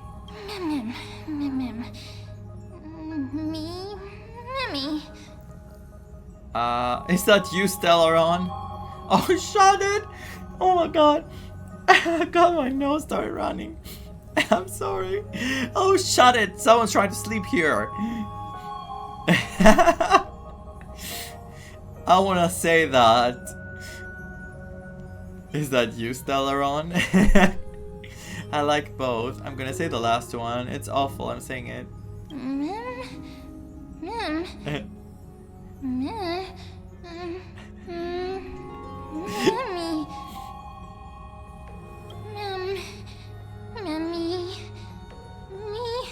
Oh. Broken, lost, won't complete. Wants to get back its original form? It has to. Am I dreaming? Feels like there's been a voice talking in my head all night. I should probably mention this to Dan Han. I think we should stop here. We're gonna talk about this with Dan Han next time. Let's just get gems. I think this is a good place to stop. I'm gonna say a few things because I have to go. First of all, I couldn't be happier to see Greek inspiration in Honkai Star Rail. The fact that I see people dressed in attire that really resembles ancient Greece, and the fact that I see all those names, some of them are accurate, some of them are like a mixture of things. It doesn't seem like they're exactly like the Greek names, but I'm just so excited to explore this place. Next time we're gonna do the rest of the story, and then I really want to explore and just experience what this planet has to offer. I'm very optimistic about the story. I think it was very, very, very, very interesting because it's about heroes, and I'm so excited to see the rest of the Chrysos heirs and to go and fight with Nikador and be able to get the core flame for Phenon and make him a demigod. But I don't know if this is gonna happen yet. I don't know if this is going to happen this patch, or is it gonna take some time, because I don't know, he feels very important, the Phenon, and I don't know if they're gonna make him OP immediately, because he already seems to be really strong. But if he gets the core flame back, he's probably gonna be way stronger, you know? So I'm kinda, you know, on the fence about how things are gonna go. I just hope they don't break my heart from the very first patch of Amphoreus. As for March, I made a lot of theories we're going to see. I don't have a lot of things to go on about it, but I really had a lot of fun with the whole rumor of hers being the maiden, a rosy maiden, celestial maiden. Oh my god. That was really funny. And I like all the characters I met so far. I feel like they're very diverse. They all look very different from each other. very unique personalities, and they all feel very Flame Chaser-like. And by that I mean, in Honkai Impact, all the characters, the Flame Chasers, were very different from each other, but they all had a very strong bond going on behind the scenes, and I think that this also is happening now, or will happen in the future, because this is early. This is not like the other part in Honkai Impact. They were all already years together and like they had been a team. This is a bit different. They still even haven't found the other members, so I think this is kind of like them coming together slowly and building a bond. So we'll see how this works out. Very hopeful, very excited. I love the music, I love everything about this, and I cannot be happier to continue it tomorrow and hopefully see how everything is going to turn. Anyway, thank you so much for watching. As I always say, keep on trailblazing, and I'll see you on the next one. Bye everyone. Stay safe. I hope you like my attire. I hope you like my Greek attire. This was important so I can get into character, you know? I had to. It's just too cold in here. Very cold. Anyway. Take care everyone. Bye.